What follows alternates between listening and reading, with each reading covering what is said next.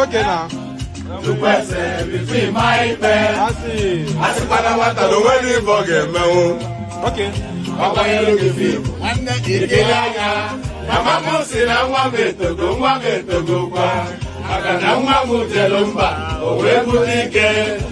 I got you to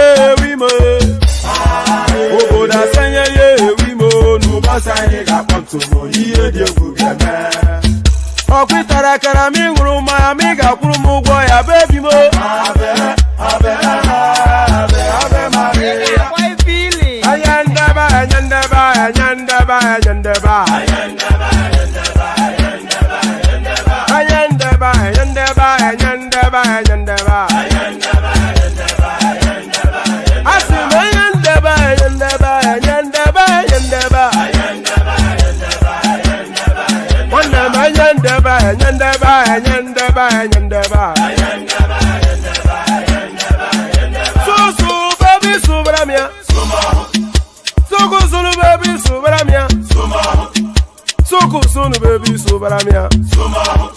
Soko sunu baby subaramia. Ase kwa nefo jabanye si akuna nyego bumkambasi ozo. Since I was born, but now I am getting old. Akuna mota akuna kogabu.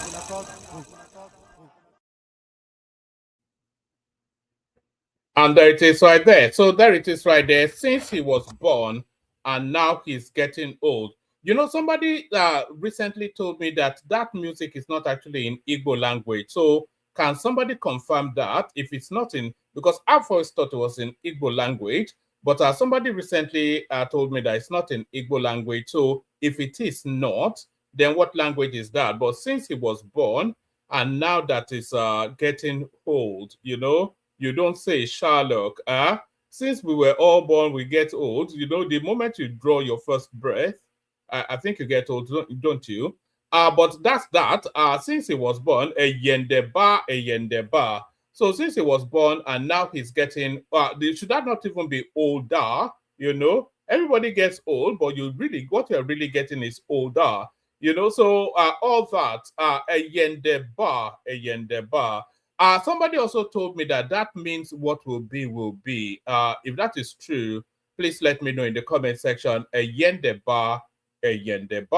So a yendeba. Good day to you. Good to be in your company and all that funky stuff.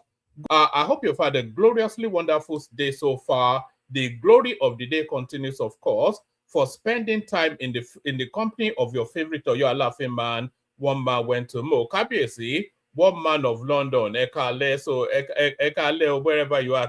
I don't even know where you are, you know. Abe, do you want to tell us where you are? I think you're somewhere in the UK. That's always been my assumption. But that's Abe right there saying hello. It's always a delight whenever we have the company of Abe. But good day to you. Good to be in your company and all that. Good day to you. Hope you're having a wonderful day so far, or hope the day was wondrous, because, of course, we cascade, we transcend all of the time zones. So we're not even sure whatever time zone you're joining us from, but whichever time zone you are joining us from, hope the day is going your way if the day is still ongoing, and hope the day went your way if the day is already spent where you are. So all that. Good day to you.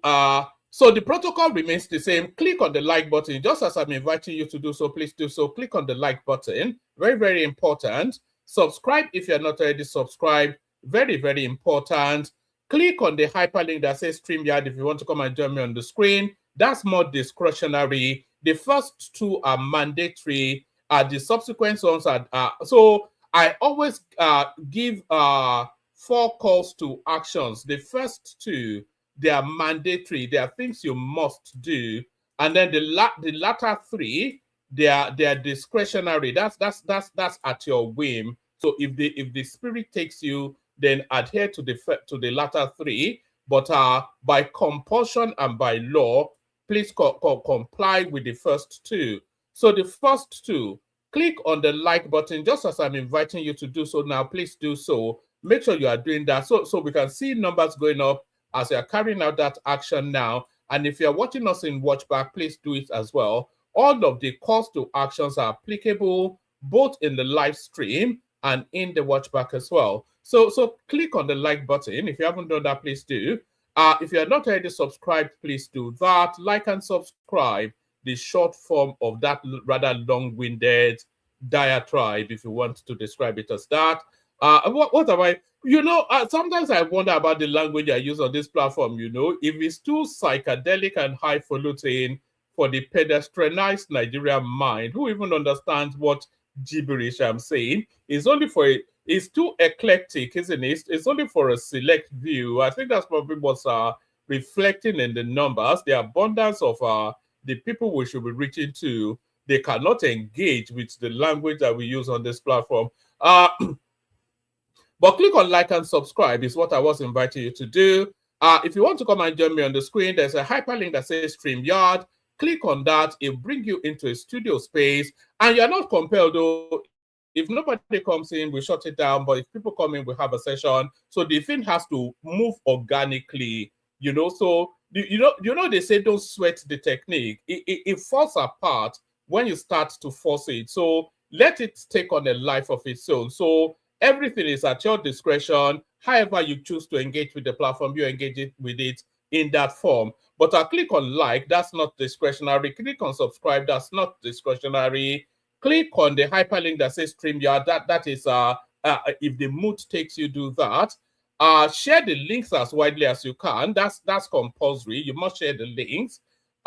Say hello to me in the comment section. That is highly desirable, but that's discretionary as well. Super chat if you will, don't if you don't. So all of those is at your discretion, but the likes and subscribe, you are compelled to do those. So all that, please make sure you have done exactly as we just discussed now. Like, and so we want to see numbers going up. Numbers are not going up, as you all have noticed, and numbers should go up, as you all know. So the numbers going up then is entirely due to your activity. So if you comply as requested, then you will see the leap in the figures. We have the product, so where is the market?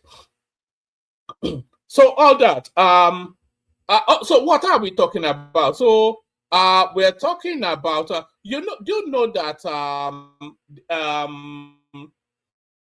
okay, we had Wakwanso join ADC just a couple of days ago, but another big fish is about to join the ADC over the course of this week. It said by Thursday, which will be is that day after tomorrow, or is that tomorrow? No, the Thursday. Let me just check again. Sometimes you lose count of the days. So Thursday will be day after tomorrow. So there's another big fish that will be likely joining the ADC day after tomorrow. Who is that big fish? Then you have to hang around to find out. So you have to hang around to find out. So the excesses of our brothers from the southeast in South Africa. So that's still gaining some sort of currency in the news cycle, with the South Africans baying for blood, and they are saying they cannot distinguish Nigerians by ethnicity. So anybody that looks or sounds vaguely Nigerian is in for it. So there's been a rush of resignation from the Tinubu administration, but why? There's been just an avalanche, a whirlwind of resignation from the Tinubu administration, but why? So we'll be looking into who has resigned and why they have resigned. So if you want to find that out, you hang out as well. What else have we got? So we're still with the Jos narrative, what went down in Jos, I think over a couple of days now, and the Americans are threatening fire and brimstone. We know Nigerian officials enabling Christian persecution. This is a U.S. lawmaker, but it's not Senator Riley, as you may think, because he seems to be the one, he seems to be the one running commentaries on the Nigerian space. This comes from higher up within the Trump administration. Ted Cruz is the one making this comment. Apparently, allegedly, we know Nigerian officials enabling Christian persecution, U.S. lawmaker. Let me just let's get this one out of the way. United States Senator Ted Cruz has declared that Washington has identified Nigerian government officials responsible for creating conditions that enable the killing of Christians in the country and possesses the means to sanction them. So we've heard this narrative too often. We circle this particular wagon often enough. So any and everybody tells us that they know the underpins, they know the masterminds, they know the kingdoms behind this wave of insecurity we're suffering. But who are they and how are they being addressed? The Middle Easterns, the Saudi, not the Saudi Arabians, but the Emiratis, they gave Abubakar Malami a list about 5 years ago. He buried that list. The Americans are telling us they have a list, but they're not telling us whom. But in between all of that, Nigerians are being slaughtered like chickens. We know Nigerian officials enabling Christian persecution, U.S. lawmaker. United States Senator Ted Cruz has declared that Washington has identified Nigerian officials responsible for creating conditions that enable the killing of Christians in the country and possesses the means to sanction them. Cruz made the warning on Tuesday via his X account. So if he made that that assertion on X, then that is to tell you that it's not being misquoted and probably or even not the IPOB mischief making. This is not coming out of Radio Biafra, as often this sort of Photoshop news comes out of Radio Biafra. So this seems to be, so that, you know, this portends danger if it's not handled properly, because it's TikTok. This was the sort of ambiguous statements that they were making in the direction of Iran not that long ago. And before you slept and woke up, they've blown up the whole country. Reasons to feel that sense of foreboding. One more time, and then we go all the way through. We know Nigerian officials enabling Christian persecution. U.S. lawmaker, United States Senator Ted Cruz has declared that Washington has identified Nigerian officials responsible for creating conditions that enable the killing of Christians in the country and possesses the means to sanction them.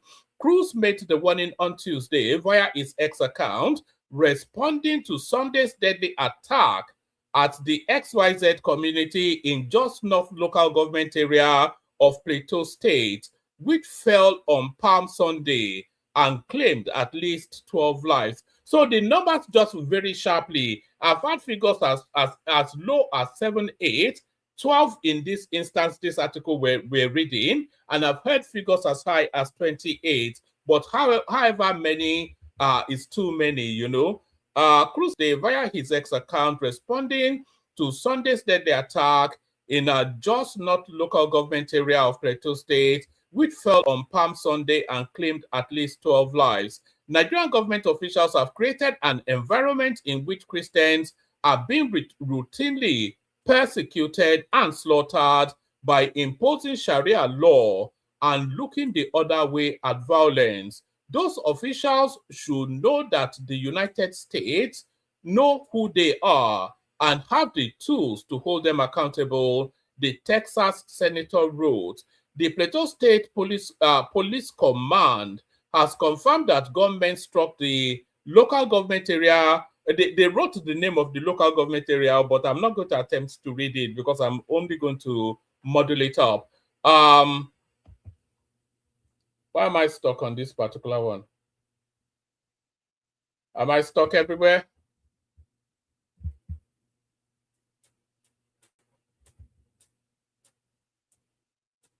What's going on?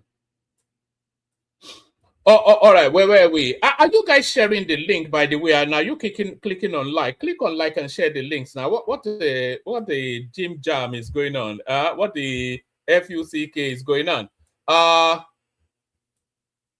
Where were we? Which one were we reading? Yeah, we were reading.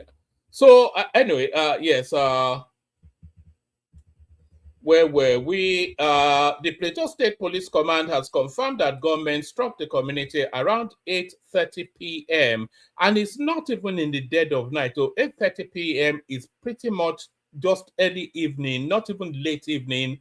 Plateau State Governor Caleb Matfuang, in a state broadcast on Tuesday, confirmed the death toll of 28, just as I said, describing the victims as law-abiding citizens going about their normal activities when the enemies of peace unleashed this senseless attack at about 7:30 p.m. So I wonder what sort of structures we have in Nigeria. They can't get the time right. They certainly can't get the figures right. So how can they even get the people who perpetrated it? So they're the state police command, they're telling us that they struck at around 8:30 p.m. The state governor tells us that they struck an hour earlier, 7:30 p.m. The Americans are telling us that 12 people lost their lives. The state is telling us 28 people lost their lives. So you can see then why they are not able to tackle these things when they cannot even get basic figures right. Plateau Governor Caleb XYZ, in a statement broadcast on Tuesday, confirmed the death toll of 28 people. describing the victims as law-abiding citizens going about their normal activities when the enemies of peace unleashed this senseless attack at about 7:30 p.m. He said a suspect had earlier issued threats against the peace of the state, had been apprehended. So they said they actually gave prior notice that some guy on social media, almost certainly TikTok, because that's where the bandits seem to habitate. Apparently they picked up that guy that was issuing the threats, but we'll see what comes out of that. He said a suspect who had earlier issued threats against the peace of the state had been apprehended and vowed that all those involved in the attack will be prosecuted. It says at this time, we will pursue the course of justice to its logical conclusion. So why this time and not previous other instances? So they won't do anything, no. By the time it's next week now, we'd have forgotten it until they strike again. That's just the way that place goes. It's just so alarming. You know, we have become inured now to the loss of human lives in Nigeria, completely inured. So that's that one right there. All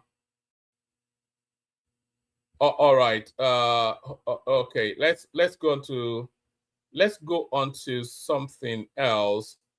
Let me put this one on the screen. I don't think there's anything on the screen yet. Let me put this one on the screen.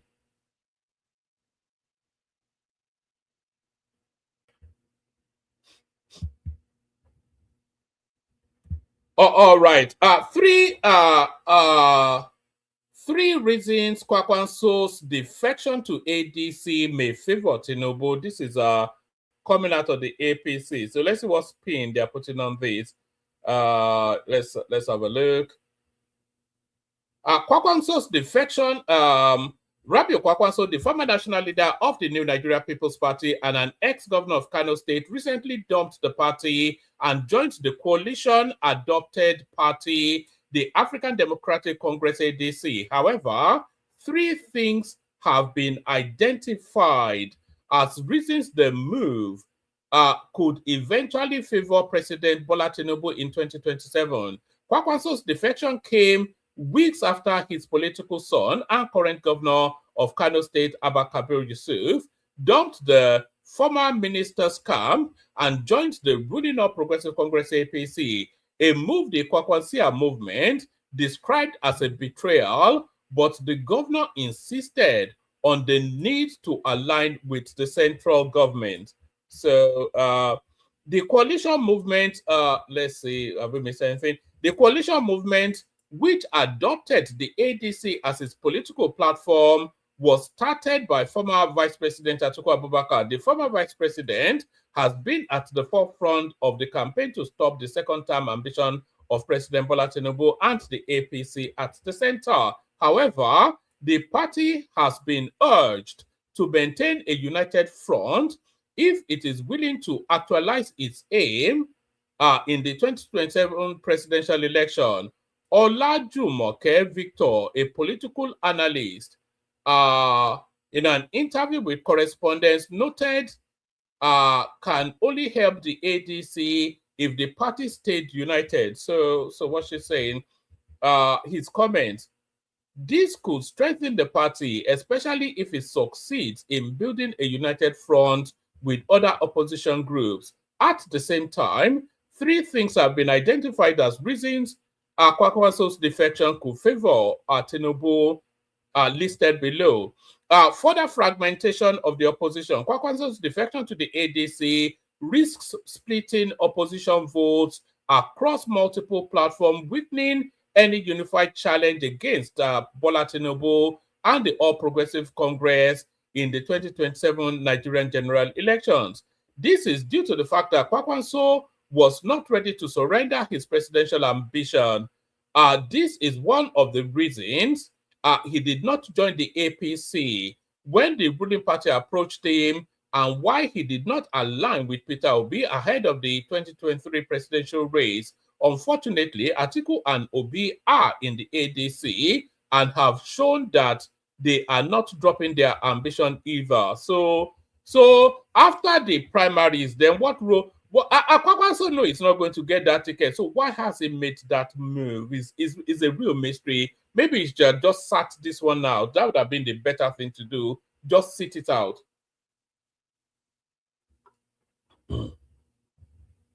A disruption of coalition efforts. His move could derail attempts to build a broad opposition coalition, creating distraction amongst key figures like Atiku Abubakar and Peter Obi, and making consensus around a single candidate more difficult. This is due to the fact that the consensus is achievable where the big wigs are willing to let go of their egos and support another candidate in an election. However, the case of the ADC appears different as Kwakwanso, Atiku, and Obi are not ready to bow. Potential internal crisis. So these are all known things. I'm not sure that there's any new thing to be gleaned from there. So let's now see who's resigning from Tinubu's administration. 2027 elections, list of Tinubu's ministers, other appointees who have resigned. They're resigning, of course, to participate in the elections and vie for elective posts. Some cabinet members in President Bola Tinubu's administration have resigned from their various positions ahead of the 2027 elections. This follows Tinubu's directive that any appointee who has political ambitions ahead of the 2027 elections should tender their resignation on or before Tuesday, March the 31st. So Tuesday, March the 31st being, of course, today or yesterday.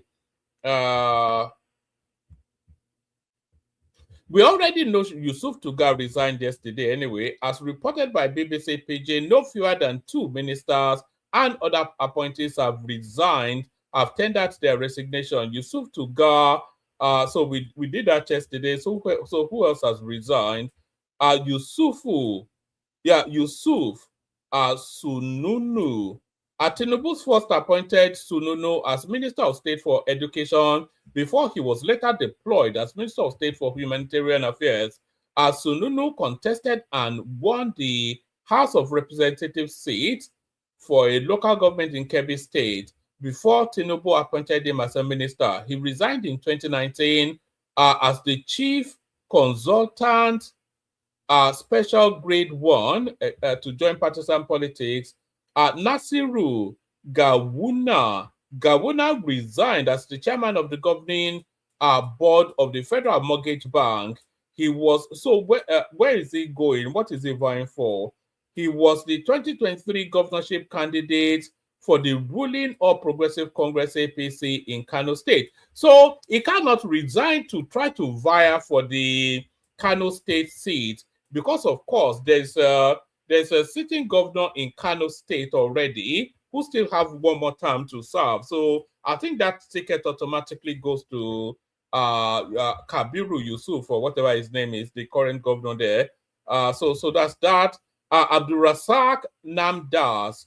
Namdas is a member of the governing board of Niger Delta Development Commission, representing the Northeast Zone. How can a Northeasterner be on the Niger Delta Development Commission? So that's already a mystery. The Adamawa indigene resigned to contest an elective position in the forthcoming 2027 elections. So I thought they said the Minister of State not the Minister of State, the Minister of Power. I thought they said he also resigned. So Tugor resigns, etc., etc. So all these resignations, of course, are to seek elective posts in the upcoming elections. So there's that one. What else do we have? All right, let me bring you this one. Just attack was done to embarrass President Tinubu on his birthday. This is the misjive coming out of Cubana chief priest. So, oh God, look at that. You know, this is one of the circulating images of that. Do you see this image of this woman right here? I'm not sure if it's covered up or not, but that boy is cradling right there. That's our only child that was acquired by the Abokis. Socialite Pascal Okechukwu, aka Cubana chief priest, says the terrorist attack that occurred in not local government area on Palm Sunday was carried out to embarrass President Tinubu, who marked his 74th birthday on the same day. In a post shared on Instagram this afternoon, March the 31st, Chief Priest called out the state governor Caleb for visiting the scene of the attack in an armored tanker. He also stated that it is embarrassing for the security agents to allow such an attack happen on President Tinubu's birthday. So that's him saying it's gibberish right there. So people are going to backlash him for this, and I think they are already backlashing him for this. I have been called in the past few days. Is that called or told? I think called in the past 2 days. I have been called in the past few days. The video of the woman and her child can't get out of my head. When will this killing stop? How do people desire happiness in killing one another? When will this ever stop? The governor in Jos pulled up in a bunker. Does it mean everyone should pull up in bunkers because he's scared more than the people? To lead a state, I don't know what it means by that. It says to lead a state, you the people. To lead a state, you have to be fearless. You have to have the ability to lay your life for the people. I feel for everyone in Jos, this was clearly done to embarrass our president on his birthday. Security agencies should brace up to their task. Allowing this kind of embarrassment on your principle is embarrassing. I pray God gives President Tinubu the energy to select people capable to lead with him. That's what he said. Apart from the Tinubu bit, I don't think there's anything that is excessively extreme. But it's already been backlashed for that anyway. So that's that one right there. Let me play you this video. This is the video then of actually let me play it. Tell me in the comment section if you can hear the volume. Let me play you this video.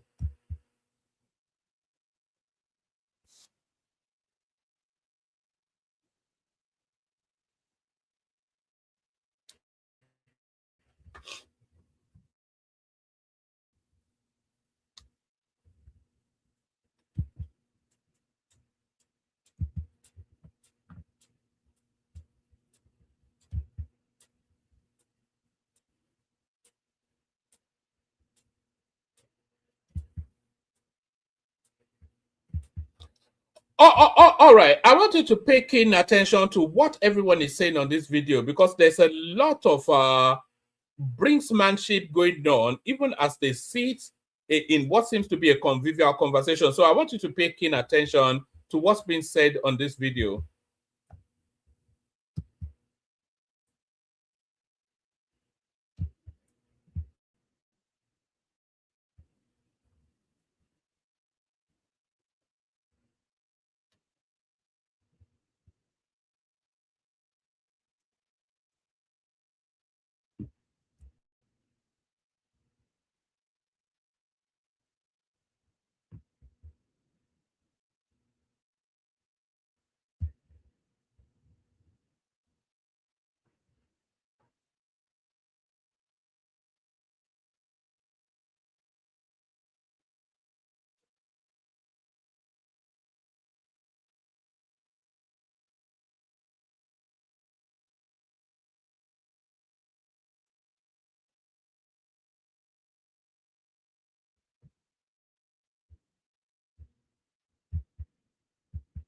All right, no sound, somebody says. So whenever I play these videos, if you can't hear a sound, please tell me quickly so that I know that you can't hear the sound. But let me play you another clip as I try to sort that out. Let me play you this clip. I saw this one and it amused me. Actually, let me play you this one. This is something that happened in Delta State that shocked me. I wonder if it will shock you. Watch this. Good morning, my name is Harrison Guamnishu. Now, this is a hotel robbery. Like armed robbers invaded this hotel, tie up the security men at the gate, and rob the entire hotel. The customers inside were robbed, their phones collected, and they even killed one of the customers lodged in the hotel. Now, you think staying in a hotel is also safe for you? It's not also safe for you. It's not also safe for you. Maybe you feel like you stay in a hotel, you just sleep off, doze off, and you think people cannot come into the hotel rooms to rob you. They can. And wherever you go to, whether you're in your house, in your friend's house, in a secured hotel, you feel like it's very secured, all right? Just be careful, because people monitor your movement. They know how you go in, they know how, when you come out, they observe you. Somebody may be close to you, don't know, maybe they are planning to do something evil to you, all right? So just be security, conscious. Now, if you encounter such situations, the only thing I feel you could do at that time is, if you don't have security people's number to call, because before they rob 1 to 3 rooms, I believe you might have heard the noise. Sometimes you may be sleeping, you don't know, and they burst into your room, all right? But in Delta State, we have the Delta State Police Control number that is available 247. Reach out to them, call them when you see or hear anything like this happening. This incident happened in Delta State, all right? And they are still going around house to house, robbing people. All right. So I saw that earlier. I thought I'd bring it to your attention. Nigeria is a crime scene, as they often tell you. So now tell me if you can hear the volume now. It should fix itself now. So tell me if you can hear the volume of this now. Chairman of African Democratic Congress. Senator Mark sent us here because he's fully aware that the coming battle between us in 2027 to elect new people to lead Nigeria can only be successful if all the various segments of the country that have good intentions and goodwill towards the Nigerians are able to unite to stand and resist the impending disaster that is waiting for us in 2027. We are fully aware that if we make a mistake and allow this government to continue post 2027, Nigeria will probably be no more as we know it. But then we probably will be packing people of starvation in trailers. But then we'll be packing people in trailers who are unable to afford medical services and everything. And the insurgency will get to the level that they'll be moving from bedroom to bedroom, harassing and killing and maiming people. So with this in mind, the Senator David Mark sent us to seek to speak to the Kauram Bauchi to join the ADC because he's a noted fighter. He's a warrior, he's fearless, and his energies will contribute to what we already have in ADC. And so that's why we are here. We've had very fruitful discussions in a very friendly, brotherly manner. We understand the task before every Nigerian and the task before Kauram Bauchi as a governor, that when he joins ADC. All right, we know why it's there, so I'm going to skip it through to where Bala Mohammed speaks. So that's really what I wanted you to pay attention to.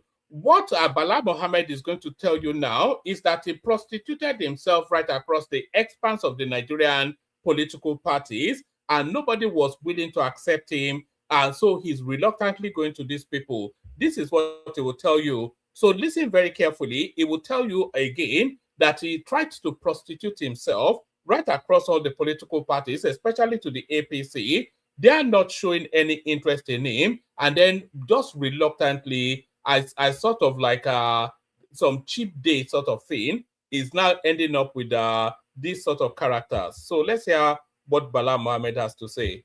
Where my mentor, my boss, Senator David Mark is leading, and he has sent an olive leaf to me to reconnect me with the umbilical cord of the opposition, where I have always emerged from. Certainly, as a leader in the PDP, we have found ourselves really in a very serious ambivalence, where our party is headless. And of course, I have pursued all avenues for reconciliation, but it has not worked. And our people are putting me under extreme pressure. And we have set up two committees, one in Abuja at the national level, because of my position as a leader of the party on the other side, and one here to look at where to go.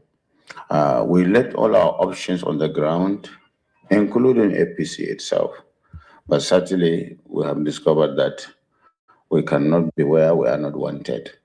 We have to find a place within the opposition. That is where our fate and political destiny is taking us to. And ADC appears to be a very enduring and, of course, luring, a more acceptable platform by the people that are talking to me so far. But because I'm managing two constituencies, Bauchi and the Federation, we will try, if we are doing something, we do well.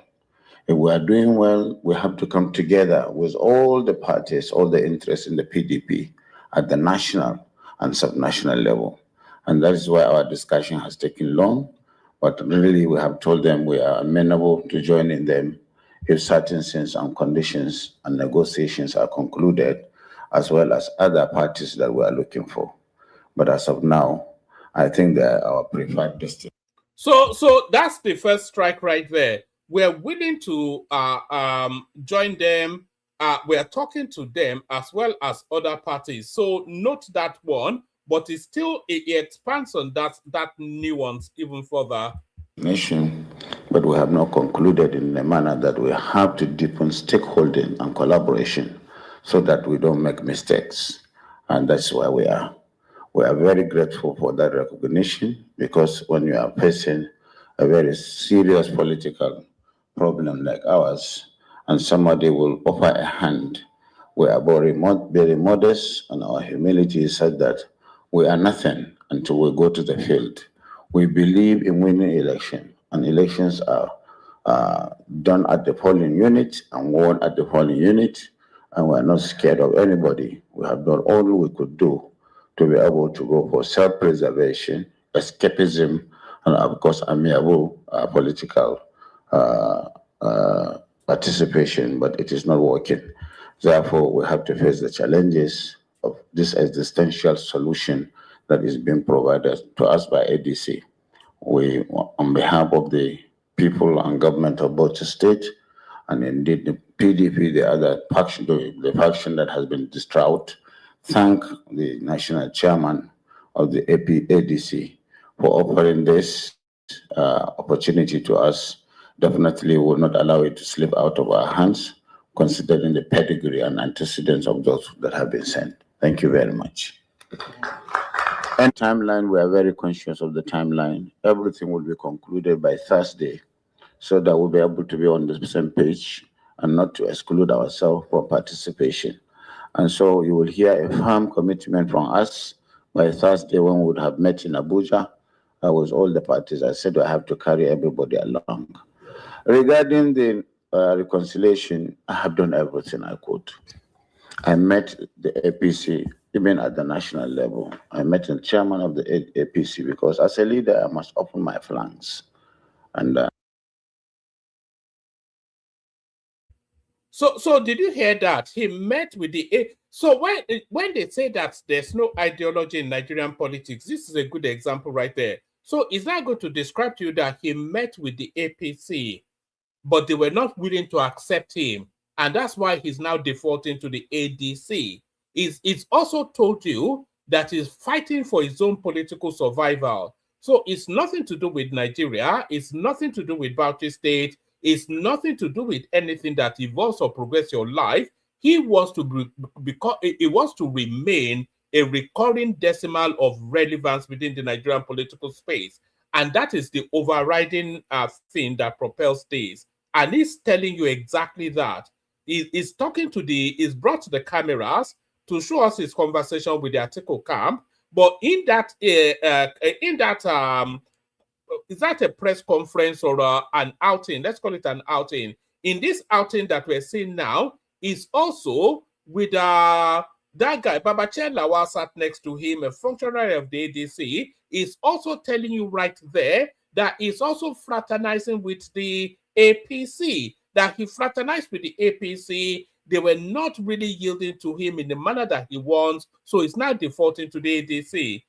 And so if the APC has accepted him, what language, how would that language that he will use to campaign against them, how would then that have applied?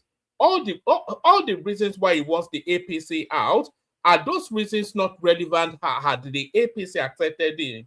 Do you see what I mean? So there is no moral fiber, there is no underlying ideology, there is nothing at all other than self-interest. That's all he's telling you right there. I even went to see Mr.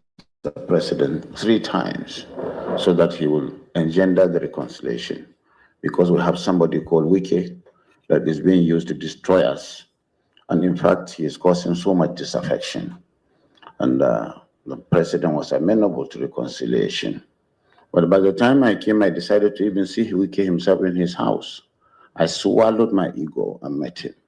But what he told me was, he is already a conqueror. He has conquered us.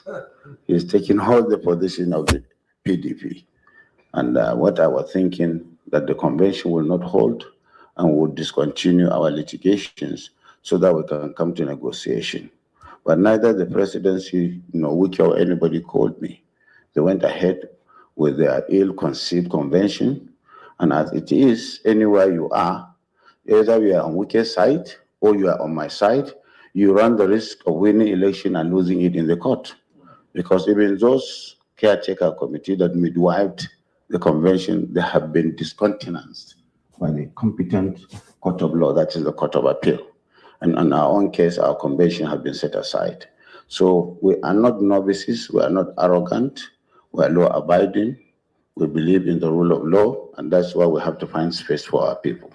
Thank you. People may want to know why ADC and not APC. ADC because it's the opposition. APC, we are not wanted there because we have not been approached, and we try to get there. But certainly, our antecedent. Did you hear that? ADC because they are the opposition. APC, we are not wanted there. And we tried to approach them, but they told us to get lost. He said it. Did you hear that? This is just prostitution, isn't it? Just hear it again. ADC and not APC. ADC because it's the opposition. APC, we are not wanted there because we have not been approached, and we try to get there. But certainly, our antecedents will connect most of the people around us preferring ADC or other parties than APC. Open up, if they said we should go to APC, we'll go. But I think the preference is to go to opposition parties. Right, so there's that one right there. If they say we should go to APC, we will go. So there's one more clip that I wanted to show you. It's still along that same two-facedness of Nigerian politics. I want to show you this one. This is it's the same man, but in different situations. Tell me if you can hear this as well.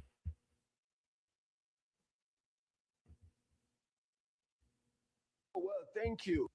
So this is Kenneth Okonkwo talking about Atiku Abubakar in 2023. Tell me if you can hear it. Listen very carefully. This is Kenneth Okonkwo talking about Atiku in 2023. Like I said, it wasn't my statement that admitted that that certificate is forged. It was theirs.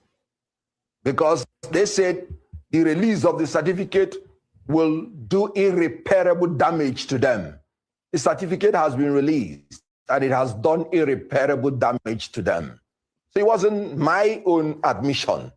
Recall that Robert Clark, an octogenarian of his generation, admitted that his generation are crooks, in his words. He said, we are all crooks in Nigeria. Recall that Professor Welo Shoyinka said his generation is a wasted generation. So that wasted generation of crooks are the people we are facing now.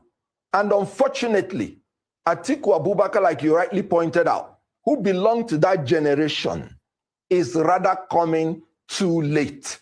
He had the opportunity in 24. Well, thank you. So that was in 2023. You heard him clearly there describe Atiku Abubakar as a wasted generation and a crook. Fast forward to now.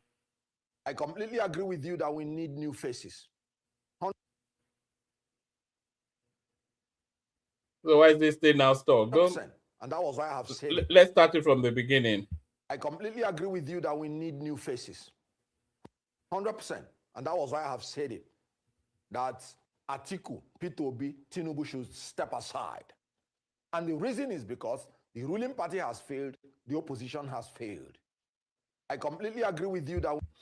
All right, that wasn't quite what I was expecting him to say. It was now telling them to step aside. And then this is in 2026, Kenneth Okonkwo turns Atilogu dancer in front of Atiku. I had that clip. Somebody sent it to me, but I can't. I'll find that and play it to you later. So let me show you another two-faced narrative, and then I'll send the link again, see if anybody wants to come in.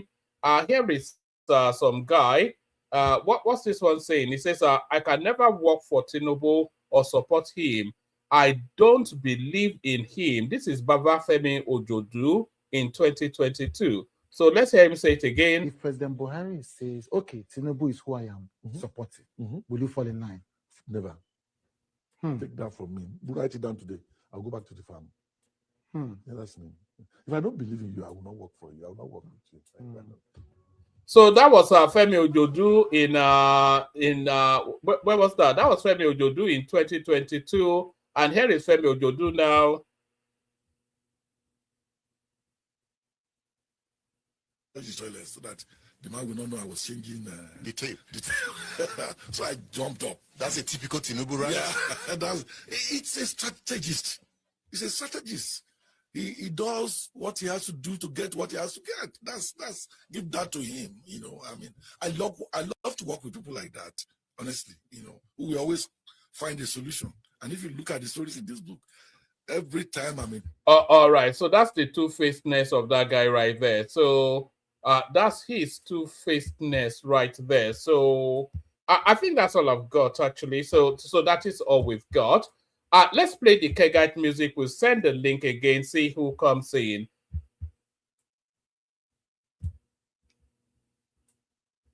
Where's the Kegite music? So yeah, that's the Kegite. Let's send the link. Only water, only water, where they see ma. Water.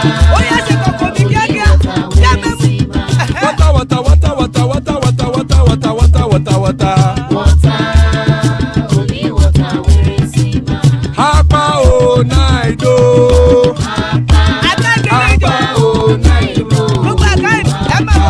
Hapa you don't come o.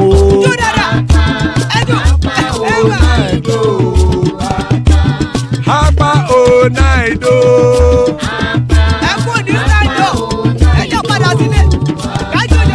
Oro keke ẹlẹ́mù rẹ o. Ilé sọ́dí àkẹ́kẹ́ rẹ ẹlẹ́mù rẹ o. Bọ́bí Master kẹ̀kẹ́ rẹ ẹlẹ́mù rẹ o. Chief Wáìlà tí kẹ̀kẹ́ rẹ ẹlẹ́mù rẹ o. Eruku lẹ̀lẹ̀ ẹlẹ́mù dé. Eruku lẹ̀lẹ̀ ẹgbẹ́ ẹlẹ́mù dòde ojàre o. Eruku lẹ̀lẹ̀ Ghana ti dé ẹgbẹ́ bọ́dì o. Ọmọ ẹlẹ́yẹ ẹyẹ o ó dìlé o. Odúyẹ̀lá ẹyẹ o ó dìlé o. Petrosonama ẹyẹ o ó dìlé o. Petrosodúnkẹ́ ẹyẹ rẹ̀ ó dìlé o. Ẹlẹ́kọ̀ ọ̀run mú ìní o.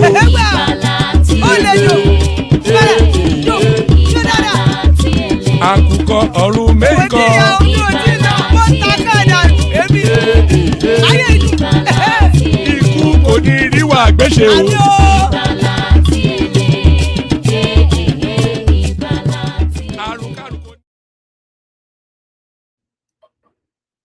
All right, Ikuko Niriwagbeshe, may death have nothing to do with us. We will not be bailing out early today because we have the company of Baba, so that's Baba right there, and we also have the company of Bishop, that's Bishop right there. So that's sufficient enough to be going with so far. Anybody else that wants to hop on, please hop on. So thank you for joining us, gentlemen. Thank you for being here. There's not an abundance in the news cycle, so maybe we'll pull through from yesterday all the way through to today. So yesterday we were going to discuss Fanika being rejected by the Germans, which might well prove to be fake news from what we're now hearing latterly. The South Africans protesting against Nigerians, they're up in arms. And now we're discussing what's it called? Bala Mohammed fraternizing with the ADC, but still leaving the window open for the APC. It's telling us to expect a decision by tomorrow, so we wait in anticipation of that decision. The US are breathing hard on the neck of the Nigerian government regarding the goings on in Plateau State, so that's in play as well. Also, the people resigning from Tinubu's administration to contest elective posts. I thought the Minister of Power was one of them, but I've not quite seen his name in the news cycle so far. So either those or whatever interests you. We start it off, kick it off with Baba. Baba, good to see you. Hey, one man, how are you? I'm good. Good to have you here. Okay, I hope your week is going well.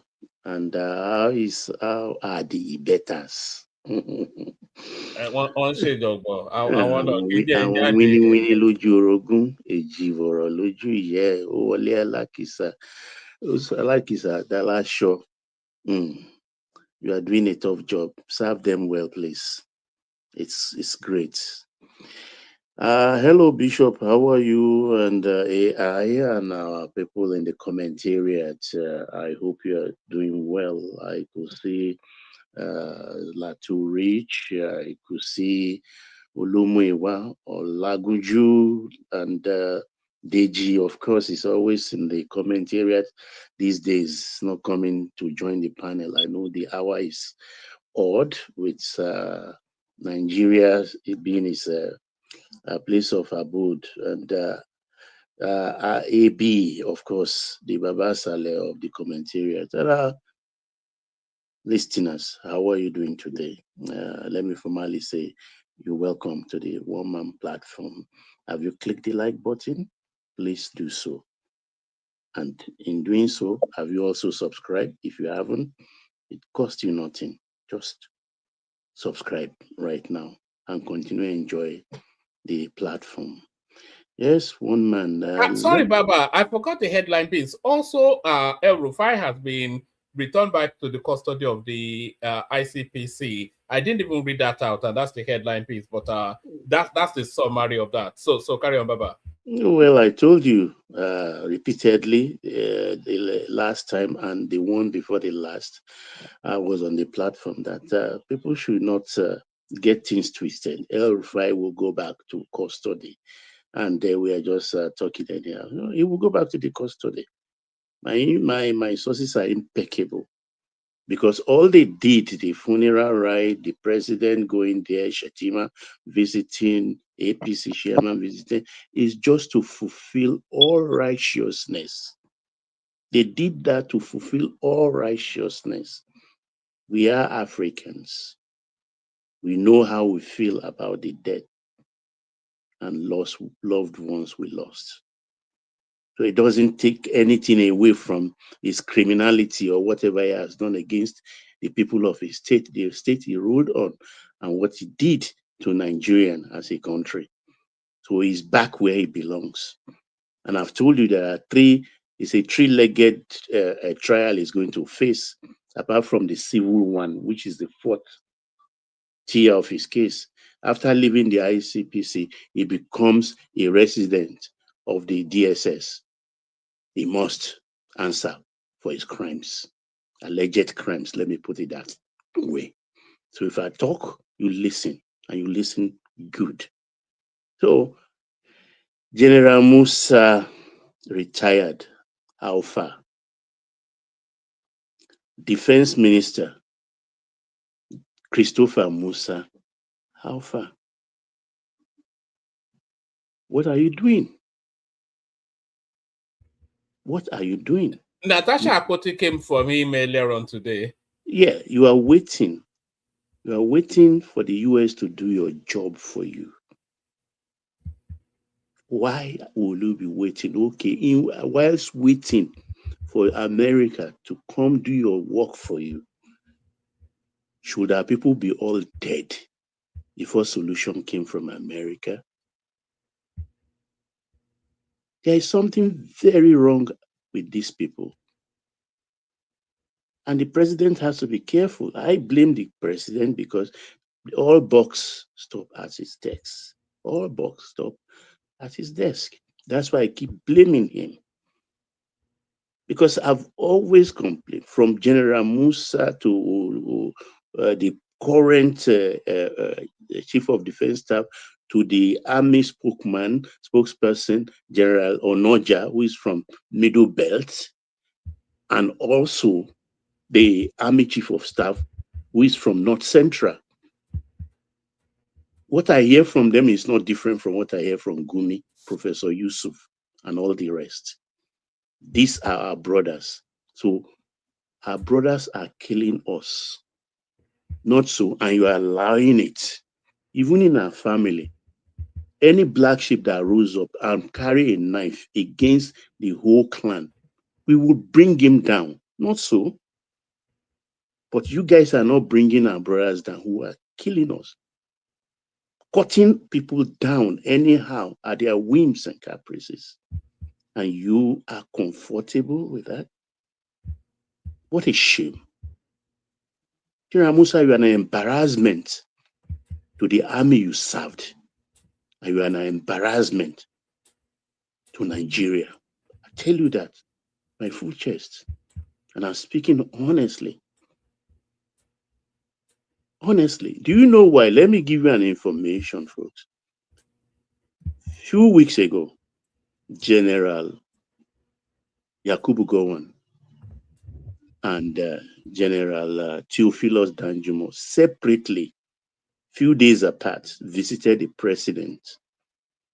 Do you know majorly what they went there to do? The majorly thing they went there to do, they went there at the behest of the Sultanate. When I say the Sultanate, that means it encompasses the Sokoto Caliphate, not just the Sultan alone. To beg the president to tell the Americans to go. That the presence of the Americans is what is fueling the renewed insurgency. What are they afraid of? They know the president of America, the one we have currently, is a no-nonsense man. And he can take action anytime. And no action is too complicated for him to take. He shoots from the hip and he asks questions later.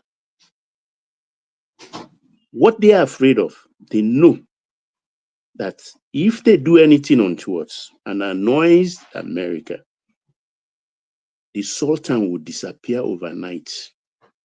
Gumi will disappear overnight. The next thing we will see them, in a matter of 48 hours, they will be in jumpsuits, orange jumpsuit in American courts. Because why? The Sultanate has been designated along with the Hure, whatever, Imyeti and Imyeti Allah, has been designated a terrorist organization. So they can yank them anytime and take them away.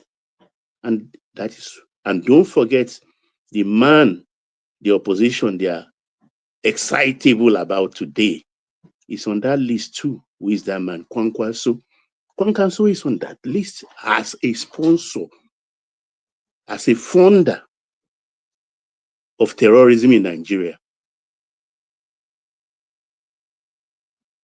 Kwankwaso is on that list. And they are getting excited about it because we don't think. We've lost all senses of decency.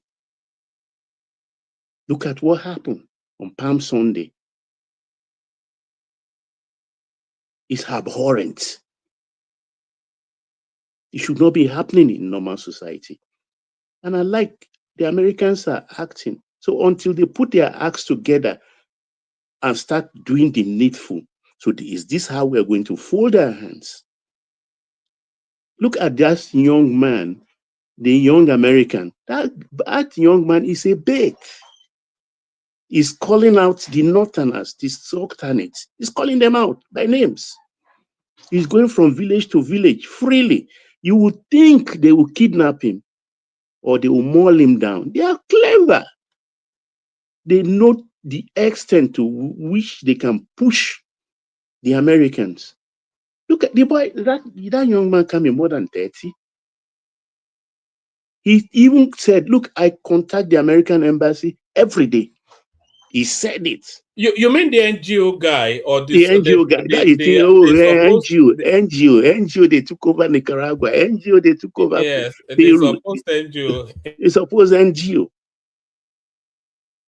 The America is compiling this thing. It's embedded, and they can't do anything about him. You think if he were to be an ordinary person, he would be gone long ago. He will be gone long ago, but they dare not touch him. And they know who he is. He's part of the complaint. Please, President, remove the Americans. But why should the president remove the American? This president, I think, is lucky in a sense. Very lucky in a sense, because I started thinking that we are Buhari to be alive, hale and hearty, and all of this is happening. Will the president move against the Fulani like he's moving now? I agree with you on that. I've had those thoughts as well, Baba. Apologies for. I thought the death of the arrest of Abubakar Malami would not happen El Rufai if Buhari was alive. Exactly. Because they were all under his protection. And if you remember, at the tail end of the Buhari administration, Abubakar Malami went and married one of the Buhari daughters, the one that couldn't stay with her husband. I think that's her fourth husband. So he went and married her to use the Buhari name as his immunity. But now Buhari is dead and he's in prison. It will have been difficult because for 8 years, Buhari protected them. And in doing so, gave them wings to fly, gave them money, gave them weapons, empower them, embolden them, enable them. For 8 years, they gained more ground and influence. All those are the things Tinubu is trying to correct, to adjust, to put them in their places. And another one, this president, I call him a lucky man. Just at the height of the success of the Venezuela incursion, America put their gun sights on Nigeria. We all thought terrible things would happen. Look how that turned out to again. But I implore him not to push his luck too far in this matter of security. I know, I've been told reliably, that the Americans are gathering strength, putting things in place. When I say putting things, understand. It takes them time to bring equipment in, to couple them together and start acting. But in the interim, Musa should not fold his hands. He should be proactive. Go after these people. Don't wait for them to attack. Don't wait for them to attack. The days are gone when we now misbomb, when I put it misbomb, a crowd in a village And we are now saying, oh, we are sorry, even though they will come out and say they are cleaner people, or they didn't do it unknowingly, they did it knowingly. So be it if they did it knowingly this time. Nobody will complain. Bomb the hell out of them. Whether they are collateral damage or not, no excuses. Nobody's going to listen to these people anymore. Whether the bombing is a mistake, they are innocent civilians or anything, people, civilians, innocent civilians die in war. The people they kill on Palm Sunday, are they not innocent people? The baby the woman is cuddling, was he not an innocent?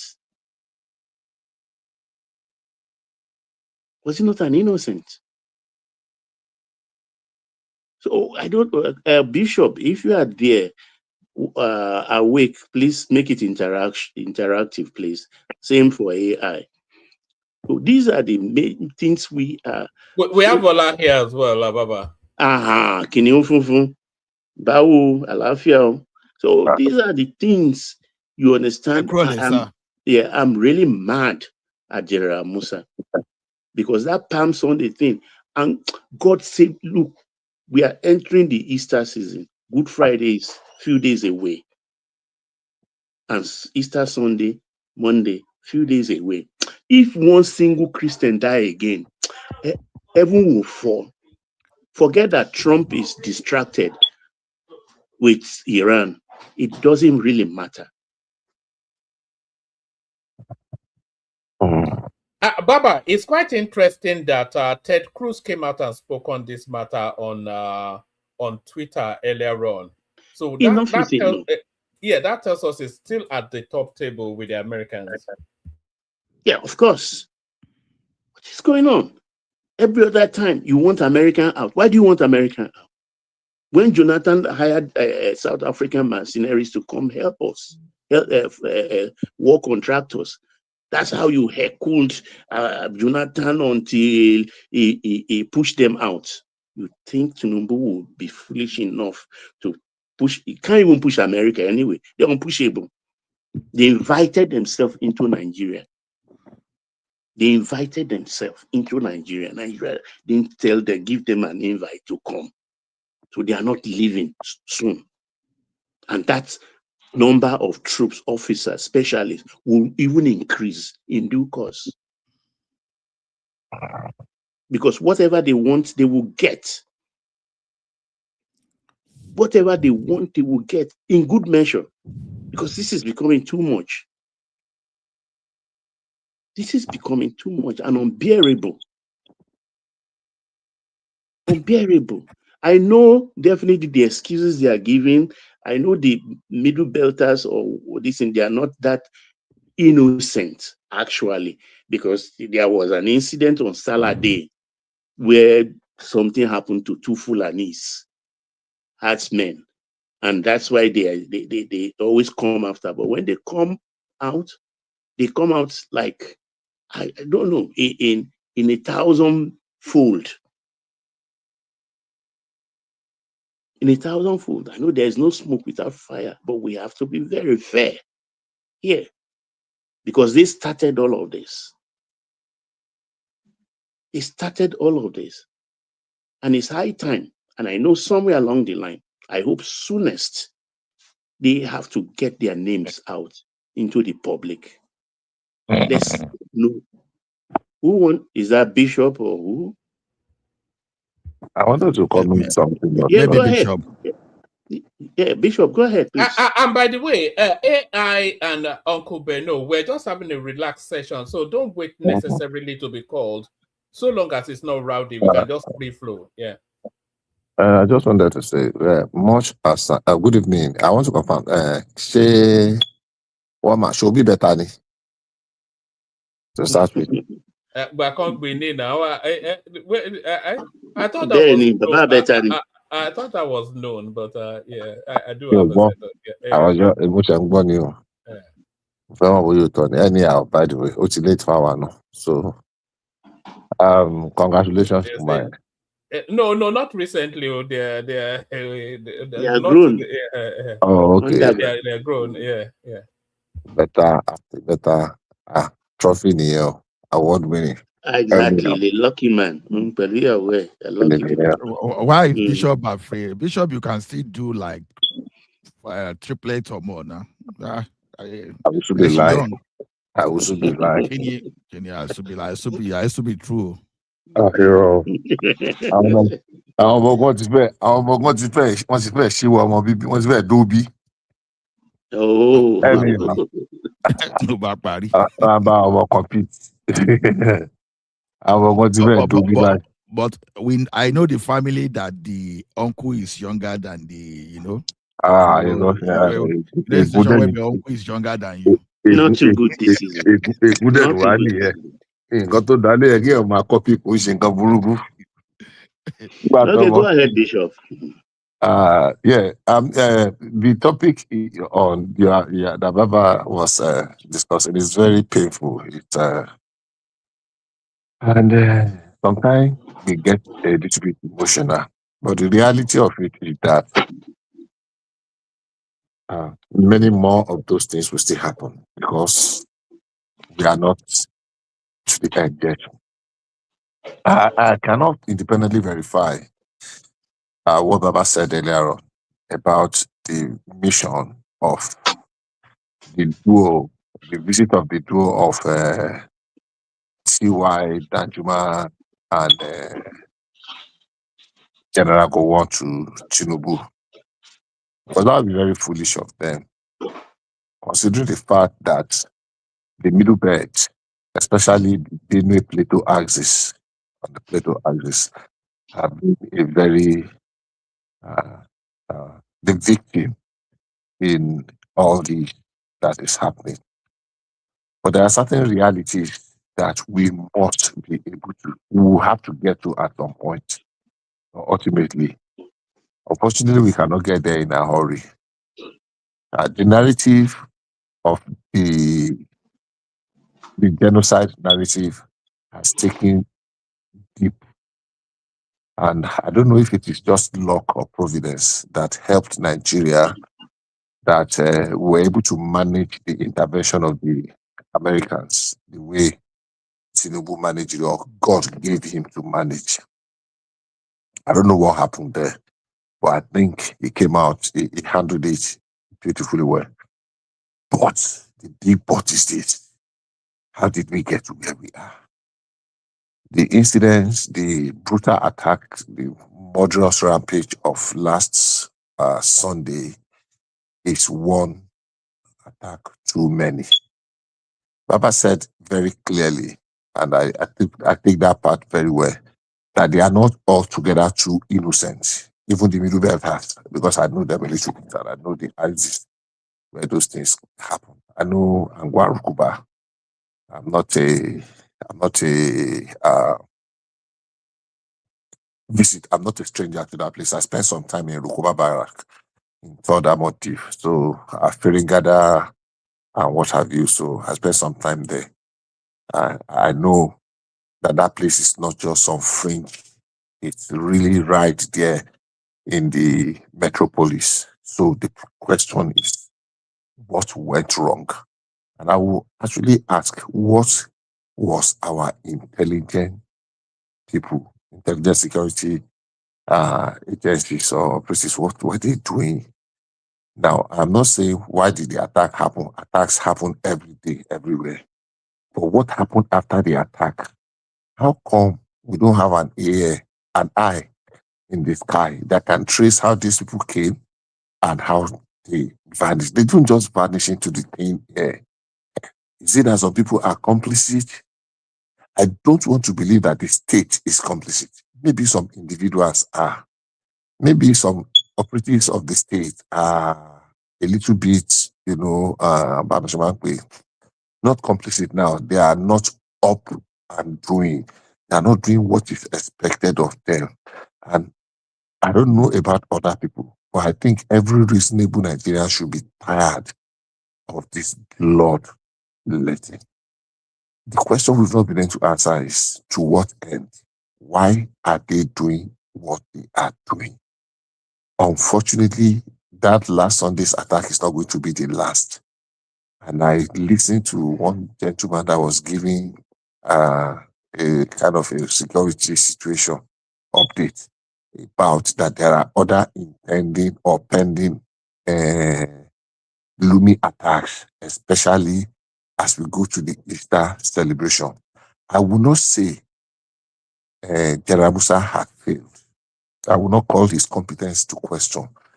I will say he has failed if there is a repeat by the Easter celebrations itself.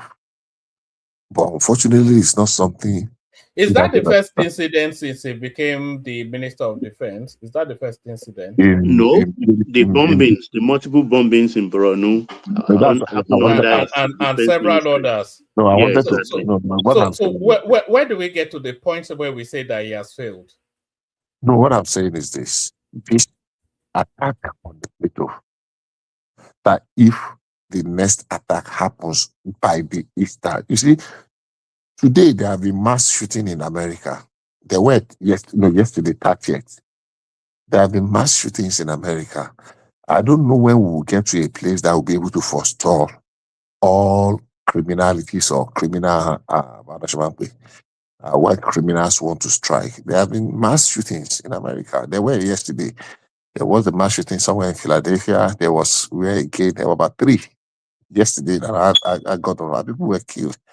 But I'm not using it as an excuse to say that. I'm not using it to justify why it has to happen in Nigeria. One thing that happens is that most time when those mass shootings happen, they either succeed in taking those people down or they're able to trace them. People cannot just come on motorbikes in their hundreds or in their dozens and mow down people in cold blood, and they will just vanish into the thin air. It is the failure of the intelligence, and we must hold the man at the helm of affairs responsible. I had they arrested 1 or 2 of the people that carried out this, heinous crime. I'm not expecting them to make them public yet. I don't think they did. I think they arrested a TikToker. There was somebody that issued threats on social media, and that I think is the person that got arrested, not the actual perpetrators. I have not been able to verify that. But bottom line is this: I don't know how much more blood we have to shed to be able to put an end to this. What happened on the Plateau was sad, was regrettable, and I'm not pitying General Musa. And I'm not willing to cut him any slack, even though I know that arresting the security situation is a little bit more complex. A couple of years ago, I have somebody that was. What are we making of Tinubu's response to this thing? Because we've had incidents after incident after incident, and people are asking him to stand up and take personal responsibility for it. How would he do that? Address the country, acknowledge the situation, and give us a plan of action. I believe he does that all the time at every given opportunity. How many times has Tinubu ever addressed the country? No, not setting up camera and but at every given opportunity. I think interactive. You can come in by permission of Bishop. Yeah, I will land my thoughts in a moment. Not about setting up. It's not about setting up cameras and media paparazzi, but at every given opportunity, especially in the past couple of weeks or months, at every opportunity, Tinubu has said something about security. But that's not what the people want, though. The people want him to address them frontally, acknowledge the situation, to go in front of. No. Listen to what I'm saying to you now, because this is what people are demanding of him. They want him to stand on a rostrum, address that thing as a singular issue, speak to the country, address what the extent of the situation is, give us a course of action, and then tell us what the plan is to end this. So who are the people? Who are which people? In Nigeria, I am demanding it, everybody else is. So, you are. No, you don't say everybody else. You say you are. Now, I monitor the media space, so this is what everybody wants. Yeah. No, you won't say everybody. They want to take personal responsibility of the security situation. I listen to him That's all the the job time. he signed up for. I listen to the president all the time, and I realize that in the past couple of weeks, he has not missed any opportunity to speak about the security situation. There are times that you don't put all your cards on the table. What cards? Or What are you talking about? you What cards is it? don't divulge your strategies. You don't What divulge what you are strategy? doing. You don't divulge what you are doing. You don't divulge what you are doing at the back end because you might be saying, They're not doing anything. I don't agree with you. Is No, there no, any no, is no, there no, no. any indication in terms of what we are seeing that anything is being done at the back One, end? one man, Tinubu completes 3 years in 2 months. there's been more in the past 2 or 3 months. There's been more onslaught. They've brought down more criminals, more terrorists and bandits than the previous 1 year or thereabout. Yeah, but they've Bishop, always done that. let me give Yeah, you this sorry. information. Yeah, Let me give you I think Zita wants to come in as well. Yeah, carry on. Zita, just give me 30 seconds. Bishop, we have active army, that's soldiers, 160,000. Air Force, Navy, Army combined, we have over 300,000. If they dedicate just to div about 10,000 soldiers or more to the middle belt, permanently lock the place down, don't you think they will achieve something rather than maybe send 16 people down, a platoon or a company, which is under 100, a patrol unit? Can I answer you? Yes, or sir. you want Zeta to come in before I answer you. Now, number one, if we are going to deploy to the plateau and Benue, we're not going to take from the second div, we're going to take for the third div, which is in the Scorpio company in No, I'm Rukuba. not saying a division there sitting can do I'm a coming. lot. I'm coming. I'm answering you. And I want to say that in all the states, all of the states in the Middle Belt, I think there are 7 of the states, no one has less than 3 locations of conflict. Not a single state has less than 3. Some has as much as 5, as 6 locations where we have military deployment in the Middle Belt only. In the Middle Belt, in Kwara State, as we speak today, there are about 6 locations where we have deployment. Now, by the time you spread those 10,000 you are talking about, see how thinly you have spread them. So when you have a company, you have a battalion, you have by the time you realize how much you spread them, there is so much on ability. And meanwhile, the real theater is in the northeast and some parts of the northwest. So it is not like because they don't want to deploy. It is because some people are already battle weary because they've been there. So the Middle Belt is not just one spot. Say, okay, carry 10,000, let them go and guide a plateau. No, I'm using Middle Belt as an example. Lock That's down what I'm all saying. those I'm places answering with exactly what you're 160 saying. men That's what as a rolling stock, always That's what I'm moving. saying. We are okay. Let maybe Madam Zita, because she's been she's been patient. Okay, just let her come in before you carry on. We can resume later. Uncle Beno, you are invited. I know Simba One will man. come in anytime he's ready. One man. Is one man there? You don't need one man to talk. No, there is something he said I want him Okay. to clarify. Hello, One sir. man. You said the president should address the nation and tell them what? He's no longer there. Okay, Baba, you said the president should address the nation and tell them what? The president doesn't need to do that. Why? He No, will be now doing one that man every day. said that. Yeah, I heard him say it. I heard him say. Okay, let me say this. You see, this is why I said that if I say it, people will say I'm supporting Tinubu or that I put so much power in him. But I am somebody who recognize things. I see things. And when I see it, if it is good, I will say it's good. If it's bad, I will say it's bad. It doesn't really matter how the person uses it. It's this thing one man said now that the whole nation has been complaining that Tinubu should come and say. I will actually be be disappointed in Tinubu if he make an address on insecurity in Nigeria now. Because actually, that's what they want him to do. And if he does that, they're wrong with it. For campaign, if he come out to accept that the country is in shambles and they're working together towards trying to stop it, they're about to do this, they're about to do that, that's the end of his political career.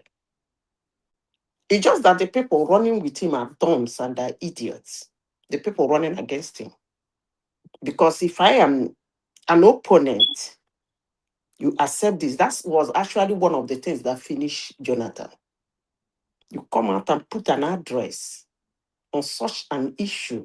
That means you have acknowledged that for 3 years in office, you are not able to do something. Your opponent will ask you, is it in this lying minute you can do something? And why would we give you another time? So those pushing him, this is a global platform, I'm sure most of his listeners are listening to me. Those pushing him to come and address the nation on this is actually people who don't like him. But if what I think of him is actually what he is, I don't think he's going to try that kind of a thing. By the way, Baba, I heard you say, why are they waiting for Americans to do the job for them? As I have said before, and I will continue saying it on this platform, whenever I'm being given the opportunity, the insecurity in Nigeria is way beyond any security apparatus set up in Nigeria. It's beyond it now. Unless they want to do Obasanjo style, which even at that will not be possible. Because they can't do it. So the insecurity in Nigeria now needs an external body. And that external body in Nigeria. Hello? Hello?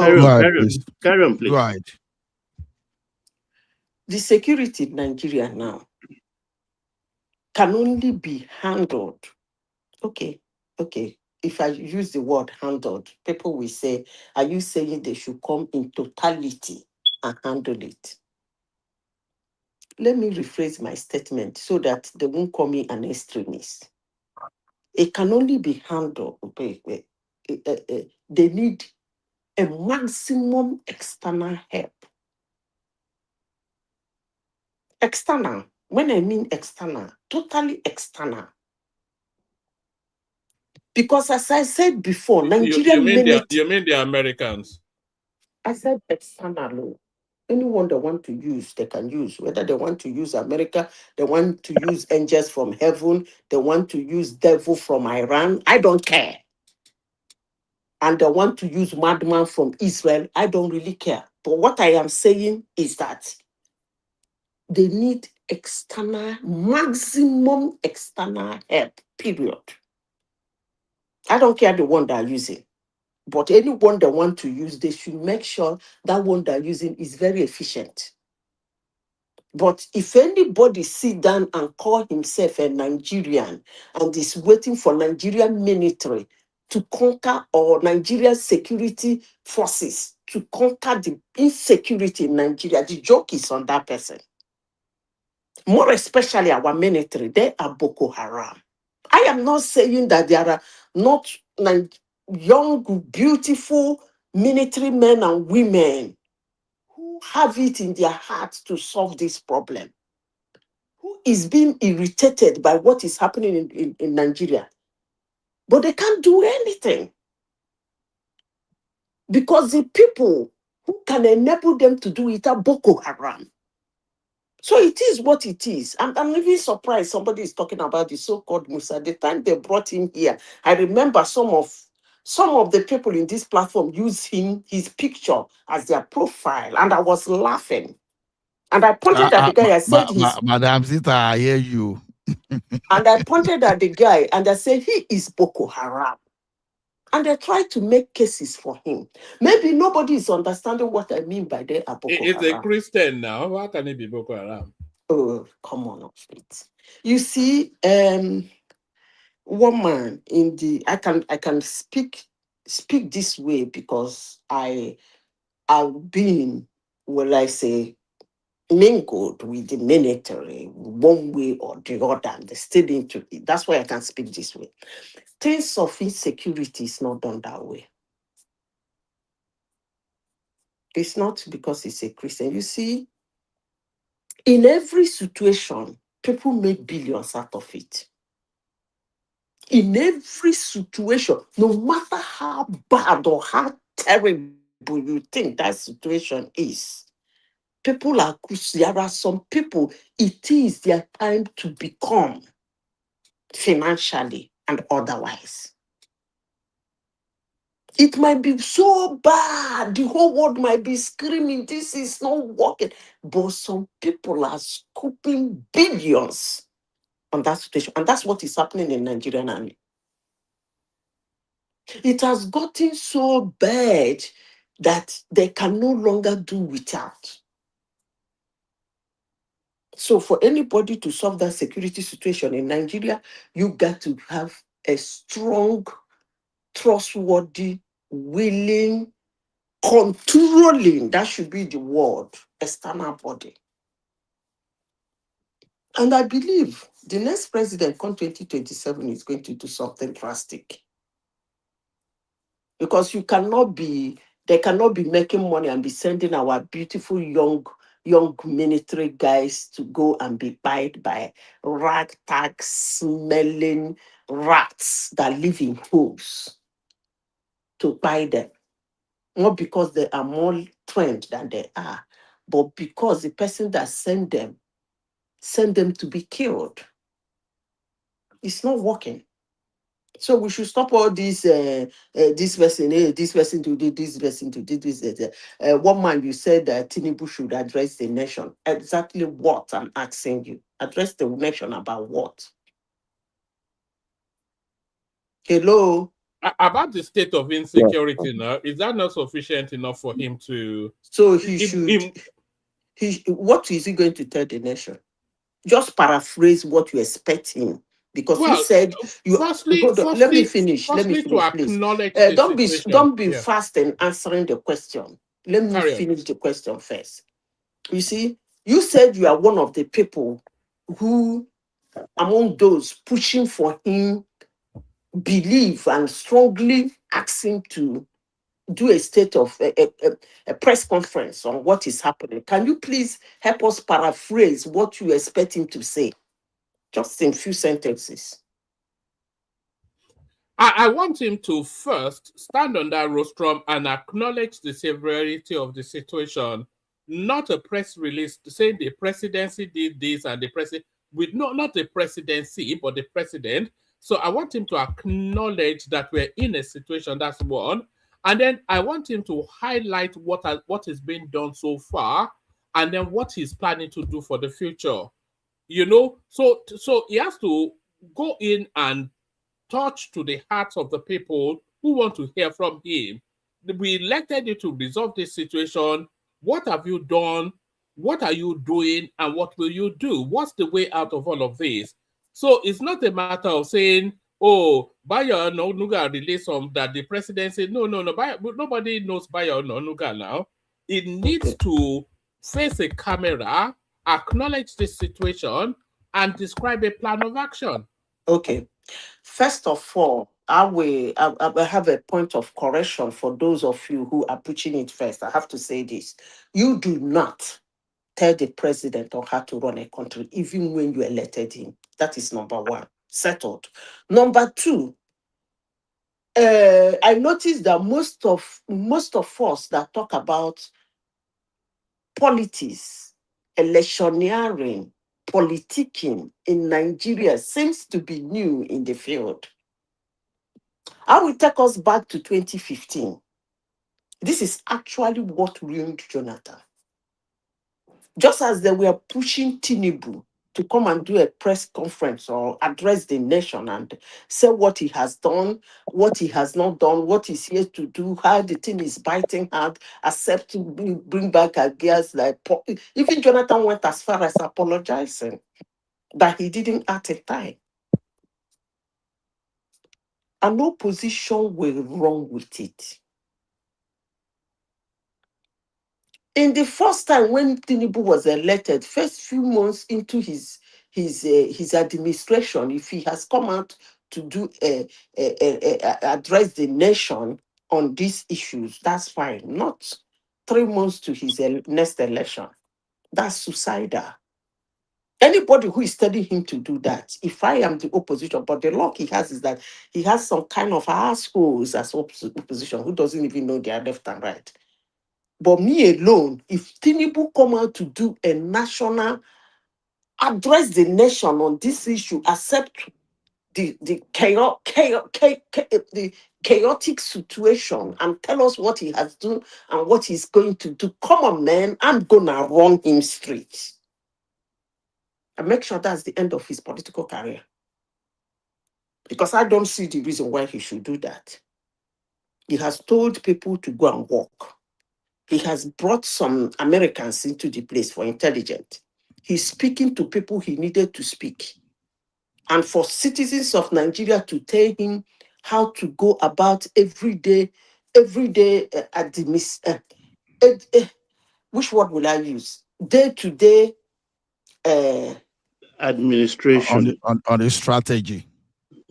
Day-to-day administration of Nigeria is actually ridiculous and laughable. You shouldn't do that.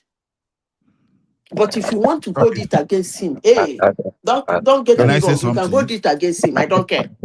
But you don't tell him how to run the nation. Yes, you voted him, but you don't tell him how to run the nation. He knows best. He's the one sitting in Answer Rock. Come February or January or whatever, whenever you people are doing an election, if you think that you don't like the way he's holding up. Who are his employers? Come on, man. You employed me. You give me excuse me. You employed me and you give me a job description. Yes. Period. You don't tell me how to run the job description. But then you give me progress reports now.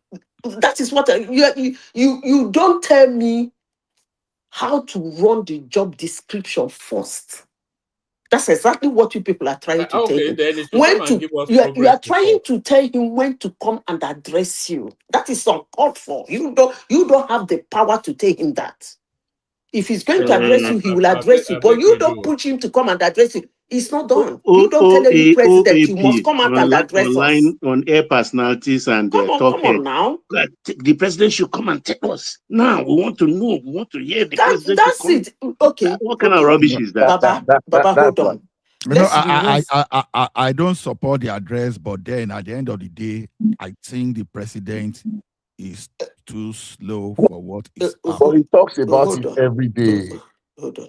Let's remove at every given opportunity, he talks about the situation and keeps assuring us that we know not he's only assuring he's taking steps, but those steps are not yielding fast. That's the problem. Don't know what you mean by they are not yielding.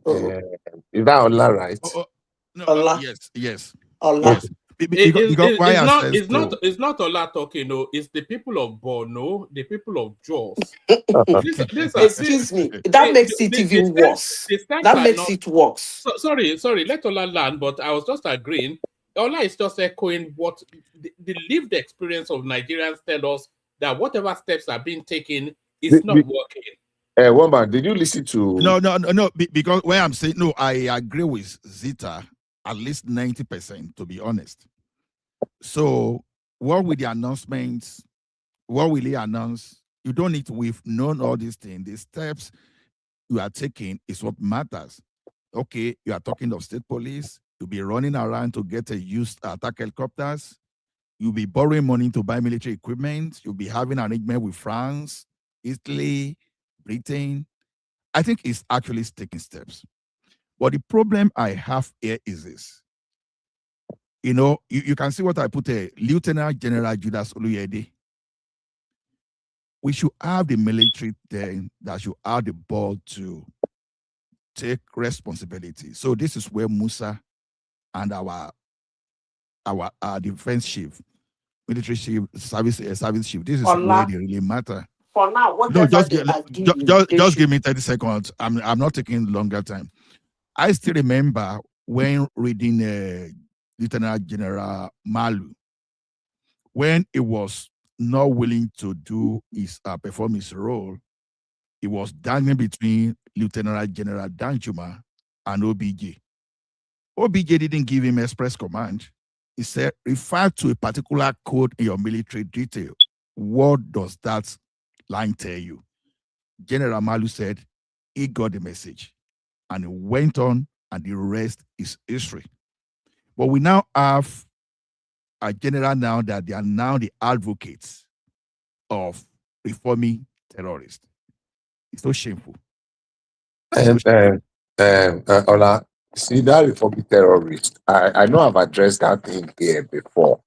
Unfortunately, the media is giving us a narrative that is not correct. During the No, I listened to Lieutenant General Oluyede myself. I listened to no, hold on.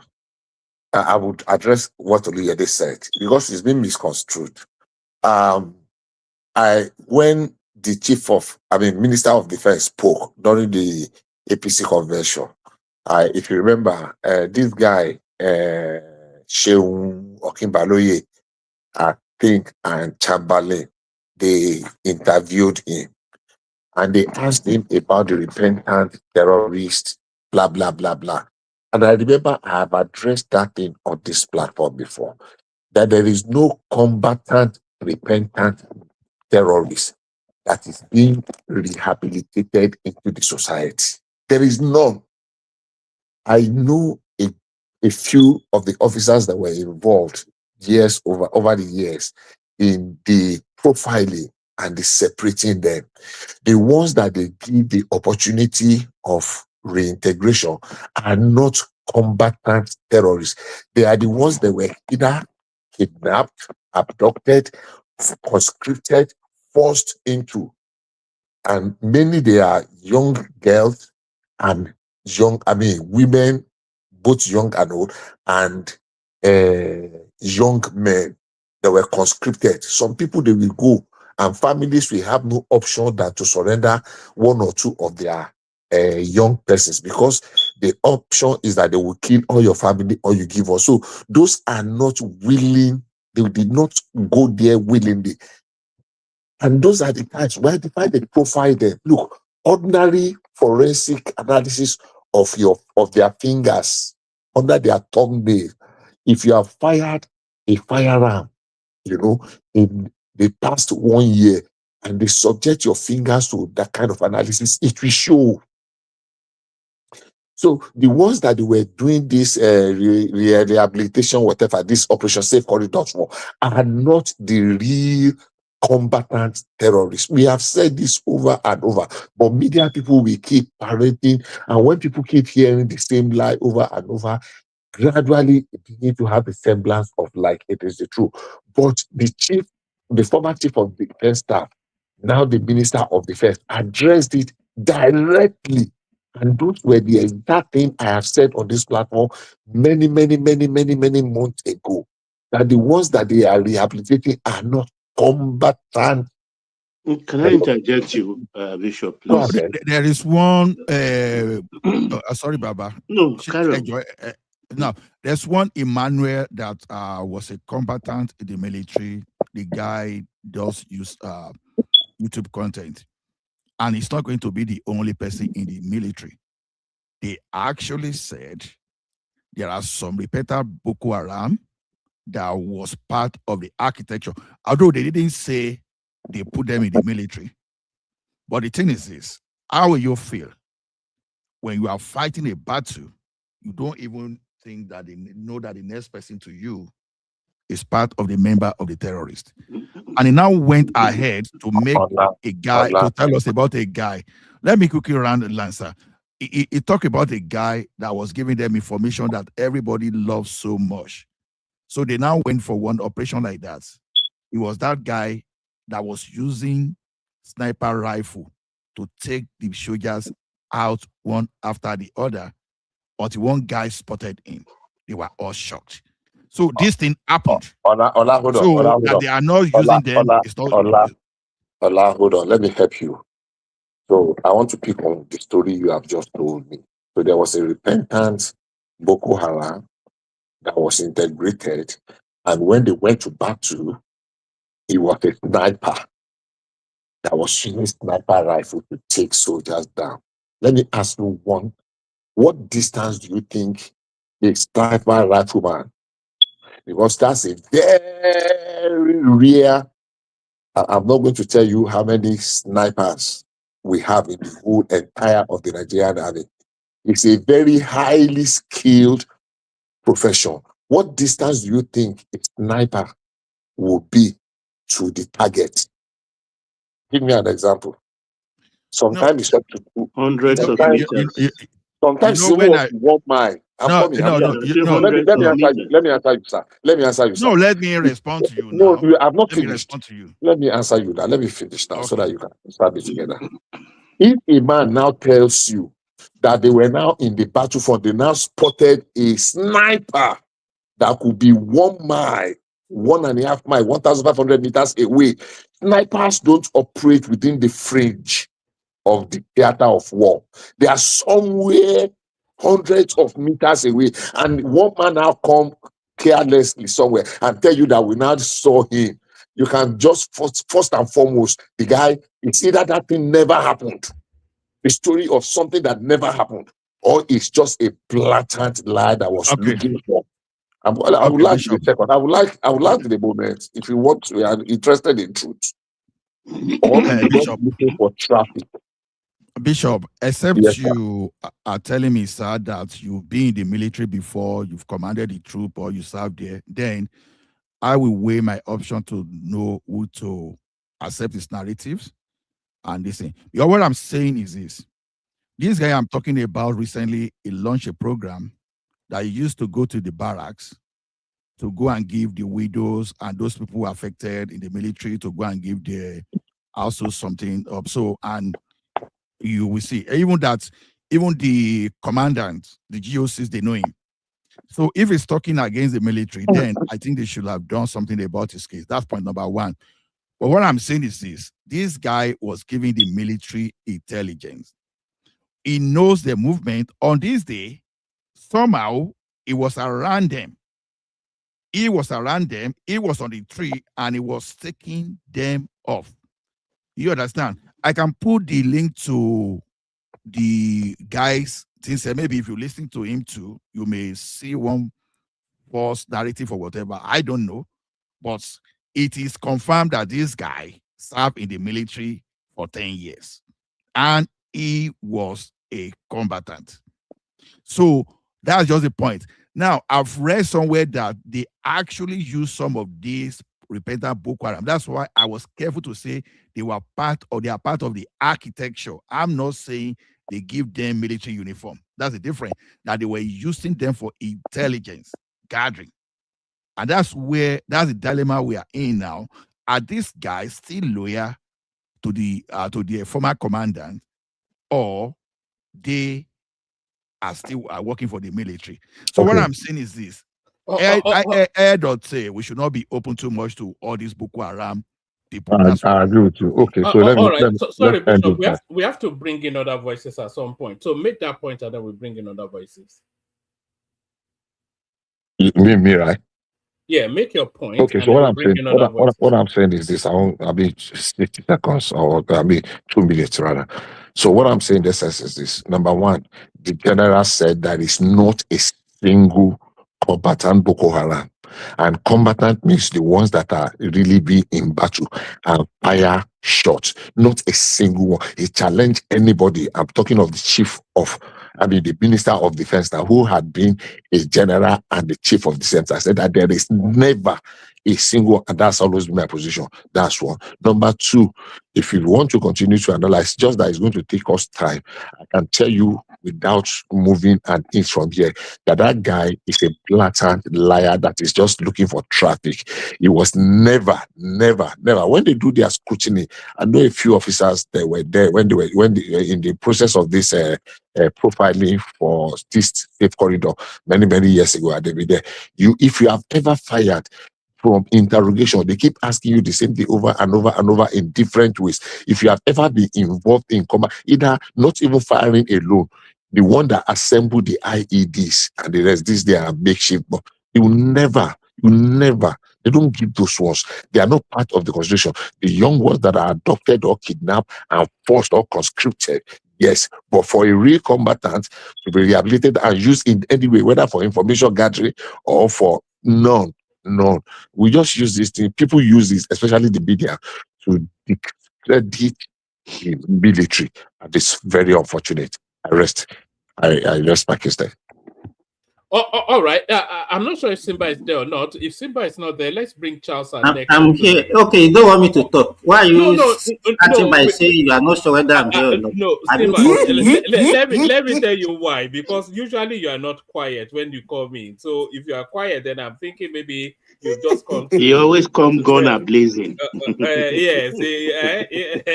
I mean, what if you go and bring just what if fire away, Simba. I'm just trying to be calm. Yes, carry on. Because good morning, everybody. Baba, Zita, Ola, Bishop, Charles. Welcome. Yeah. Let me start by saying, by first addressing what Ola is saying, that some repentant Boko Haram are there in the army. They are the one actually serving and giving the bandit and the Boko Haram intelligence. I don't think we don't need to have the repentant there before you have people that are giving them information now. Ola. So I will emphasizing that I said they are part of the architecture. I never told you let me tell you, the people that are not even Boko Haram, the people that are not. Hold on, Oga. That's why I said don't misquote me. A Boko Haram can be on the streets and they rely on him and they can be working with the security architecture. I used my word carefully. I didn't say they gave them military uniform. I said they are part of the architecture. What I'm saying, just get my point. Simba today can be part of our security architecture without enrolling in the military. Get my point.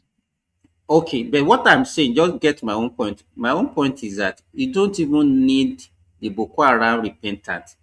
Even a normal military person can be an informant to the bandits, to the Boko Haram. So if we are emphasizing that is one of the major, it's not an issue. Even a regular member of our army can do the same.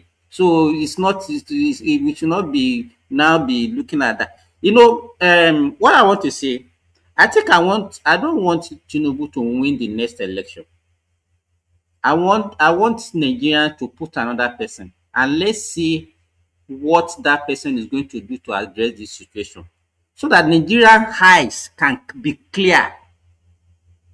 One.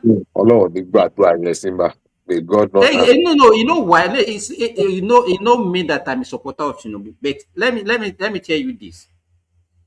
In as much as now we have made security as an electioneering campaign starting from 2011, but it got worsened from 2015. And Nigeria will always come here, and I think what they wanted to achieve is what they're achieving, and that's why we see. Look at the way Baba was talking, and everybody was, even one man said, President has to address the nation. Let me tell you today, in as much as we are just using it as a political tool, we can never get rid of insecurity in Nigeria. For example, look at when Tinubu came in 2023. For the first 2 years, 2023, 2024, it seems that they were getting everything right.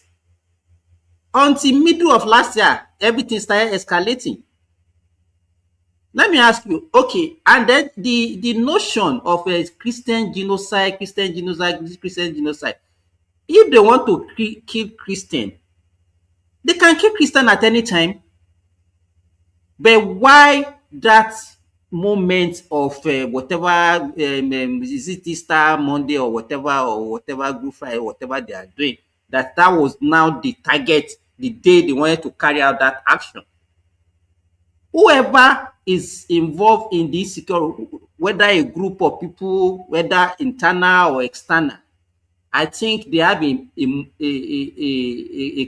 kind of plan for that country. They want to destabilize that country. The Nigerians are not aware. And then we are just playing to the script that they are playing for us. Let Tinubu lose that election, put another person there. How many military hierarchy have we removed from 2015 till now? Anytime there is any small problem now, everybody will just say, oh, remove this one, it's not working, it's not getting it right. Who can get it right? The people that are in opposition today, are they not part of the problem? But when you do it from 1999 now, tell me who has not been in government among the people that we want to put there now? If they are able to do it, are we going to be in this situation? So every time we say change this one, remove this one. Simba, are you denying Yes? the fact that terrorism has become a political tool in the hands of the political Islamists? He's buttressing that. He's not denying it now. Everything he's saying. But that's what I'm saying. But for you to put it, maybe it's not a religious. That is what I'm not agreeing with. No, it's just because let me tell you, the people that are there, they know those sensitive things that Nigeria responds to, religion, tribal, and everything. And those are the things that they will use, because they know that anytime something like that happens, it agitates the masses. Look, Simba, let me tell you one thing plainly for a fact. Just give me a moment. I don't care. I'm being very honest now. Islam, political Islamists killing Islamic practitioners, I don't care. To me, but when they start laying their dirty, ugly, grubby, leprous finger on the Christian knot, that is where I have problem. Okay, let me ask you now, what happened recently in Plateau State? What intelligence do you have? What information do you have that they said that it's the Muslim that killed the Christians in Plateau State?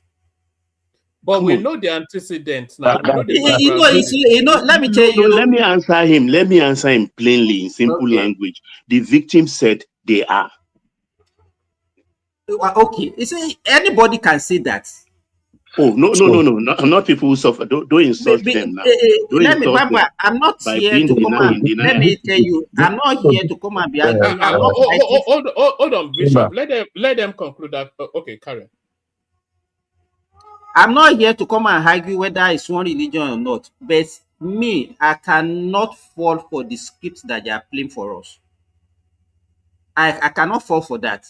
We have a lot of different type of insecurity in Nigeria. Even this so-called Plateau, Benue assets that we are talking about, they started by communal classes and all those things before we now change it to the religion thing. What me I'm saying, get it today. Let me tell you, you can remove as many generals as possible. You can remove as many presidents as possible. Even put a Christian president in Nigeria today. Mark it today. Today is 1st of April. It will not change anything in that country. It will not change anything. This thing is not about religion only.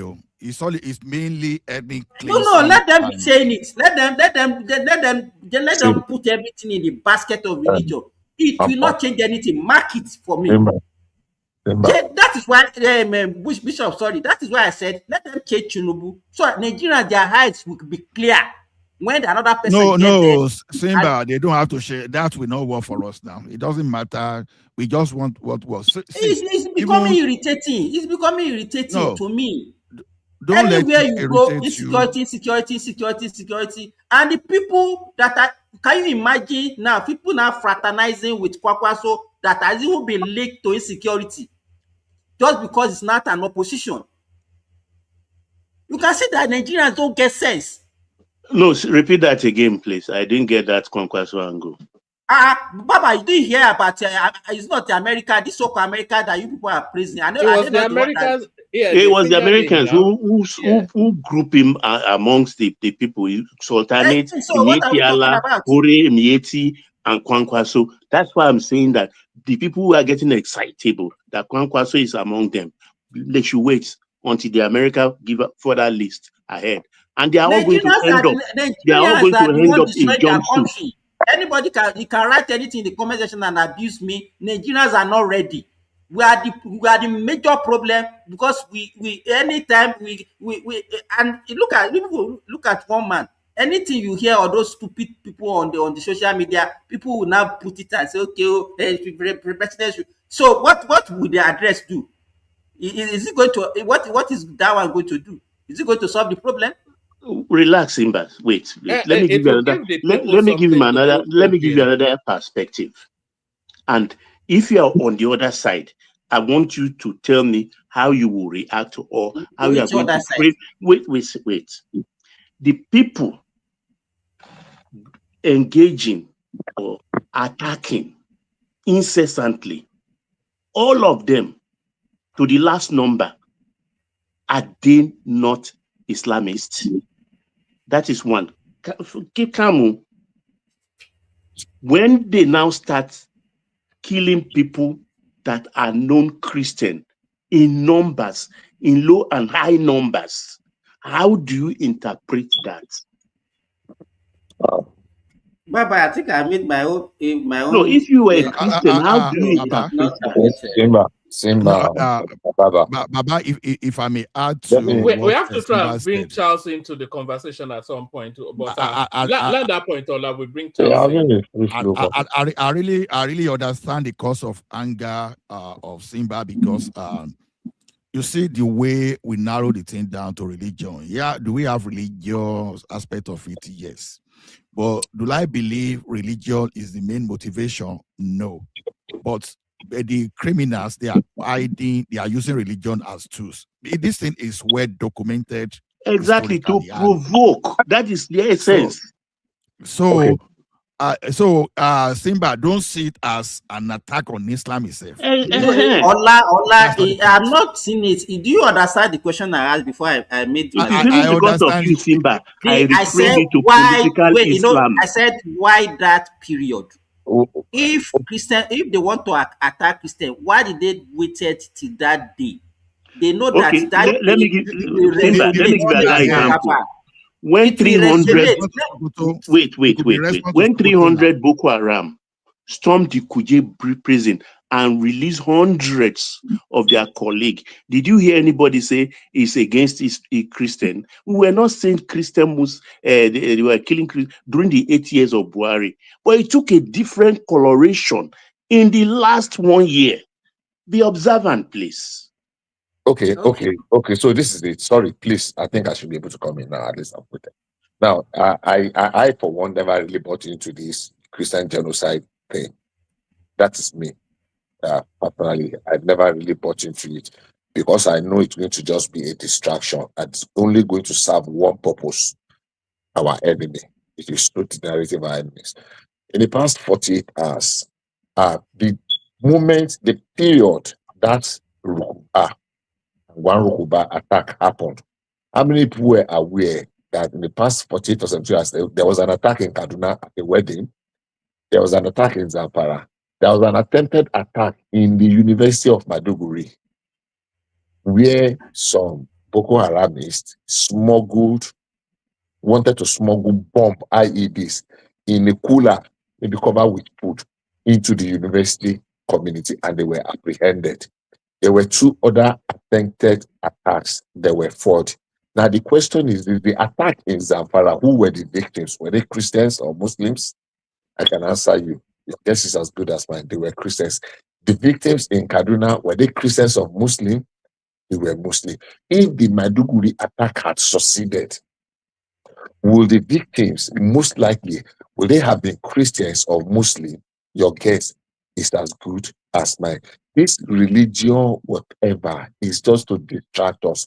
If there's an attack in most places in Jos today, the victims will be Christians. If there's an attack in Plateau, in Benue today, majority, 8 out of 10 of the places in Plateau, in Benue, the victims will be Christian. The same thing with Taraba and some parts of the southern Adamawa. But if there's an attack in Katsina, in Zamfara, in Kebbi, you can be sure also most places in Maiduguri, I tell Maiduguri, not Borno State. If you are in Borno State, you are in places like Biu, you will say. But after all the things said and done, Bama is a Muslim-dominated area. Biu is a Christian-dominated area. Out of 10 attacks, 8.5 has happened in Bama as against Biu. Damasak, Gaborungala, name it, all these fringes. So it depends on where the attack is taking place. Oh, of course, because now religion has become a center thing. So people want to go and attack churches because if you put them in the limelight, so they have an incentive, they have a motivation to go and attack churches. Not fundamentally because it is religion, but because it is going to give them a wider coverage. And what do they need? The ear that these terrorists breathe. You are just hitting on my point. It's the publicity that it gives them. Unfortunately, and I'm saying this now with very caution, majority of our media space have been playing right into this terrorist hand, giving them exactly what they want. You will see the glee with which they announce the attack. But when one attack is foiled, it's just take one small inconsequential space. So it shouldn't be an issue. We want to have intellectual discourse on this platform to provide solutions. So if people are listening to us, not to take a stand, I don't care about any of the Abrahamic religion. I'm telling you this now very sincerely. I don't care because all they have done is to come and bring divisiveness amongst brothers, and they are destroying us every day. They're just gaining more ground every day. This one is Christian Allah Akbar. This one is Islamic Allah Akbar. This one is Christian Hosanna, whatever. And at the end of the day, we are just brothers that have been torn apart by these religious tendencies. And it's so unfortunate. So for me, when we engage in this, it is the terrorists that are actually winning. Thank you. All right. Charles, are you there? Did you want to chime into the conversation? Yeah, I'm here, but like for the attack and everything is unfortunate. Like, I understand the idea of like the president not giving any, because normally those speeches are just meant to create some reassurance, national unity. But they are so important now. People want they're important. So this is the thing. This is the thing. Like, the only reason why he would not give a speech, which is logical, is because I think when you continually give speeches and the same thing keeps happening, right? After a while, truth about it is that it's best to just keep quiet.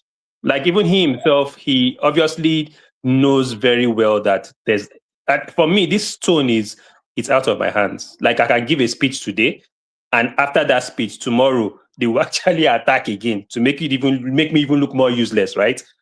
So him keeping quiet it just shows that, to be honest, the guy it's out of his hands. He has no idea what to do. He has no control over the entire situation, right? But like, there's some certain questions I normally ask myself. Like, for example, with all these terrorist attacks, right? Do we even have like a hotline, just as simple as that, like a hotline that just like toll free, like a 1-800 that anybody can call, and it goes to the counterterrorism unit that, okay, this is happening in so place, so, and we can have like massive deployment, or at least maybe satellite or something, right? I'm very sure Nigeria does not even have that. Like, as simple as a hotline that maybe people in the village, they don't need credit to call and things like that. They can just dial 1-800 and it goes directly to the military or the counterterrorism unit, those kind of things. And as simple as that is, and I can assure you that does not exist. And I'll be honest with you, and that is one of the reasons why it's simple things like that that shows that the government in itself is not really, I don't think they're really interested in defeating these people. I just think, I think they're not really, they've lost that tune with like reality, with people and everything. I think that they're handicapped as far as I'm concerned. Because something as a hotline that just alerts the security, most of these incidents, we hear it from maybe a day after. Oh, they just struck a resident and stuff like that. Like, it just comes as a shock. Like, they're not proactive and anything. But for me, I just feel there are two angles to this thing. There's one angle of, okay, could it be a political statement, and who is behind this? Could it be oppositions within the government that is trying to swing things to their favor? That's one angle. Is it domesticated? Basically, maybe strong political opposition sponsoring these terrorists are giving them command, right, to weaken the opposition. That's one. The second one is foreign. Is it a foreign policy objective of a country to weaken another and just more or less like control that government? Like, okay, if you don't do what we tell you, or you know how it is now, like regime change and things like that. To be honest, I don't think is domestic driven, because as far as I'm concerned, I don't think when it comes to politics in Nigeria, I think all parties, irrespective, are all well fed. Like, they take care of themselves. I don't think it's that much of a deal, like being president and things like that. I think, like, I don't see a reason why an opposition would carry this kind of act because he wants to be president. For me, I'm leaning towards foreign interference. And the foreign interference is saying, why I'm saying foreign interference. Sorry, Charles. Carry on. I'm going to Bill. You guys shut it down when you're done. Please make sure Zita gets to speak as well. Manage the conversations amongst yourself. Thank you, everyone. See you tomorrow. Carry on, Charles. So I'm saying foreign interference because, like, right after that incident, you can see the oppositions are not saying anything. I don't think I've heard any opposition saying, oh, I'd like capitalizing on this kind of thing. Like, not naturally, like, if I was the opposition and I instigated this kind of thing, maybe after a while I would come out with a press statement and make it look like, oh, this government is I'll latch on to this thing, right, to boost my own political points and stuff like that. But the opposition is not really saying anything about it, which to me feels like... You think that they are not smart for them to... No. So if you've noticed, the person that is talking about this thing... Charles, wait. If you have been looking at the pattern, if you remember in 2015, as we are approaching 2015 election, the Boko Haram insurgents increased, and the APC used that as a campaign tool, and they succeeded. The same thing in 2019, though that one was so why won't you say APC were the terrorist sponsors? Why wouldn't you think towards that side? Well, because let me tell you, I cannot say it's APC because this thing has even started before APC got to power. So I will not limit it to a party or a group of individuals. If I was going to ask you one question, with this incident that has happened, which foreign organization or body has been vocal about it, has capitalized on it? It's America now.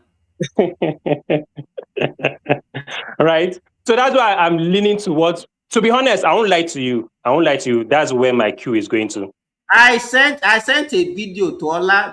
Ola maybe deliberately did not want to talk about it. I know. Yes, because to me, if I link the terrorism in Nigeria to America, it'd be too simplistic. Because let me tell you one thing: America did not start Boko Haram in Borno State. America is not the one hiding under goat in Zamfara to sponsor terrorism, because You know, when you look at the insecurity around mineral resources today, you understand the Chinese, when they started bringing the Chinese in, the thing started increasing. Yeah, do I think America will have interest when they have to sell weapons and all those stuff? Of course, yes. Well, do I think Maybe, you terrorism know, like advancement? even apart No, from all those people that are involved in that video, the Americans. Then you remember recently there was a video circulating also that one man that was actually kidnapped by the Boko Haram was saying that Red Cross was the one feeding them, giving them food, give them money and all those things. You know, there are so many things that we can't put 1 + 1 together. Maybe because of the sentiment that we have and all those things, it's really affecting us. Let me tell you, if Nigerians don't take this issue beyond politics and religion, we can never solve the problem of insecurity in Nigeria. Take it from me. no, Simba. Unfortunately, we have to our religion. Like I said, I understand your feelings. The problem is this: whether Christian or Muslim, we are too carried away with religion. When something harmful is coming to us and we find religion element in it, we tend to suspend. You are a decent Muslim. You understand everything that is happening. But there are some people that are ignorant. Even if terrorists that is coming to cleanse them out of their ancestral land is telling them that they are doing the job for their own God, they tend to believe in that paradise they see to cushion the current predicament they are going through. So they tend to believe terrorists just because they think they are doing the work of their religion. That's the problem. Why do you think pastors are able to do the congregational members? Just because religion is about something about fear of what you are going to encounter once you are done on the surface of this earth. So you need to take that. So whenever you see people like that approaching you in the name of religion, you are likely going to fall. I tell you today, if can come together, if can president and all the bishop in Nigeria mandate the entire Christian in that country to go after the terrorists in that country, it's a game over. You will see a lot of civil war in that country. So just to tell you how powerful the religion can be. Why do you think the politicians are dancing to all those imam and all those Islamic cleric in the north? Just because if they tell their people not to vote for politicians, it's a game over for them. That is why everybody is playing this. So we can't take religion out of Why do you what is think happening in that country they did? today. Sorry, why do you think they didn't allow Israeli intelligence agency to help them when Jonathan was using it to help? It's because of religion. Now. Israel is not planning to take over Maiduguri now, but just because it's Israel, so they don't want it. You know, the funny part is that if I was the one, I would even shy away from the normal people for help, like US and Israel. I'll shy away from those people. I would probably So go which for. people will you go? I would go for China and Russia. Honestly speaking. I don't. I think if you've been following the dynamics, even the whole 9/11, But right? China is not helping Burkina now. China is not helping Burkina. It's not helping Mali. Mali is being overrun currently by jihadists now. What's And those Russia doing? jihadists are more France. From what I hear, that France, No, they are not. sponsors. They are jihadists. They are terrorists. They are not France. That's Because what the people trying to say. because for me, I think I would not trust I won't trust the West when it comes to handling those things. Go For me, and I read. just Go and watch documentaries from even from Al Jazeera about Mali. They are not France. They are terrorists. because They what are but Islamic what terrorists. Mali has been saying is that okay, when they were having these terrorists and French troops came in and everything to solve that problem, the problem never ended. Though. It was just there. No, that means you have not been watching it. Go and see some documentary on YouTube. There was a time the ISWAP they overran Bamako. That's the capital of Mali. They took the whole of northern Mali. They entered Bamako. The French troop was the one that came in and drove them out of Bamako. They went into Mali. They destroyed They destroyed a lot of library. You know that University of Sankore University that in Timbuktu. I say Bamako, Timbuktu. That's Sankore University that they say Mansa Musa built. They still have some archaeological and some. They still have some relics of it. Those terrorists, they destroyed everything. They destroyed. What for me, what is stopping like African nations from actually handling their own security? Like what is it what's so hard in tracking, in getting weaponry? Like what Currently we don't have that technological capacity. So we have to depend on the West. I don't no, we don't I think have, because the terrorists are coming with a sophisticated capacity. there's You no don't have how. So who is giving them that? A terrorist cannot be as They'll buy from sophisticated as black a country. market. They'll No, buy no, from no. black market. No, I don't agree You know with why? that. No, let me explain let's to you face the now. truth. Hold on, Tattoo. hold on. When Tattoo, you Let's Baba buy speak. from, Hold on. Let's Baba Let's speak now. face the truth.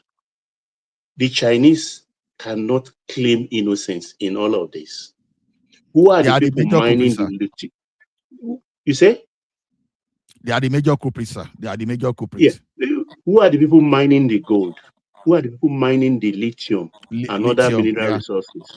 And have you had one Chinese being attacked or one Chinese drop dead in the hands of the terrorists? None. So who are the suppliers of the munitions? It is the Chinese. They cannot deny it. And you know, when America comes in, they will eventually spill the pain. Okay. The same Chinese. Listen. Okay. The same Chinese are in Niger. They are in Burkina Faso. They are gaining. They are the people building the refinery and the pipelines from Niger to Benin Republic. Their port there, port of Port Novo, for export of their crude oil. They are in Burkina Faso, also mining gold there, and they are being paid in gold. So the Chinese, they are very evil in their own way. They will not put boots on the ground or anything. They will give you funds, give you loan.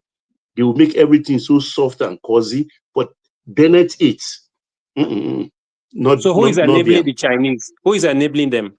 Now, Charles, what government said. What Baba said, see, some people from the north, they've said this thing when many of us didn't know what is happening. Okay. You see, one thing is this: there are a set of terrorists brought in by CPC, arm of APC, toward 2015 election. You understand? Then after that, when they had this new policy on mineral resources, when the like of Sanfara governors, everybody wanted to capture their minerals, they brought some Chinese experts. And the only way these people can proceed and just get these minerals without being challenged is to come in the name of guards. So they arm some guards that are the one protecting those mine sites and people there. And these people are the one now, where maybe that lady said because they are not treated very well, they now advance in order to get more money. They started doing some illicit thing like kidnapping people and be asking for ransom. That's part of those security. So it's multifaceted. There are others one that they are jihadists in nature. So there are other ones, they are just to snap your land and all those stuff. So the Chinese people, they are number one. So we've not seen where you can accuse America. Since we've been talking about this, we've not seen the finger of American or the British people. From your explanation, I'll tell you who is number one, your government. The Nigerian government is number one. The I Chinese won't deny that either. So really, this has nothing to do with the Chinese, as far as I'm concerned, because what you're saying is that the Nigerian government can wake up one day, if they choose to follow the right path, kick the Chinese out, and this whole problem will be solved. Correct? Not necessarily. Why not? Like, what other reason would they? There's no point of, if they can't mine the gold, you kick them all out. So why would what are the terrorists? What is in it for the terrorists? Niger Republic, wait now, Charles, when the Niger Burkina Faso, Mali kick France out of their country, what has improved in those countries? It has gotten worse now. Oh, so what are we talking about? No, Simba. Because those Sorry. people, Because those people are sponsored by France out. now. No, because those people No. kick out were I not even think- the terrorists there. Let me chip in something that I think we have overlooked in our argument. You see, in the whole of that, in that Sahel, there's also a rebel group that is trying to fight for sovereignty. There's a tribe in Sahel. That tribe covers part of Niger, covers part of Mali, and covers part of Burkina Faso. I forgot what they call them. That's the northern part. That's correct. The Is it Tuareg. not a Marek or what they call? I The remember Tuaregs, something. yeah, Tuareg. Now, these Tuaregs most of them were formerly in Gaddafi army. You understand? And the Gaddafi trade there, they were part of the presidential guard of Gaddafi. They have access to weapon. After the civil war in Libya, they brought in their weapon, they consolidated their position. So that Tuareg group is fighting in northern Mali, Burkina Faso, and Niger. ISWAP is also You know, there. let me ask you, Patrick. These Tuareg people, where are they getting their funding from? You see, in that Sahel, people think there's nothing in Sahel. There are minerals there. Who is buying the minerals? The black market. These minerals are landing United Arab Emirates now. There are black Mostly so the markets now. United Arab Gold, Emirates. UAE. Who are those buying the gold from? So it's Sudan? so it's UAE that is buying these, UAE is is buying begging those minerals, now. eh? UAE is look at So what in UAE other is words, this doing whole in Sudan. terrorism thing is more of like an international cartel among states, Yes, nation now, states. yeah. UAE has its own, China has its own, Yeah. France has its The own, US has its the own. terrorism in Nigeria are multifaceted. That's what I say. Some Iran. are That's what I'm economic, saying. Exactly. some are economic, some are religious, and some are just Social. land grabbing. Social, You like understand? So people. ethnic cleansing. So Uh, they are multifaceted. They are multifaceted. the Tuareg want their own freedom and they want their own country because they own the Sahel. No. That desert. Like the one Patoskil is saying, their plan is they want to carve some part of the Sahel out. You understand? I just make that place the headquarters of the terrorism. Where they want to cut the northern part of Nigeria, cause some Burkina Faso, and also they want to create their own republic there, where they will have enough resources. I've forgotten the estimate because the resources there. There's a America, lot. we give America America will run. So Iranians that's where like America it is there. actually interested. But you know those Tuaregs, they Do you actually know, Ola, let me ask you this question. Because you people, whenever it comes to America, because they control the media and everything, you people want to deflect attention away from. Do you think that if American can have information about how China is sponsoring terrorism, they will not say anything about it? Yes. That's what I'm saying, that they will In that eventually spill common the beans. interest. And don't forget one of the reasons why They they will not were say. in the Sahel. Listen, this thing. They are trying to guide that the mining of the uranium, the naked uranium, doesn't get into the wrong hands for refinement. You understand? So Yeah. they are watching, not just because of But the Baba, they gold are or not the doing helium. anything. Since let me ask To you. you, Since, to the naked eye, they may Baba, not be wait doing now. anything. Since America landed in Nigeria and they moved some of their troops, has there any improvement in our security situation? Has there any? Look, listen, I mean, there it's is just like none. deceiving Wait, ourselves wait, when it's wait. America, we tend to They be are defending explaining and be that. defending and be defending. You understand? Except we are not listening or we are not being attentive. 200, they are even by some, according to sources, they are not up to 200, but officially 200 of them, they are technicians, they are down here. They are bringing the equipments, they are arranging the equipments, they are putting their eyes in the sky. These things takes time, just like the build up that is going on in the Western Asia right now. So it takes time for the So my build up. question is, if If that you look, if that give troops are another here, give another okay. 3 months. Give another 3 months. You understand? Going to the election, there will be no insecurity. I So can put my head down to the my question is, Gulu as a pet. Nah, Baba, don't do if that. that troops are here, Don't if put if your that head troops I'm are telling here, you. I agree with Babao. If that I've troops, never wait, said. wait, if that troops and equipment are here, why are the same Americans instigating that political crisis, making it look like the government is very incompetent? If they're here to help, because How they it's like if they are performing two duties, it's like negative and positive. You've brought your equipment, you've brought your soldiers, so we want to help you, right? But the same Americans are politicizing it and making the government look bad. You can't be helping the nation and also ruining the government's credibility in its people's eyes. I don't understand that whole point.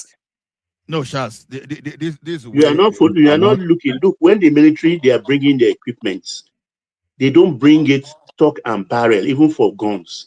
They bring them in spare parts because of interception or in case Baba, of any attack. that's not what Charles is saying now. That's not what I'm What saying. is he saying? Somebody invited you to come and help, and then you are not the one even making that person to look foolish, to making the government to look incompetent. The same government that you came to help. They are not. Why have they been doing that? Because they are not acting. And I'm telling you the reason why. That is early days yet. You give another 90 days when everything. Nothing is going to happen, Baba. Nothing. Nothing is going to happen. Don't bet on that. Wait, as far as I'm tomorrow concerned, is I not think promised everybody. But inshallah, we'll be here in the next 90 days and we'll come with another different story. They're using this insecurity to twist the government, Nigerian government. I'm not here to help. You know, Baba, they came in December. Now we are going, tomorrow is April. It doesn't take time before you see another 4 months. No, they're still arranging their equipment now. Don't put your neck in the gravity. They came in batches. Let me tell you has something. achieved its purpose. Let me tell you. Let me just finish. America has achieved its purpose. Its purpose is to position themselves geographically in a place where they can secure Nigeria. Just permit me 10 seconds, please. Let me answer. Not go to the hands of Russia. Patuski, if you can hear me, give me 10 seconds. Yeah. I want to answer Abi's AB question. A vessel containing 800,000 barrels is a large crude carrier, LCC. A vessel carrying 1.2 million barrels is a very large crude carrier, and so on and so forth. But minimum is 800. 600 to 800 is just a large crude carrier. And some of them are almost 100 meters long. You use bicycle on board to go from the bow to the stand. Thank you. Sorry about that. So now people are saying the insecurity has escalated since America came to help. See, let us face this reality. Even before the thing escalated, I was one of those people shouting here that the thing will escalate because it is expected. You understand? If you see the structure that these people they built inside Sabisa and Modara and many places, you'll be shocked and we are even talking of where these people they build their armory. They are just preparing. You know, they were kidnapping and they are getting money. Now they are being destabilized. So it is normal for them to move into panic mode and start defending too because they don't want to leave their being shit. So it is expected. It is expected. No. Say it's not hold on. It is expected. Yeah. Now, let me tell you what is happening that the press are not taking now. Inside Ondo State now, insecurity has increased in Ondo State. As a matter of fact, they are stretching Amotekun in Ondo State. And that's why you see people are shouting that, why don't you bring OPC? You know, people are not talking of Ekiti. Do you know that we have military in the forest of Ekiti? And people are not talking about Ekiti because the thing has escalated there now. Now, when Ogun State asked some people to comb their forest like 2 months ago, you understand? As I speak today, the governor of Ogun State has spoken again because these people, they've regrouped back in the forest of Ogun State and in fact, more than ever before. So the thing is this, they are facing fire. You know the type of terrorism in the northeastern part of Nigeria is totally different because these terrorists, they are high-tech terrorists in that forest. But some of these people that are escaping, they've not been able to establish like they've established in the northeast and northwest of that country. So now that is why that if you don't chase these people out or decimate them as you speak today, if you allow them to regroup, you can see the replication of what is happening in the northeast and northwest in all those areas that I just mentioned. So the things appear to be increasing just because they are destroying what they built. If they are not destroying them now, I bet you will wake up in the next 2-3 years, they will have achieved whatever they want to achieve. So blaming America as one that is increasing that, it is expected. You can't blame America. They are actually trying to help, but they are helping themselves as well. You know why it's not for free. You know why we doubt?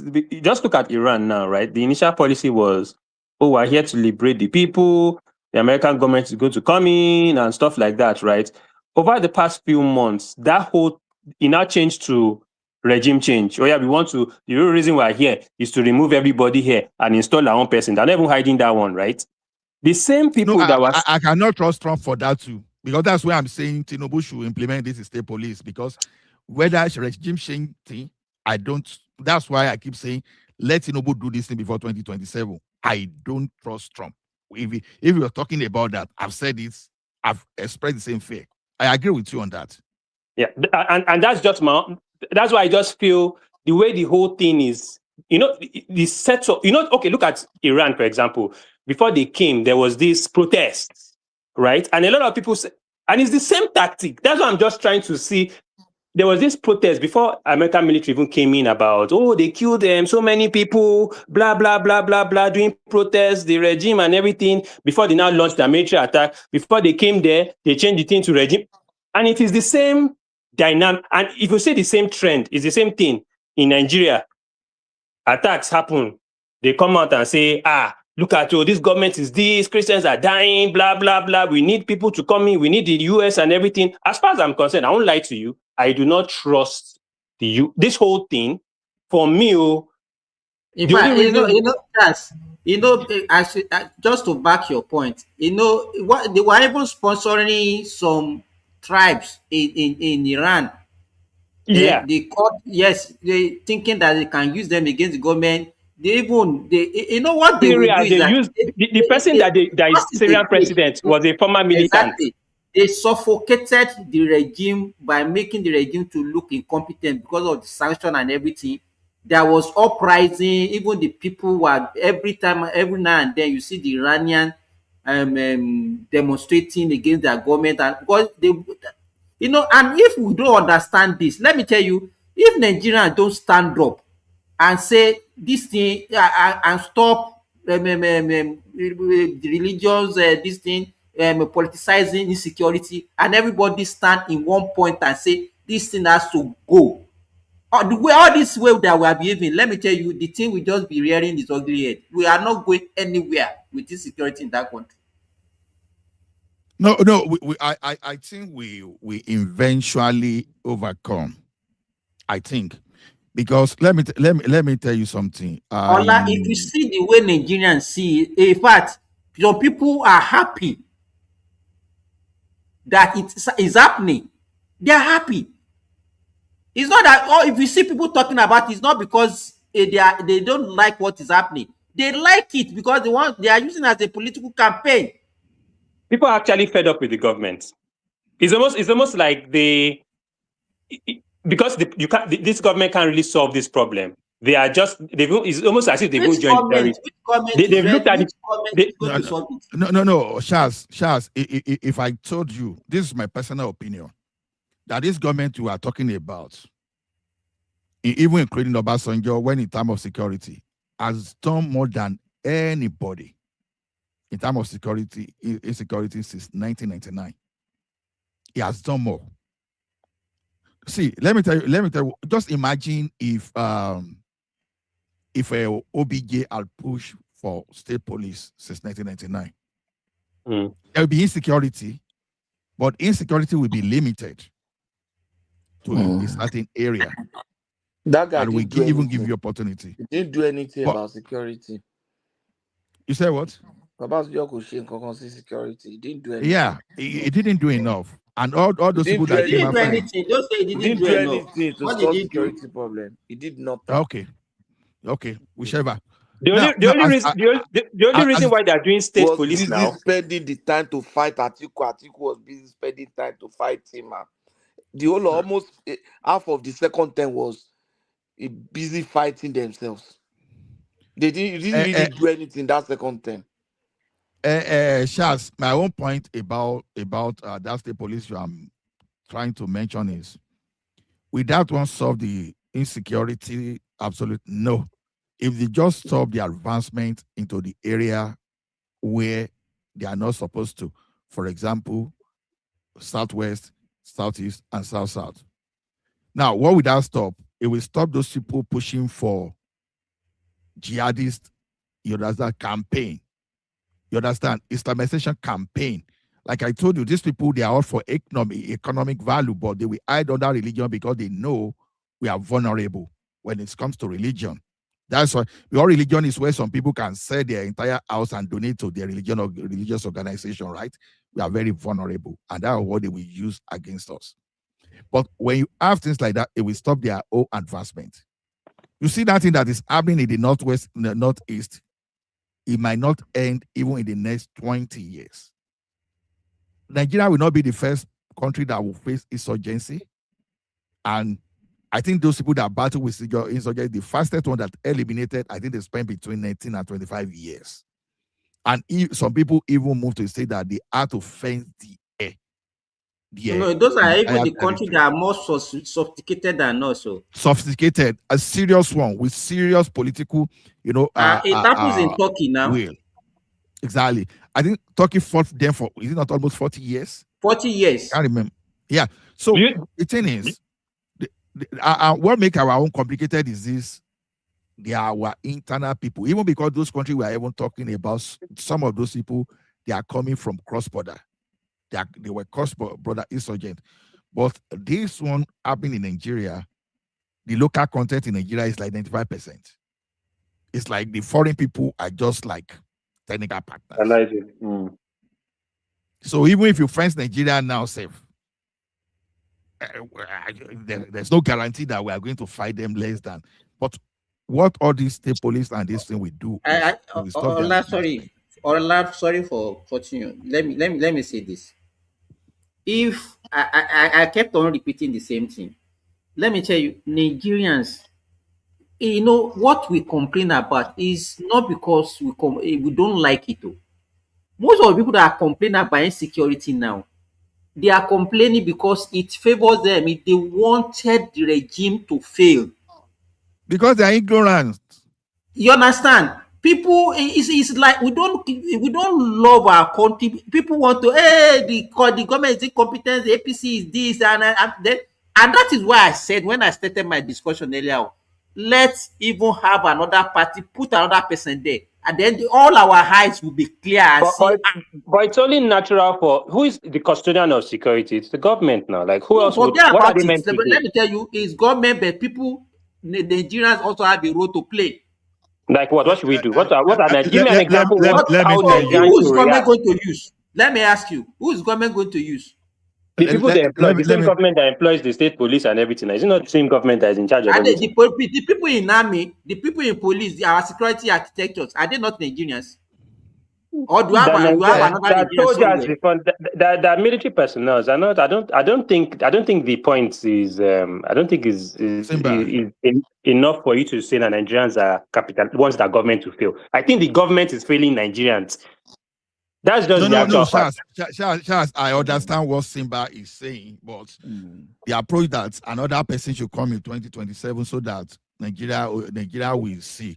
See, Jonathan said the same thing, but we have not learned. So it's going to be like that forever. Some people, you know what? It's shifting. Let me tell you, now politicians don't need to do anything.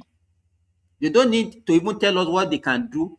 The only thing, no, because this government is the Nigerian masses that will conclude for them and say this government have failed because of insecurity. Nobody will ask any question again. We just put another person there. Then when we Because will we are the now come ones back that again elect. and start We are the complaining. ones that elect the government now. Is it not our government? It's not. They're not. They didn't get there by themselves. Now we are the ones that elect them. So we have the right to remove them again. Charles, you know the problem I have in that country exists, and this is where we need the engagement from the citizen.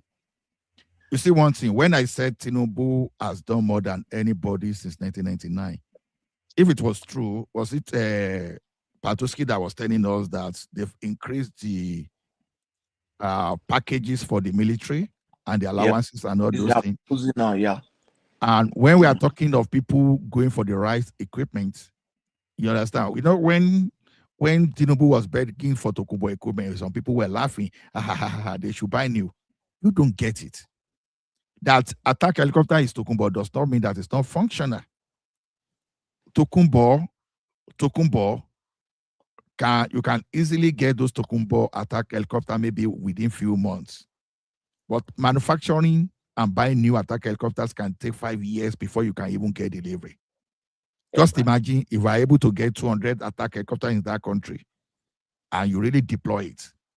But that said, the problem I have majorly is the political willingness. And that is why I want this thing one way or the other to be pushed to the state governors. So that let me tell you one thing. I'm not really, I know that I should be concerned. I'm 85% to 90% more concerned about security in the Ekiti states, all the Southwest, than the other part, because the thing is this, if some people want to play the politics of religion, I don't want that politics to diffuse to my region. So that I would need to start asking my governors and and my chairperson within my local government, what are you doing? There are some local communities now where they use local hunter to guide their forest. As I speak today, in Ekiti, I speak today. So if local hunters can be mobilized, you know what this current Alafin did when those Fulani people, when they wrote letter. You know, some of this thing you don't get to hear that in the mainstream public this thing. If it was true, they gathered the local people to start guiding the forest. They were able to push some people away. How many people hear about that? Now, a lot of meeting, a lot of movement that the like of Oni of Ife. Though he has pushed a lot. You understand? Even Gani Adams was talking about, Gani Adams was talking about how Allah has summoned him.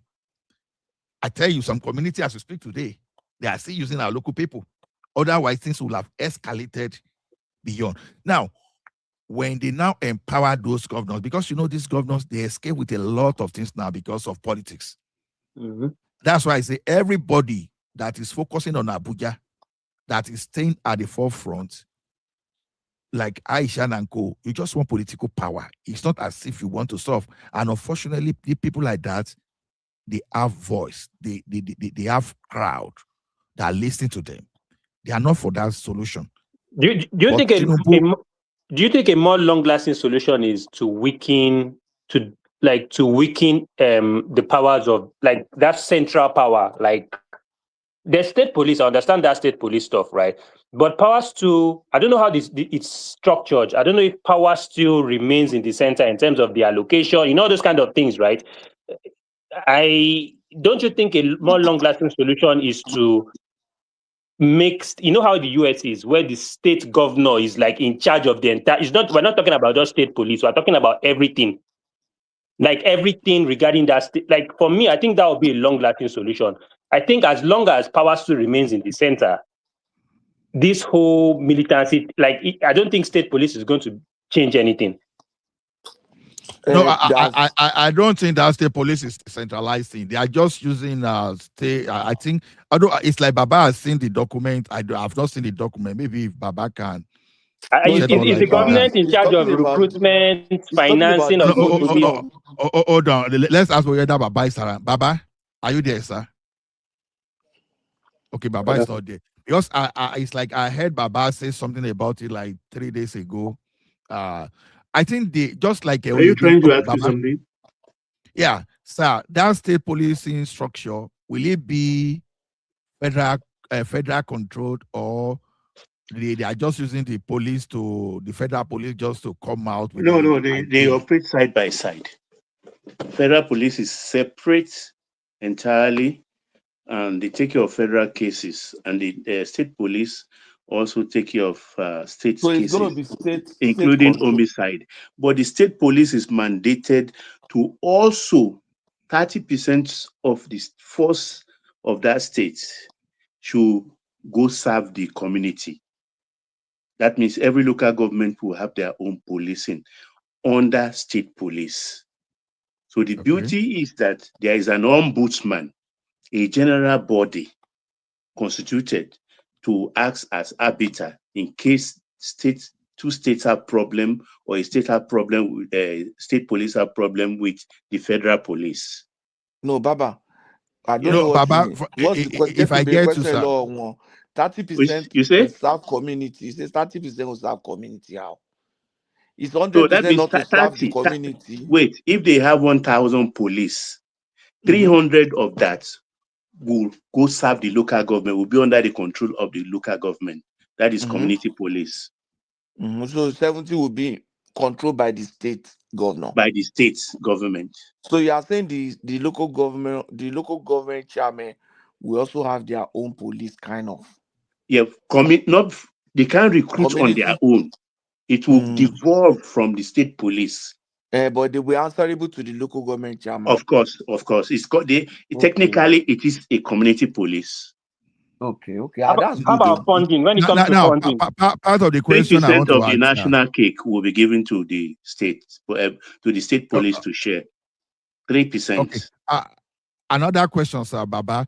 Now, because state police idea is good, but if we now have another, let's assume that this is a constitutional alteration, right, or amendment.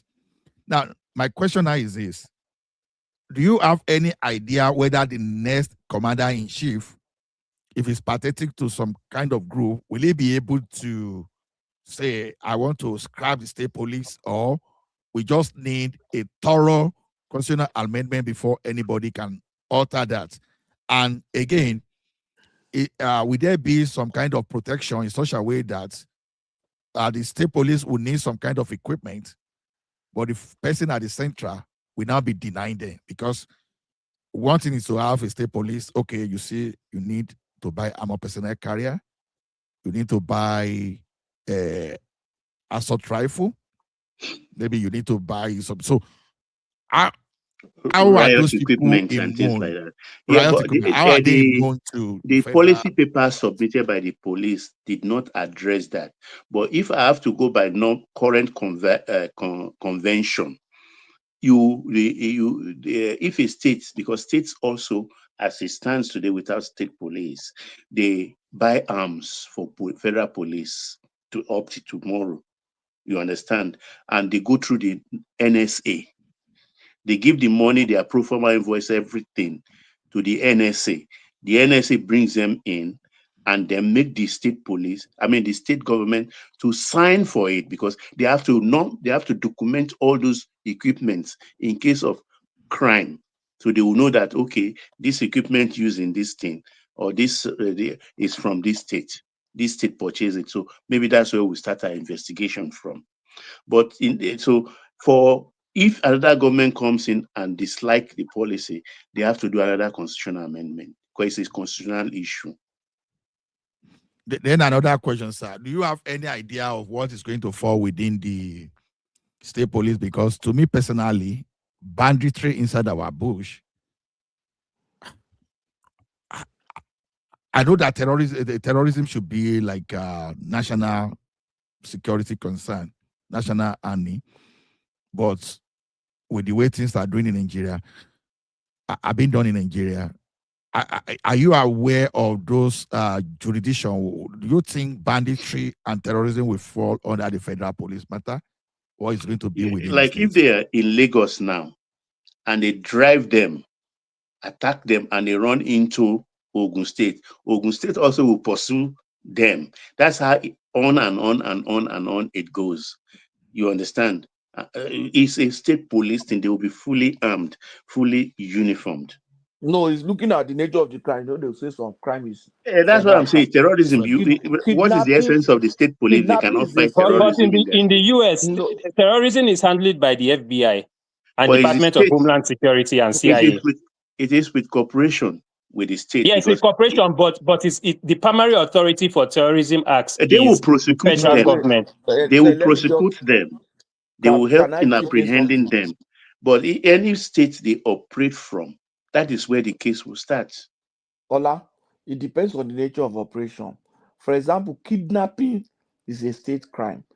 Different states have Yes. their law around kidnapping. If you catch a kidnapper in Edo State and you are able to convict him, it is punishable by capital punishment in Edo State. You understand? So that means Okay. But kidnapping is still Patoki, just within. let me chip this in. One of the Mhm. implications the states don't realize now, the trap they are falling into, is that every state will have their own prisons too. Oh, Which Yeah, I love they that. don't. which is They are better. not No, no, realizing that now. no. It's better I love that because that's one of the my federal concerns. government are Yeah. not managing the prison well now. Our prisons look like hell. No, They are not I realizing love that that. now. Do you know why I love that? Let me tell you one thing that I can guarantee in some states. Some of those terrorists will not end up in that jail. If you know what I mean, you will understand. Some justice will be done to those terrorists at the battlefront so that they will minimize cost of maintaining them in the prison. No, it's That's not a very good one. that would not be the motivation. But the point is that there are some like kidnapping now. You know, kidnapping, there's an overlap between kidnapping as a terrorist act or as a kidnapping. You understand? If, for example, Ibelo Toji, for example, you know he does kidnapping, but Bello Toji is considered a terrorist, and in some cases they refer to him as bandit. So the court is going to be the one that will decide whether they will see him as or the crime in question will be the one to decide whether he's a bandit or is a terrorist. And in the But state, if we talk about insecurity, we have security. Let's say we have state police. So if they said, okay, banditry is under national, when they see bandits, they will just leave them, they'll be looking at them, no, no, or no, no, no, no, no. It means that when you arrest them, when they arrest them, is you the federal you police that now will the handle federal the police will case. be the one that will prosecute them in the court. They'll be the one that will make the case against them. Whereas if it's a state a crime, the state police can be a prosecuting witness. They can be the one, you understand, appearing in court and doing all the paperwork. So it's me, you know the way they say transfer this case to Abuja. If it's not a federal case, nobody will say transfer this case to Abuja. Because if the arrest was made by the state police and it's not a federal crime, nobody can say transfer to Abuja. They will try him in that state according No to the law of way, that no state. power. It stays in the state. Yeah. Yeah, that's why I like what So Baba is just federal government because highlighted. I don't think there's any state now that we don't have prison service. The federal civil Simba, service. Simba, you know why it is very good? A state like Edo State now, if they have state police and they're able to empower them, kidnappers will leave because they know that if they commit kidnapping in a place like Lagos, it will be jail. But if you commit it in Edo State, they will buy It's you. going to be death sentence. Look at that guy that they caught, that Igbo guy that they caught that was a kidnapper, Evans. You know, of all the crime the kidnapping he did, they were not able to prove the one he did in Edo State. If they're able to prove the one he did in Edo State, by now Evan don't go. That's No, no, why it now will not go. The governors that's why he's in did they prison now. have did they have the temerity to sign the death sentence? Oh, you How know many? when Let me Oshomole, when let me ask you. Oshomole, Let me you ask you, remember Patrick. Oshomole When did you hear that somebody is actually there are so many people on death sentence in Nigerian on prisons? death row? You know Oshomole Yes, was the one that pushed for that they for don't that. they can't do it. They can You know they Oshomole just was, put it's like death Oshomole was sentence the in one. Nigeria is like a Hold life on now, imprisonment. Simba, hold on. You know, Oshomole was the one that pushed for that law. Immediately they passed that law, the first person with that thing do, Oshomole signed it. Oh. He signed every death Yeah, penalty. he That's signed Oshomole. it. So And during he even hurried Oshomole them time, himself to do it quickly. during that Oshomole time, everything just went pam. Did they kill anybody? Anybody, Yes, now any he signed see it. anybody they committed to death sentence in that thing, that once you don't have Oshomole shine straight away. He did not even have any mercy on any of them. So So, but I I'm sure there are some governors will not. If, for example, somebody like Fayoshe was governor in the KCC, you think Fayoshe will not sign it? Fayoshe will no, not even Patoski. go to any schedule. I can tell you about Fayoshe. Some of those bandits will not They even will not get even to the get to court. court. They Their will not justice even will get be to court. done in that bush once they are caught. They will, so This taking them Okpebolo, to the court is wasting resources. That's what I'm saying. In Southwest, I can guarantee that most of those bandits, they will not get to the court. They will be high in the on the line. so they will make sure that they keep their crime to their state. It's good. And some governors, like that governor in Tarafin, Adabawa, the guy is ready. When I listen to his interview, Patrick, you see now, every now and then, every day we come here, the only thing we discuss is insecurity, insecurity, insecurity, insecurity. And we are approaching another election. We are not even discussing any other issue. Simba, you know one thing, I'm tempted to think Tinubu is who disappoint me in that area. I'm telling you, I don't know how long it's taking him. Who disappoint is a disappointment in that Who? area. I don't Tinubu now. I don't know how long it's taking him to get state police to put state police in place. This is something he even You knew know, as a governor. let me tell you. Ó dẹ̀ ti fẹ́ jẹ́ When we come, ó ti when fẹ́ we gba gọ́ọ̀mẹ̀ntì say jẹ mọ́ lọ́wọ́ náà. wait Gbogbo iṣẹ́ now, tó wait ṣe, now, gbogbo iṣẹ́ tó ṣe, wọn kò sẹ́ni tí wọ́n débẹ̀ tí wọ́n ní bàjẹ́ mọ́ lọ́wọ́ Patrick. Let me tell you. state You police know will the help kind him of now. wait now, the kind of democracy you people always think that things are just easy like that. Do you think there is anybody that will be there and then you want this kind of situation?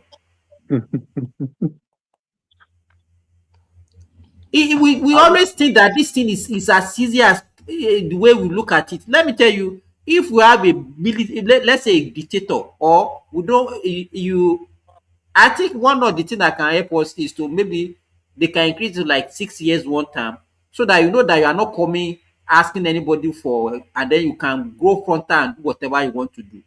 But that will also not No, be. Wait now, Ola, If they let me give them finish. 6 years, then some people go take and play. not The to only shop. thing is that that won't be also motivation to perform.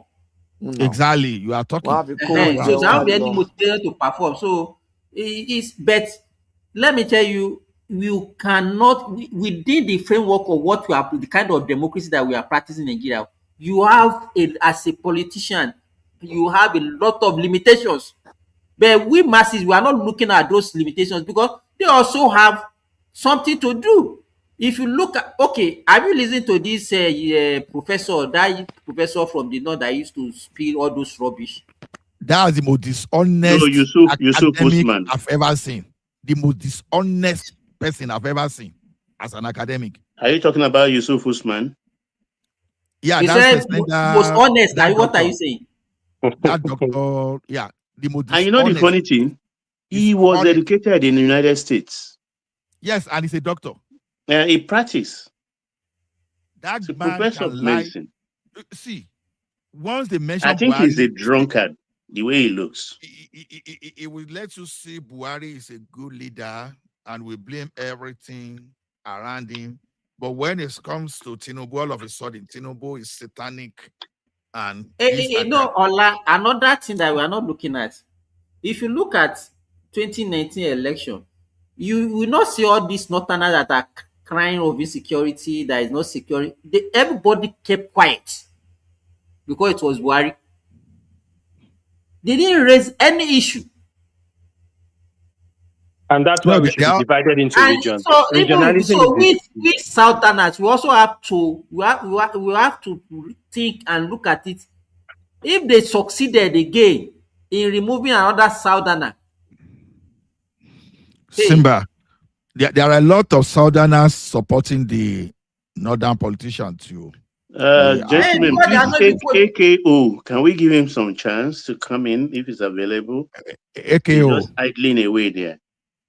no, he just came in now. Just came in. Let him document his voice.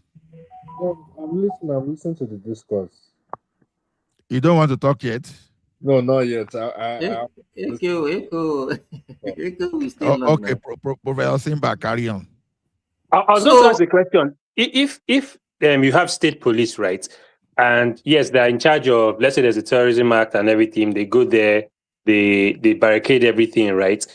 Normally, like in the US, when it's now identified that as a terrorist incident, right, what normally happens is that the FBI takes the lead and the police supports. In Nigeria's situation with the state police, who would be, it's not really like the state police is leading the investigations. Who will be in charge of that? Like, is it the DSS? Ola or the has military? answered you. They won't even report to federal police. They will finish them there. You want to charge dead people to court, or you want to hand over dead people to Baba, federal police? another thing that even whether they do anything or not, I think one thing that state police will achieve, it will shift the attention away from the federal. Exactly. So that at least people will now be able to hold their governors and their local government chairmen accountable. Exactly. Because all these the federal that control the security and even the state are not even do anything. I think if it's not going to achieve anything, it's going to achieve that. Simba, I want to say something there, and anybody that's listening, please come and debunk me. When was the last time, as I speak today, that anybody went to any multi-million naira farm, the farm meant for business in Ekiti, and destroyed the farm? Anybody that is aware? Because I'm not aware. That's what I'm saying. Because with what I hear, you don't go to all those farms. The last time was about 3 years or 4 years ago. The Oba Olufalaye's farm. That was about 4 years ago. That was the last time. The thing now is this: if you go to all those farm settlements, and when they say private security, who are the private security we are talking about? Probably the like of OPC and co. They'll kill them now. You go here. Do you not go even hear the story now? That's why they are afraid. That's why they are afraid, because they're not going to see their people again. These terrorists are armed to the teeth. I don't think Nigerian state police can do anything. I will just, if the military. Let me tell you. Wait, Charles. There is a notice.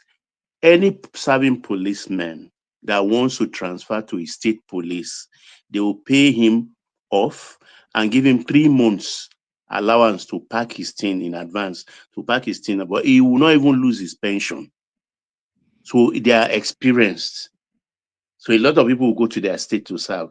So that's the experience they will bring in. And I'm sure they will take in some retired military officers, which are in abundance all over the states in Nigeria. So it's not just going to be somebody that is already, what would they do, Baba? You mean the current police people transferred? No, you said retired military officers. What would they do? No, they will supplement. They will be one training. I mean, we have, you think a colonel that's retired now, and they contract him for about 3 years to come serve. He will not wear uniform again, just in the mold of that colonel that served the custom, who headed the custom during Buhari and refused to wear custom uniform. Who remembers his name now? Oh, something I made or something like that. Controller General. You know, he was a retired military man, and he refused to wear custom uniform. Oh, wear uniform. Why should I wear uniform? I remember that. You know, there are so many. Can you hear me? There are so We can hear many you. military men now that are even willing to go back and wear the uniform. I have a connection with some channels like that. Patoski, you know now, even where we do, the captain that was their head or our head of our security in our bank now. They are willing to No go be back. retired captain. They are willing. That they are retired does not mean they are old. You. Some of them retired at the age of 40 something. No. They are So experienced. they were just discharged. So the thing is, the thing is that Shas is talking about that these terrorists are harmed to the state. Let me tell you something.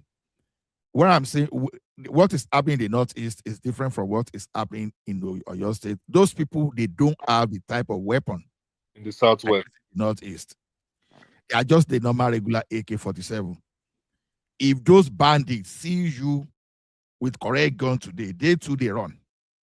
That's why that when they air tow, they even leave those people they kidnap and run away. Yeah, because if they see you before you see them, you are gone. Because they will be in their numbers. The custom man, I remember Ahmed Ali, Colonel Ahmed Ali. Ahmed Ibrahim Ali, yeah. Ali Ibrahim. So the thing is this: if OPC and all those people if are still capturing these guys, now let us use the magic. I know those people they get something for pockets. So let them use all those their wisdom and their power to do whatever. So one man was narrating his own story to tell you that these people are afraid. It was but in terms of the the response times, like these things happen in like the hinterlands, like in the village and everything. Do we have police stations there? Like, fine, state police and everything, but there'll be community police in those places too. There'll be police. You know, this one will not be about intelligence. Okay, let me give you. Okay, that's where you said the local governments will also have. Now, see what happened in Jos. Okay. See what happened in Jos. They didn't just attack Jos. They notify ahead. They even put dates, and it still happened on that date. That is why I'm disappointed. Yes, you think Nigerian policemen no go run? To be honest, I won't lie. I just don't feel, even with the state police, we will be able to manage the situation. No, Shas. When they introduced Amotekun in Southwest, compared to pre-Amotekun and post-Amotekun, pre-Amotekun, for you to even travel along Lagos Ibadan, or you want to take Benin Expressway, or Lagos, or you want to go to all those Ekiti, especially around the Aramoko axis area, because there was a time in Ekiti, they don't take all those Aramoko axis, they will go and take Ogotuni Baraoke. Because it was like almost your banker where you take that Aramoko axis that will either be robbed or be kidnapped. Then Ikere Akure Road, that federal road there, it was one of the deadliest. Then there are some farm settlement around the Emure. Sorry for saying this. You know, I'm just talking of area that I know very as an Ekiti person. You understand? Yeah. But on introducing Amotekun, what do you think happened? Somehow, miracle happened. And those incidents just went down. And Amotekun is using what? Pump action. But you know, police, their own job is just to that respondents, like when it happens, they respond. But when it comes, so really, what I'm looking for is like a task force that is responsible for, like, round the clock. They're not just responsive to an attack.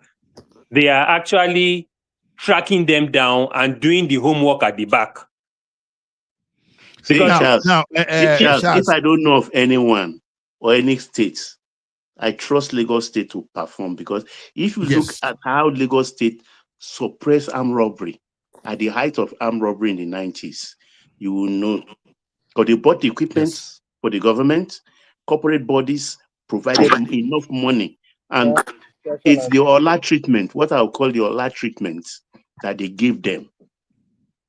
No case, no thing, no bail, no, you are not going anywhere. If you go to Dudu at that time, all their charms, everything, like a mountain in the entrance. For me, I they think call them grass cutter. They should just form a counter-terrorism unit that is not domiciled in that north. That's their job. No, Shaz. Fine, there's police, there's everything, but they need. I don't have business with even. Let me be honest with you. Once the state police exists, I don't have business with even Southeast and South. My business is Southwest, and I trust my Southeastern people. So what about the Yorubas and Christians in the north and everything? Would you not want to have won't you care about them? Because that's the main concern. If they run afoul of the law of the state, deal with them. Shas, the thing is this: let us take care of our own area first. Exactly. If the Yoruba and Christian in all those areas think that's not how it's secure, at least we have a place to run to. Even Kano State, Kano State is ready because they are Hisba. Hisba alone is 17,000 strong. Yeah. Imagine they convert them to state police. Whew. That's a lot. Exactly. Them. Exactly. So, the way I see the thing is this, Shaz, don't be afraid. I know that the community police, they will work mostly on intelligence. Okay, let me tell you one thing. As I speak today, one of the most powerful intelligence agency in the Southwest today is Oodua People's Congress. OPC. If there are new faces in any place in Yoruba land today, OPC knows. Under 12 hours, OPC, they know all of them. Yeah.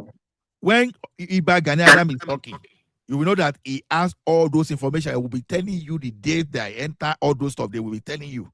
Just imagine that. And you now have a state police. Now they will even pay the hunters to be informants. Exactly.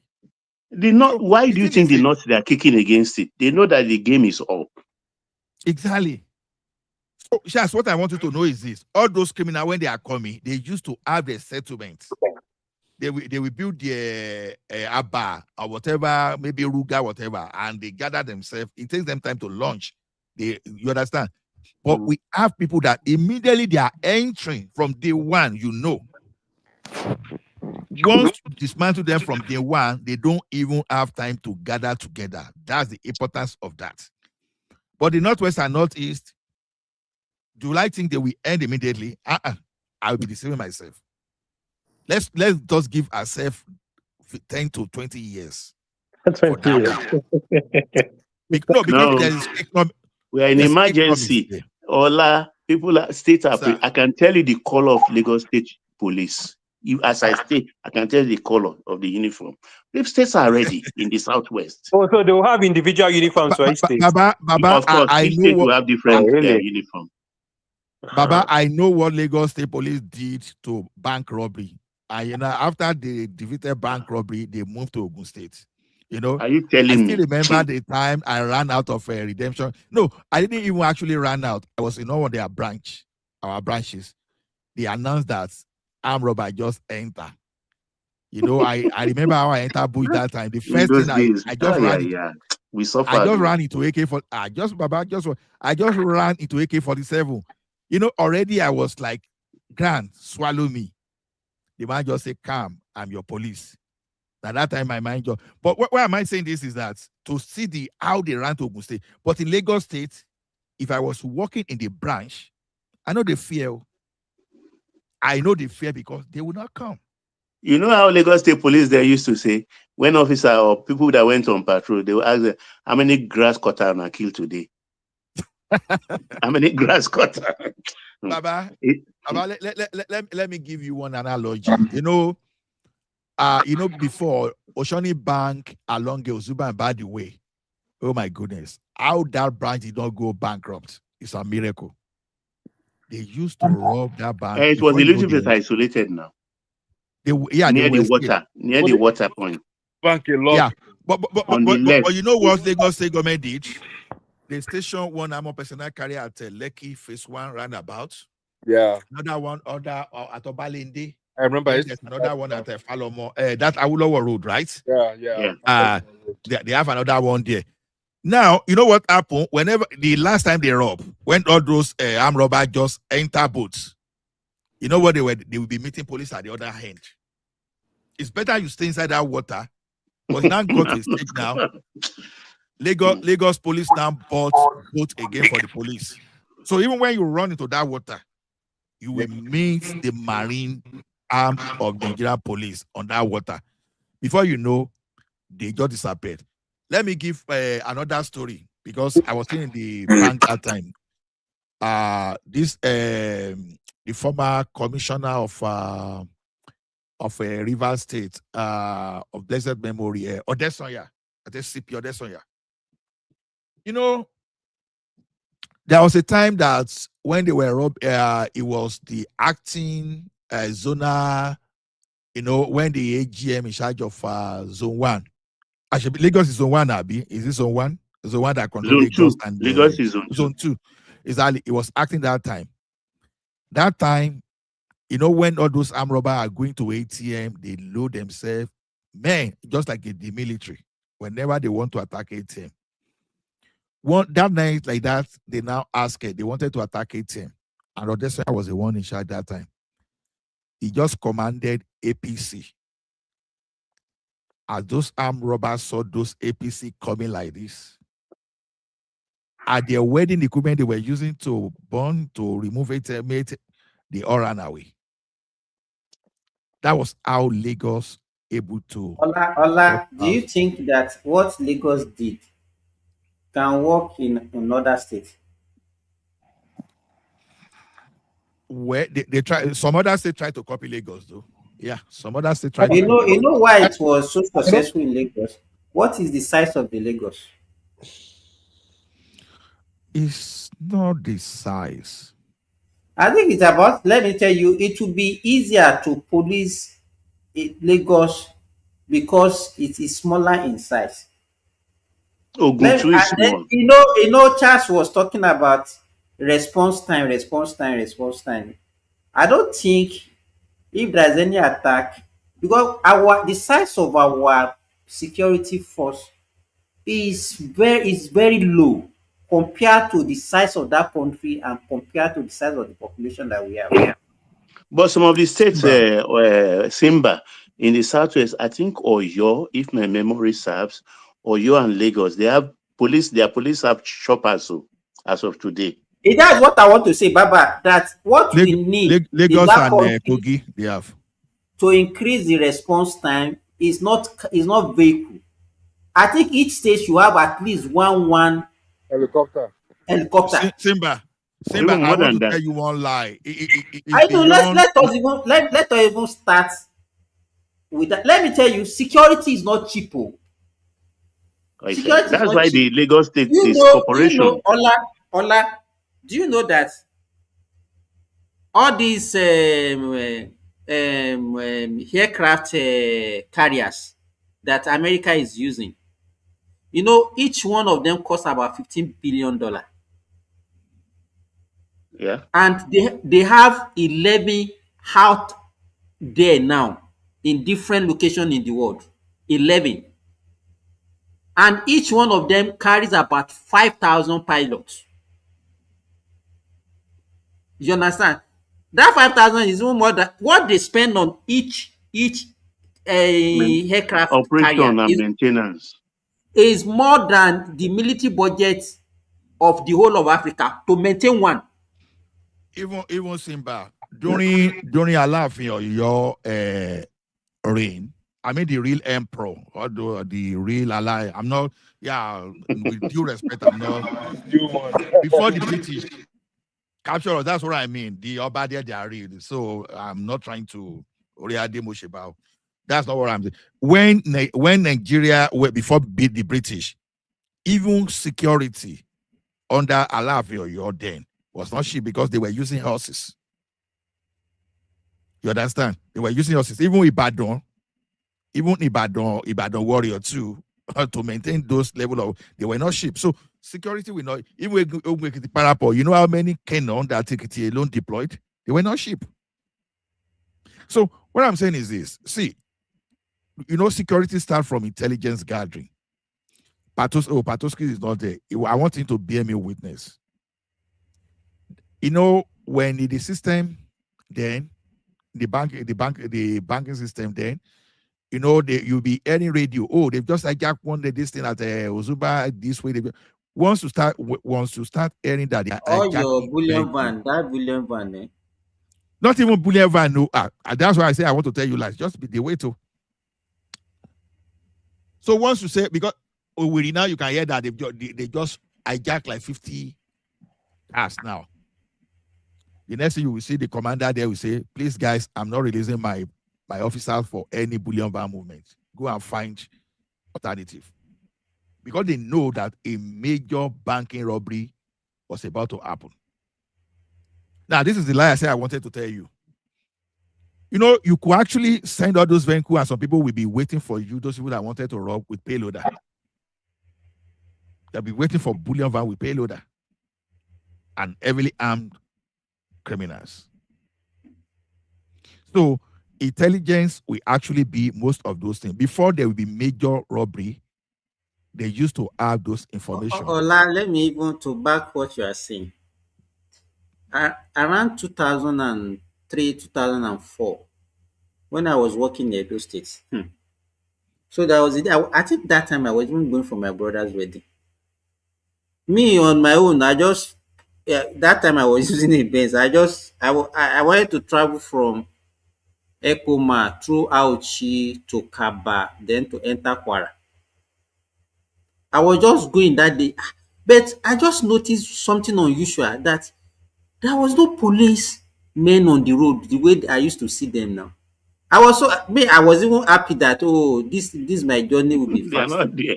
All your ears will be tickling. You won't know that there's the Baba, as if you know what happened. Hey. I just got to a point between this Oshomole town and Auchi. I just saw a crowd of people beside the road. So I waited a little, I slowed down. Then I just immediately I just want to zoom up again. One guy just said me say, "Oh boy, I'm robber dey front too." What I want to bring out of this is that why are the police not on that road that day when you know armed now. robbers? You know. It's just No. I'm talking about 2003. Simba, those periods, you know, the time they closed the Port Harcourt airport, they were using Owerri. That was one of those times you got some kind of a bullion van. I got that time. You know, they will use Owerri to take money to the region, and they will use bullion. They will now use a security van from those areas. You needed to see how they were moving money that time. You could see the convoy of military vehicle going to like 50. I'm not talking of pickup. You understand? Just to move money alone. That time. So the thing is this. Armed robbers used to get intelligence that more. In fact, the thing is this, you will know is that armed robber will know that they will not attack Is it bank. an intelligence? Is it all because they are the one that are doing it? Well, it's not, that is not intelligence now. They deliberately put out, they remove the people from the road because they want their people to operate. Like I told you of that is when they start hijacking vehicle. They've hijacked like 15 vehicles today. The police commander said, we say, guys, I'm not releasing my men. Yeah, that was why they started telling the bank to go and start be getting a private cash in transit vehicle, all those people, all those armored personnel carrier. Because police was at a particular point in time demanding armored personnel carrier from the bank. No, be today. We have been. Well, remember what happened during Anini, not knowing that anytime you see any form of criminality thriving, you know that your security forces are involved. Even the bank, even the banks. Look at the robbery in Ilesha Bankage. If I remember, that one of the cash officers and the staff there, they quickly kept their money, or they quickly stole some money too, thinking that they will just catch that one with you have worked in a bank before. Do you think that even bank robbery can happen without the insiders? It's insider. How would they know? How would they know the money they're bringing to your branch? How would they know the amount? All those armed robber will not go and attack banks in the night, for example, when they are not sure what is happening. That's why they attack mostly in the day. If they are sure they will get more money during the night, they prefer to attack in the night, whereby they will just have 2 policemen there that they can just silence and use all the equipment, including weapon equipment. Very rarely do you see any bank robbery happening in the night now. Yeah, because they sure they are not going to get. So armed robber know exactly how much you are evacuating from a particular place, taking to the bank. How do you think they know? So it's all about intelligence. So I see when we ask the police. But if the criminals are using intelligence, why are we? I think we are all compromised as far as I'm concerned in terms of security of that country. We are all Is the compromised. structure. Okay, just imagine Simba. We have seen all level of compromise, security personnel, community leaders, even people on their own. Everybody compromise. Everybody have been compromising. That's it.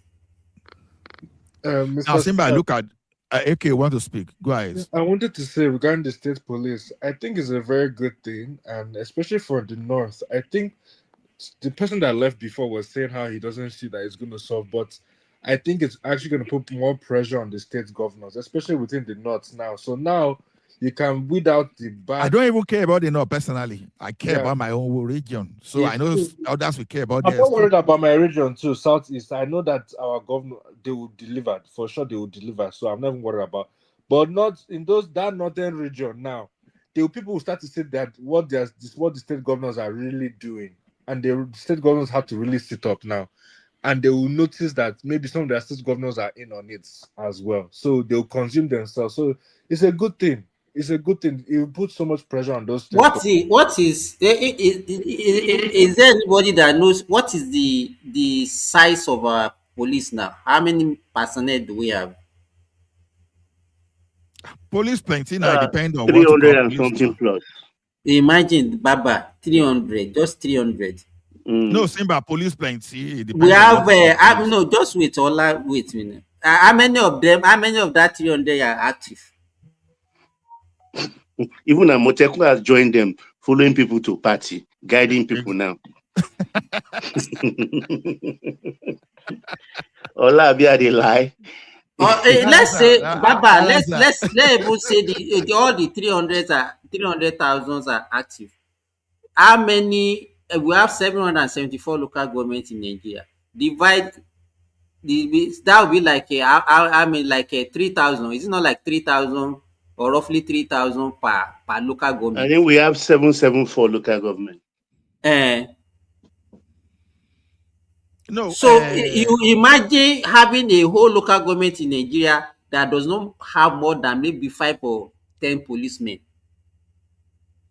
What can they do? No, Simba, the beauty of state police and community police now will be. No, I'm not condemning. Wait, Nola, I'm not condemning state police. If I've mentioned, that's talking about what is happening now. That's what I'm saying. If it's not even going to achieve anything, the fact that it will even shift attention away from the federal is something that is good. No, because so that at least yes, now the politics, it will remove the politics that is involved in our security architecture. It will remove that politics. Yeah. So, like I said now, for example, okay, KOU, go ahead if you want to. I wanted to ask, there's something that, Baba, you mentioned. You mentioned that now the states will have their own prisons. I didn't understand that part, the implication of that part. Okay, let Baba answer you. It is right from Buhari's time. He devolved it from the exclusive list. So that because the federal don't have even enough resources to feed the prisoners and take care of them. So they said state should handle it. So the establishment of state police has entrenched it.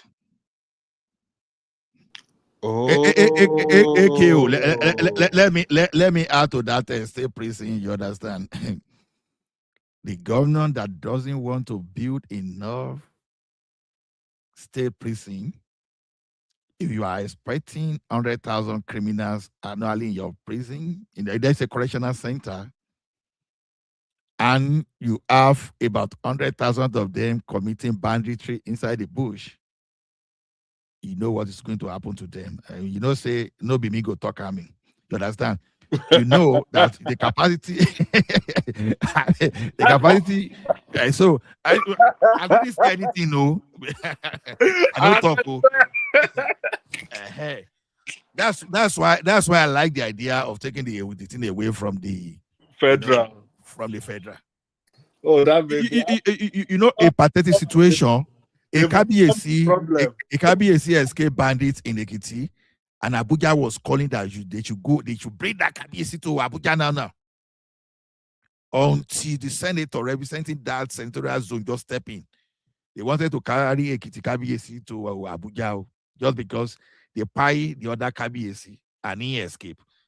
Ask me, waiting they won't ask that man in Abuja. They won't ask him. And the military they deployed to that place, when they reported to them, those military said they cannot act until they ask them. And those bandits are inside the bush. And they were begging the military to close. They say, but God, we cannot run away. We know they are there, but we have to wait for order. You see why state police is important now? Yeah. So I guess now this one will be it will be, you know, you buy on site. That's the order they will give them. If they catch, buy on site. Nothing like say, oh, make we take you to court or anything like that. That's waste of money and waste of resources. Just buy on site. That's it. Ogbeni told us something here several months ago. When they say, for example, if you use biro, you point it to someone, like a form of robbery, that person, even though now biro is carrying you, that is pointing to someone, if that person will panic and just obey whatever that person that was using pen to threaten him, you understand? If that case is decided in the courts, that will be their sentence by hanging. I'm trying to build something new. I'm trying to build a case. Mm-hmm. Then why should someone now see bandits in the bush?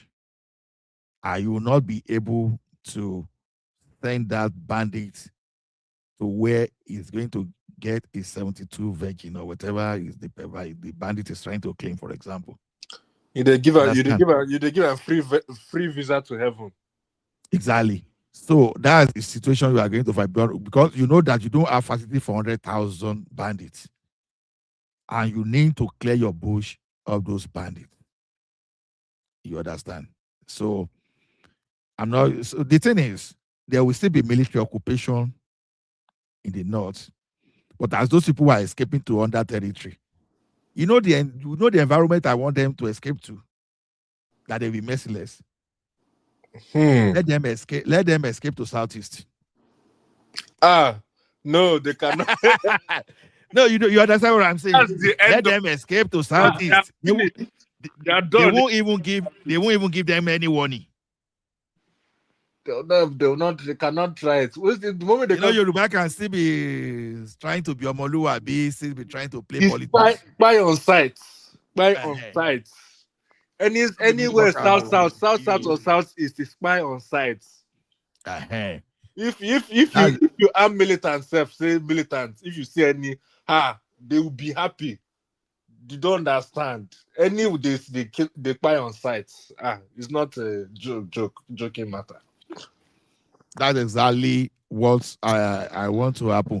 Baba, are you aware of the type of speed they want to give to this state police? Because to me, if we can pass that state police this year, I think it's going to be better. Though the implementation can be next year, but I guess the question I want to ask is: the northern governors, aren't they against not North Central, but the states like Borno or Sokoto and other, aren't they against this because of the They are against them.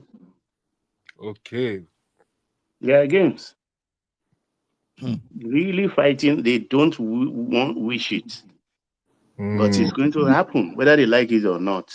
So that bill will be passed this year. So then what implementation the will likes be of the next traditional year. rulers as well?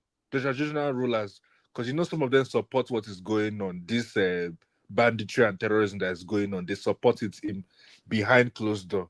So with this now, what will happen now? Those ones, they will shut up, or would they also eventually get rid of them or exposed rather? Okay, you now see. I don't know whether you were here the other time while I was supporting that creation of additional states. Yeah, Whether you attach, that to southeast or yeah. south, I don't Yeah, care. yeah. I remember you said each state must We collect. need that political. We need that political representation. Mhm. You know, like Baba just said now that some states in the north are against, because in the future, whenever we need to determine, once we don't have the number of rep from the north outnumbering the number of rep from the south, and I want to believe that even as we speak today, that the north central, I know all of them. I know north central is a little bit complicated because Kwara now, for example, I cannot trust Kwara. I cannot trust the Niger State, but I still trust the like of Benue, Plateau, Taraba to support what will be happening in Baba don't the. support. Okay. You understand? Mhm. So I still expect them to support whatever that will be happening. Decision may be that will favor the country. But you see those states, northeast and that northwest. I can't trust those people fully. I'm shocked that they Yeah. haven't decided to even break up like Borno. As big as Borno State is, they haven't decided. Okay, we're going to break it up into multiple states. Was that Borno State? No, me, I don't. I know. I think if there any style, if there any state should be created now, it should be in the south. Yeah. Once you have 7 states from the northwest, maybe they should find somewhere in the south to give 7 states to. You understand? Just make sure the number of senators from the north is checkmate, or even more. yeah, you have equal representation from the south. The number of rep, you have equal representation. And if tomorrow, if we like to go back to parliamentary system, make the number of representation to be the same too, so that when there's a need for major constitutional amendments, some people will not just override like they were doing in the First Republic. Yeah, exactly. Where the North alone was like half of the entire representation. So, and they were able to bully everyone. Mhm. They still carry that mentality to today. Yeah. That they serve as born to rule. And in the system they are using, how did they feel that system? It was Awolowo that first of all make attempt to break that system. I don't know if Simba is aware. Yeah, Wolo was the one who tried to break it, but as it messed him up. Prince Daddy, if you want to talk, go ahead, sir. Yeah, hello guys. Yeah, I was going to ask, with this prison, the new structure for the prison system, is there any discussion about private prisons at all? Is it part of the equation? I don't understand what you are trying to say. Like in the West, at least in America, they have what they call private prisons. So What is every prison? I'm not aware. I'm not conversant with those terminology. Oh, well, private prison is like it's owned by a private corporation.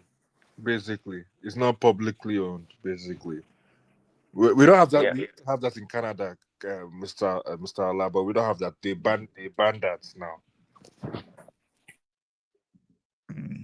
Well, I think it's not a bad strategy though if there's a PPP for building correctional center. Any government infrastructure can actually be given to private people for sure. Well, I'm just asking, not because, by the way, not because the private prison system it's a good thing. It is a cesspool of corruption. Actually, it's really bad. Actually, maybe the only advantage though would be that they use public or rather private funds to build these prisons, and there are availability of prisons for the inmates, right? That would be the only advantage. But of course, and like any business, right? You need customers, right? You need customers. So these private prison owners, they go as far as bribing judges, especially the youth judges that oversee juvenile crimes, to keep these children in perpetual, lockdown. Really, it can be really, really bad. It's a sad thing. Anyway, but I'm asking because we're talking about states running their own prison or local government. Guys, these things cost a lot of money. And prisoners or criminals are the reject of society. At least that's where we see them. Do you think they don't spend money for damn schools and hospitals? Do you think they're going to spend money to actually take care of prisoners? And to give them nice facilities and all the amenities that they would need. So, I mean, it's not a joke to run a prison system. So I'm not sure how a local government, these people, are they generating enough money? Are they collecting enough taxes to do all these things? Are they going to rely on the center to provide most of the funding to run the prison system? So the idea of localizing the prison systems or policing is fine. But only states or local governments that are able to generate funding that are sustainable will be successful in running these systems. If you're gonna have there's this lot of crime occurring in one part of a state, the prisons will be overrun by the inmates, and what are they gonna do? Put them on top of one another, or what? No, it's good on paper. What we're talking about is good on paper. In the long run, of course, it might work if the funding source is sustainable and consistent, right? It will work. But in Nigeria, that we don't take care of stuff for the long term. We always talk about this poor maintenance culture that we have here. I just see disaster at the end of the day if they don't have on the books like laws that require how much you spend on each inmate for their welfare. Because you're a criminal, by the way, doesn't mean that you're rejected forever. You're supposed to go into the system, be rehabilitated, and to be able to return back to society. But without funding and resources, people are going to go there and be pied and get sick. No, as of now, I think if there's only person trying to, after striking correctional services out of the exclusive list, I think the only state that is trying to do anything, at least with the air about Lagos State. Many states they have already replicated their own correctional center. They passed law around boards. I don't know of any that have built correctional facility as we speak today among the states. What we see up today, I think they are mostly for the federal.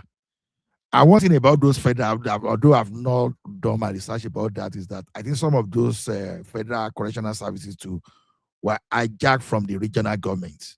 I don't know. I will cross-check that one later. But my focus that time was just on this banditry. What I'm saying is, maybe you can call it intended consequences or unintended consequences, that most of those bandits met in the bush, they might not even end up in the courts. You deploy your police and they were facing some criminal carrying AK-47 inside the forest. Mr. Allah, you're being too nice with the language. You understand? No, of course, those people, those bandits will be lost in the battle. That's what I'm saying. So they will not end up so that's the point. Some governor will not even be willing to spend extra on them. No. Because money for prosecution too is not cheap, because economic, yeah. You need a lot of resources to even prosecute. Why waste my money on such? Just give them free visa. Okay, well, to the point I was making, so we're trying to go about it in a roundabout way in order to circumvent the law of the land. I mean, we have laws, so we're trying to turn it into a jungle system, right? People should not be, because you don't have resources. That's what I was saying, if because you don't have resources to take care of the people. Prince Daddy, if there's a okay. Now, like what Ogbeni said, I was discussing with we were discussing with one RCMP officer here like some days ago. Mm-hmm. He said even if a kid is threatening someone with telephone, that maybe he called that telephone a gun. He said, unfortunately, if he got to that place and he has every reasonable consideration to believe that phone was a gun. Yeah. That kid would have gone even before he started regretting that it was not a gun, because he was not meant to take a chance. Yeah. You understand? So we are now saying that when police now is now facing AK-47 carrying bandits inside the forest, why should they give them the benefit of doubt? So how is neutralizing them inside the forest now constitute jungle justice? It's not. When Americans, when they came to free their citizens here the last time, even after gassing the kidnappers, after they slept off, they finished. Were they not supposed to take their citizens and leave? No, they were not taking any chance. They finished them. They eliminated all those kidnappers. So the question is this: you see all this idea of reforming bandits in that country. No, that's a long forgone conclusion. It's sustaining their number. It allows them to regroup. Instead of decimating them in Nigeria, the approach is actually allowing those people to recruit more. You know why they talk about reformation? They're trying to create this false equivalence between what happened in South with the militants and the terror, but it's not the same thing. You can reform militants, right? But you can't reform people like that they is ideological.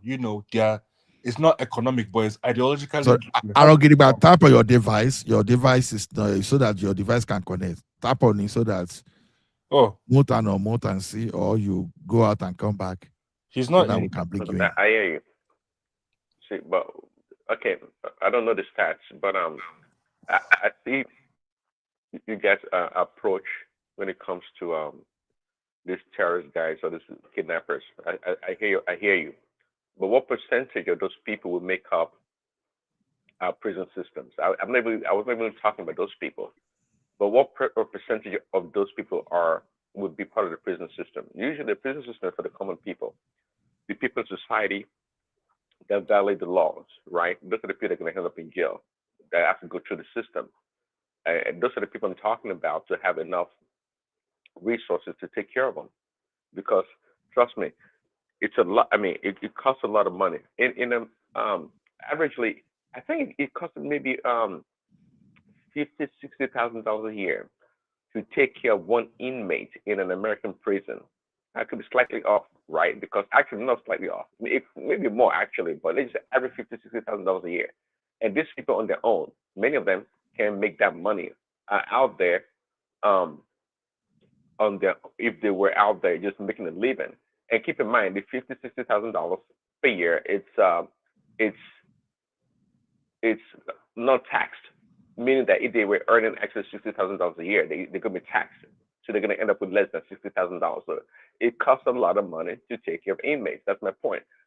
These terrorist people, I don't think they'll be the problem or the burden on the prison system. But unfortunately, Nigeria prison is different because nobody even want to pay to pray. Nobody to wants to to be in Nigeria Nigerian prison. So can I good morning? No?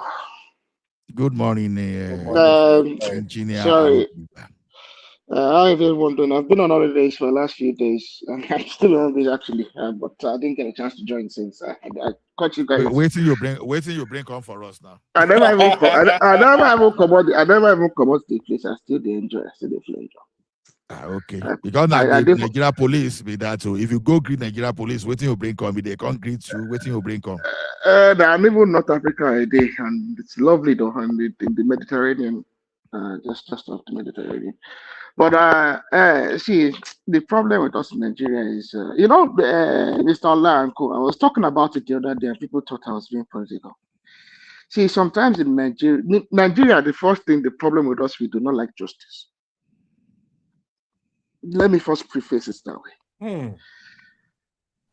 We don't like justice. This problem that we have today has been coming a long time.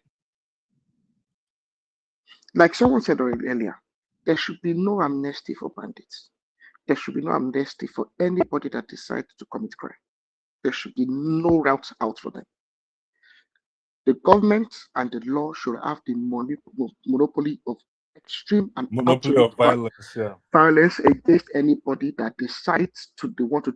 If terrorism does not need you to come and do something extreme in the name of religion, in the name of anything for it to be called terrorism, by you simply deciding to make my life unbearable for no just reason, you are terrorizing me.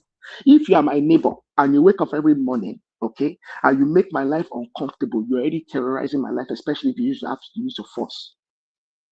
That is the meaning of it. That's a simple English word of it.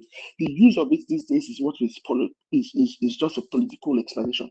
The moment you decide to make my life unbearable and you use force and you use threat, you are terrorizing me. Simple. You don't even have any weapons. God, are you not being too lax with that definition? No, but that's the English definition. Most Nigerians will fall under that category.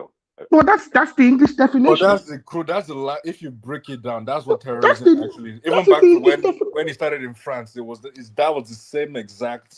That's the English definition of it. You are making my life unbearable. You are using force, and you are putting me under perpetual fear. Once you put me under perpetual fear, and I have real reason to fear for my safety, and you continually do it, and you use it as a weapon of intimidation, you are terrorizing me. It's simple. Terrorism just means intimidation. Sorry, but I mean, you kind of describing our society in general for the most part. So yeah, but that is why the government has failed. A lot of people fall under the category of terrorism. But that's why Mr. Arrow is saying that we don't focus on justice. That is why in a sane society, you can actually have someone you can get an injunction, an order that someone is disturbing your life, and you can get an order they can't even come within 300 meters of you. A school can get an order and say, we don't want this individual in the vicinity of our company, of completion of our business. But in Nigeria, we do not follow law. So now, let me follow through with that. There should be no reason for anybody to negotiate or offer amnesty to bandits. But the day we offered amnesty to militants in the Niger Delta, we did something we did not know were going to come and haunt us in the future. What is now happening in Nigeria is that there's now a political negotiation to a very, very serious problem. And individuals in a position of influence and political individuals are using it as a bargaining and negotiation tool. I'm now convinced more than ever that the insecurity in Nigeria is not just. It used to be commercial, but I'm now certain that it has a political dimension to it. And it has some sort of an ethnic dimension to it. And I believe that individuals are using the amnesty program, the South-South, as an example and as a bargaining tool. Because there's no other reason why the federal government should not be taking maximal action on this. I know there numbers that the numbers of the police forces and the security agencies is not adequate. I know the area they need to patrol is large. I know there's lack of discipline. There's other logistical issues they have. I know that. I appreciate that. But I think the government is not applying maximum pressure to this matter. And I believe the reason they are not applying maximum pressure is because this matter has now become ethno-religious and ethno-political. And it did not start today. And the other thing we need to look at it, the security in Nigeria has multiple facets. There's now also terrible and dangerous economic advantage for these criminals. The advantage is not just ethno-political. There's also an economic advantage, a personal economic advantage. You have to think about it. There's individuals that might be motivating them, that might be encouraging them because they benefit ethno-politically. But the criminals themselves, at another level as well, personally different to whatever they benefit from their ethno-political arrangement, they also have an economic benefit that they would not otherwise have had, because bandits are now multi-millionaires and multi-billionaires, knowing full well that they will get away with it. But the problem is we do not like to face justice in Nigeria. In Nigeria, justice must be extreme. As much as I do not like Mr. Ola's patron, OBJ, when OBJ knew that there was a problem of armed robbery in Nigeria, what did he say? Shoot on sight. Mr. Ola, did I lie? Am I still audible? I don't know if I'm still. Yeah, you're audible. Lost. Yeah, remember shoot on sight now. OBJ shoot on sight back in the 2000s. If armed robbery, if you're an armed robber, then nobody is arresting you. They're not. The police were trying to arrest armed robbers in the early 2000s. Sorry, shoot on sight. This is part of the jungle justice system I'm talking about. Well, It's not about jungle justice, Mr. I disagree with that. That's OPC. No, not just OPC. No, not OPC. Remember, it was under OBJ that they started all this. Has been a policy since the day of Idiagbo. No. Remember in the 2000s. Obasanjo really. I'm telling you that shoot on sight policy on armed robbers has been since the day of Idiagbo. And war against discipline. No, you know that and every administration since that time military that shoot aside. You understand? So Prince Daddy, it's not jungle justice. How can are you saying that people are carrying? We cannot be living off a military Prince Daddy, way of doing things. You continue. Prince Daddy, American police will shoot anybody that is carrying phone threatening in America. If you are using phone and you are pointing to bank like this, everybody hands up, American police will shoot. So why is it the jungle justice? Even for phone or even plastic gun, American police will shoot. Societal order, that's what is in paramount. So anything that brings societal order, you follow through with it. So I don't see it as jungle justice. Armed robbers then behave like bandits now. They will write you a letter to your streets. Well, They'll tell you they were terrorizing people. They write a letter saying they'll come to your street. They come to your street. They start shooting everybody in sight. If you get in, you're unlucky to be shot. You're shot.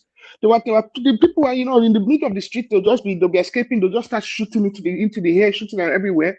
People, bystanders are just itch. Young girls, a girl that's just trading, just hawking biscuits by the roads, is shot dead. Different things, extreme behaviors.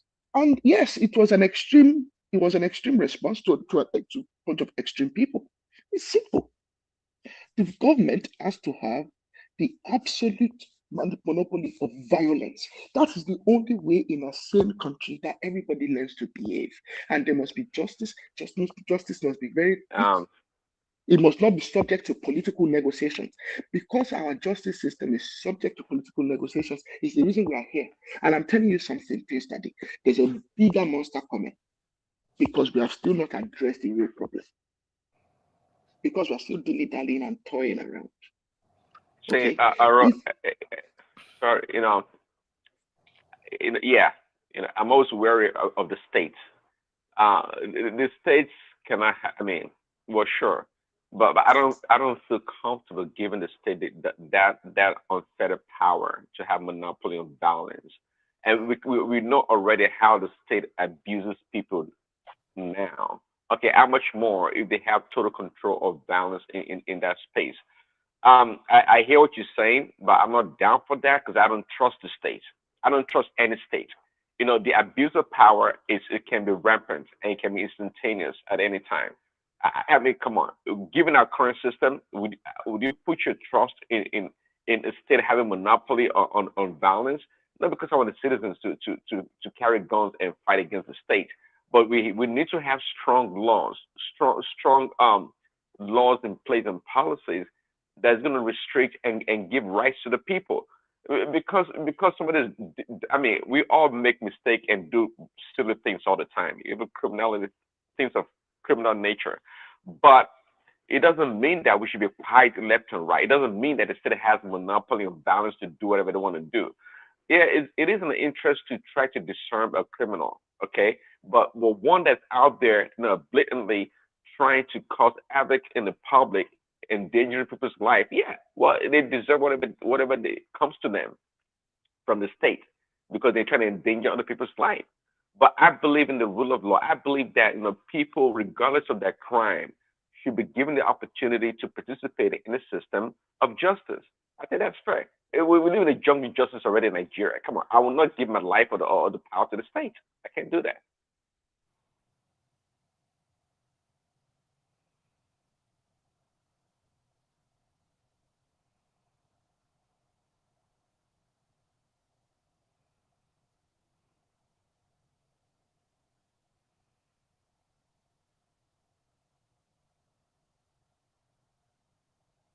Why is everywhere quiet? Where's Arugidigba? I think he is getting engaged with Prince Oh, Daddy. did the arrow drop? Yeah, it dropped. So I was even expecting him to respond to you. So the thing is this, Prince Daddy. Go ahead, AKO. The thing is that even this idea of the militant, I want us to separate it because militants, that was a very unique situation, Nigerian, social political, because their own was more of an socio-economic. Arugidigba, tap on your device for you to connect. You are not connecting. Go ahead, These AKO. bandits and these terrorists, they are more from my ideological standpoint. That's what they are fighting from. They are fighting from my ideology. It's not from my economic or saying for the betterment or for the betterment of my people. They don't really care about their people that much. About people, the militants, they were fighting for their main stripe was how can you be taking oil from my region and my people that they are fishing and they're not even able to get the necessary things that they need to survive in their own region. Does not make sense. And that's their huge gripe. Arugidigba, mute and unmute for your device to connect. It's not, you have to, but none is connecting. Go ahead, AKO. So that's why I want to this first equivalence of militants and bandits and terrorists. It's not the same in as much that yes, I agree that maybe we should not have given amnesty to militants. We can't put both of them in the same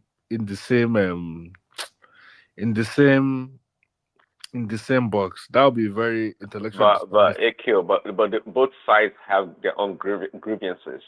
Okay, so how do you rate which grievance is more than the other? Yeah, I understand What are that the grievances of terrorists? I don't know, but obviously they're taking arms just like the militants in the South. Okay, so but you to condemn their own grievances that okay, well, the South people is more economic based and geopolitics. Therefore, we should look kindly on them, and the one from the North, we should hide them left and right. They can make their own argument too. I'm curious to see what that argument is. Well, it could be marginalization also. They can feel marginalized by their own people, by the state itself. I mean, different reasons why they're taking arms. I mean, you'll be surprised they can make their own case. But either way, again, so I justify, for example, the people in the South, the militants, they have the right to cause havoc on the citizens or on authorities because they have grievances. Militants do not have right to cause havoc on the citizens. Of course, I don't agree with that. But to say that the Niger Delta militants were harming their own people, that would be erroneous of us to say, because that was not what that was happening. The the terrorists themselves, the terrorists in those regions, they are attacking their own people. They are killing their own people. No. You know one thing. Displacing their own people. I don't understand what Prince Have you Daddy ever is. heard that the Niger Delta militants were killing their own people, kidnapping their own people? Well, don't let us whitewash. Hold on Don't let first. us whitewash those guys. They I don't want to were whitewash coming. the militants, but I think we need to be No, there intellectually were some. honest. There was some. No. There were some incidents of intimidation. There was extreme Sorry, intimidation. can anybody hear me? Yeah, Can we can hear anybody you, hear Mr. me? Allah. No. Let me tell Prince Daddy something. You are telling us that don't compare the militancy in the South and these bandits. Okay, let's give an example now. The bandits are the South terror militants. You understand? They said you are doing oil mining and everything on our soil, but we are not benefiting. We don't have good water. We don't have education. We are falling sick and all those stuff. Sorry, Allah. Do something for us. I'm not. Just like I said to AKO, I'm not trying to substantiate or disprove that their legitimate concern. That's not for debate at all. For whatever reason, they're justified. I'm not even questioning that. The question is about them being armed against the state, and you justifying that it's okay for them to do it, but people in the north, they don't have grievances, or we should discount their own grievances. No, and just like I wasn't hold on, justifying. just like I was about to say that it's not like they were innocent bystanders. they were probably fighting their own people too, intimidating their own people. Fine. Okay. Okay. I know. You know me. I no support. Yadua anyway, because I said it that it was a mistake. But Yeah, then I agree. now you can't now compare those people. We can say they were fighting for survival. It does not mean that I'm Exactly. justifying. But these guys that you are seeing, they allow you to grow your plants. You now think that, okay, next week I'm going to harvest. They brought cattle. They graze on them, destroy your crop, creating economic hardship. They are not only stopping at that, they now kidnap. And they said, okay, you pay several millions. That's even those people they've not made in their life. Otherwise, they said they pay them. No, so now that's some group. Some group are now even telling you that convert or you start paying tax. For the land that's not their land. Because there's a different thing. The South militant, they are on their own land. But some left their own land to come to your own land and telling you that this is the land that Usman Fodio gave us. And some of them are coming outside the country. All of a sudden, the land in Southwest, the land in Southeast, South belong to Usman Fodio. And you that you are even talking, you are coming from maybe Mauritania or somewhere in the Sahel. Telling people that have lived on their land for more than 300 years that with Madame Folio that came about 100 years ago just gave them that land. How do you justify that? So they have no reason. Whatever reason they have is extreme. This is not me justifying what they did in the South. Exactly. I'm not trying to justify what happened in the South, but I'm saying my point is you can't compare militancy to it's not the same thing. You know one problem we have in Nigeria. We help these people to actually propagate and to further their agenda. And I'll tell you why. See all that nonsense. Are you talking of the bandits or you are talking of the militants? It's the bandits themselves. You know one thing, we are doing exactly what they want. We are helping them to fuel their fire, to advance the nonsense they are claiming. And like Mr. Allah said, some people will come from far away, they will claim. They know that that is an unreasonable claim. We know that that's an unreasonable claim. And they don't make that claim in any real sense. What they want to do is to make a statement so ridiculous that you first spent so much a lot of time bamboozled about the idiocy and the idea of the claim. Nobody is ever going to come from anywhere in the public and claim that establishment for those land. That is just a distraction. That is just a distraction. The real issue here is that these are economic criminals using the use of intimidation and force for economic benefit. The primary benefit of this, we are still not seeing it for what it is. And I blame the DSS. All this stuff that we do, where we are making it ethno-religious, it is not. Doesn't help. These people are bloody criminals. However, they know us. They know that because of the nature of who we are so emotionally unstable when it comes to ethno-religious matters, that when we have an ethno-religious matter, that we focus on it and it confuses us so much and we spend too much time dwelling on it. And because it causes conflict and rancor and it causes us to be unsettled, they are using that to their own advantage.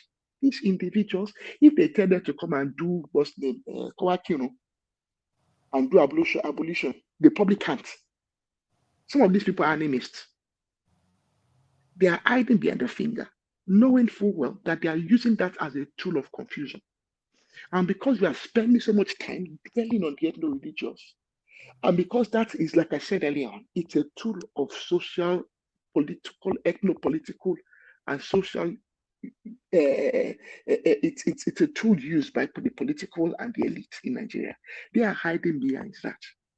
If you deal with these people as what they are, two-bit criminals that do not deserve the next second to live. That is it. Like armed robbers. Yeah. You don't help them to further. Every time I see someone, and there's all different kinds of people that call themselves NGO Americans and this kind of useless. I don't know what the DSS is doing. Foreigners everywhere saying they are intervening on behalf of locals somewhere in the north. It's some American guy backpacker that is nobody is there recording videos and says what you are doing is we are helping the bandits and the criminals to further their agenda. Their agenda is fear and intimidation. And every time any Nigerian watches a video on Facebook, on YouTube, on anywhere, oh, they've massacred the boy village over there, 200 people died. I'm not saying that the information should not be out there. I'm not saying that the government should subject information, but a serious government manages this dissemination of information. Because sometimes the information is itself, and it's been proven everywhere in the world. You talk to Americans, you talk to the Brits, you talk to the MI5, the CIA, all these different organizations that look after international security and they deal with international criminal networks. They will let you know all these terrorist groups. They have TikTok accounts, they have Facebook accounts. Why do you think they beard people on TikTok and put it on Twitter? They want to threaten you. They want other individuals to become intimidated. That is why it is important that the DSS wake up. We all are helping these people to further their agenda. We are helping them to actually intimidate new victims. Nominally, these people should not be able to overpower nominal villages. Back in the day, we were able to organize ourselves. But because already people look at the story in Jos, before they even got there, the police surrendered, they threw their guns away and ran away. Because the police themselves are already intimidated. Number one, they are not well paid. They know that if they lose their life, their families will not be well taken care of. They are not brave anymore. There's really, and then when they look at it and they look at this one, they hear that when these people come, they come 500, 300. It might turn out that those people were only 30 that came that day. But because they've been there fear, when these people arrive, there will be 1,000 of them.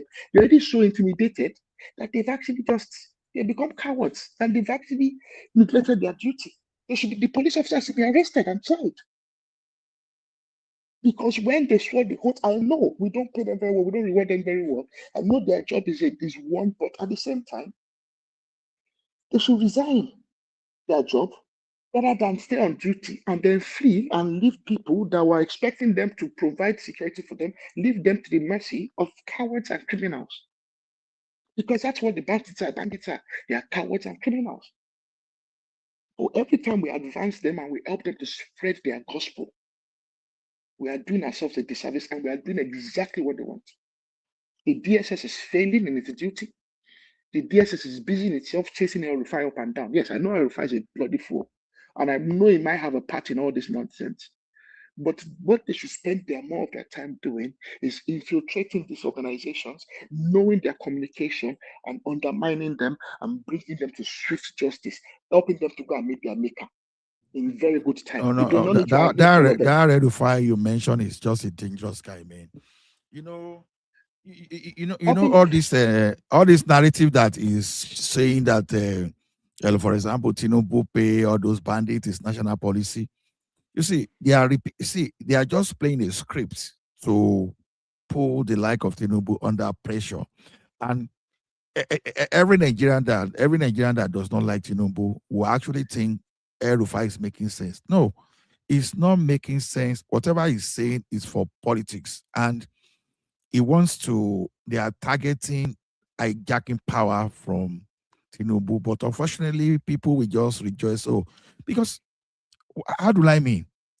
When this guy was talking about how he pays somebody so that they will not come and pay his people, that is tantamount to sponsoring terrorism or banditry. Because what did they do with that money? They went ahead, they bought more equipment. They now saw that, okay, this thing is actually lucrative. We can always get more money. And they advanced from that place.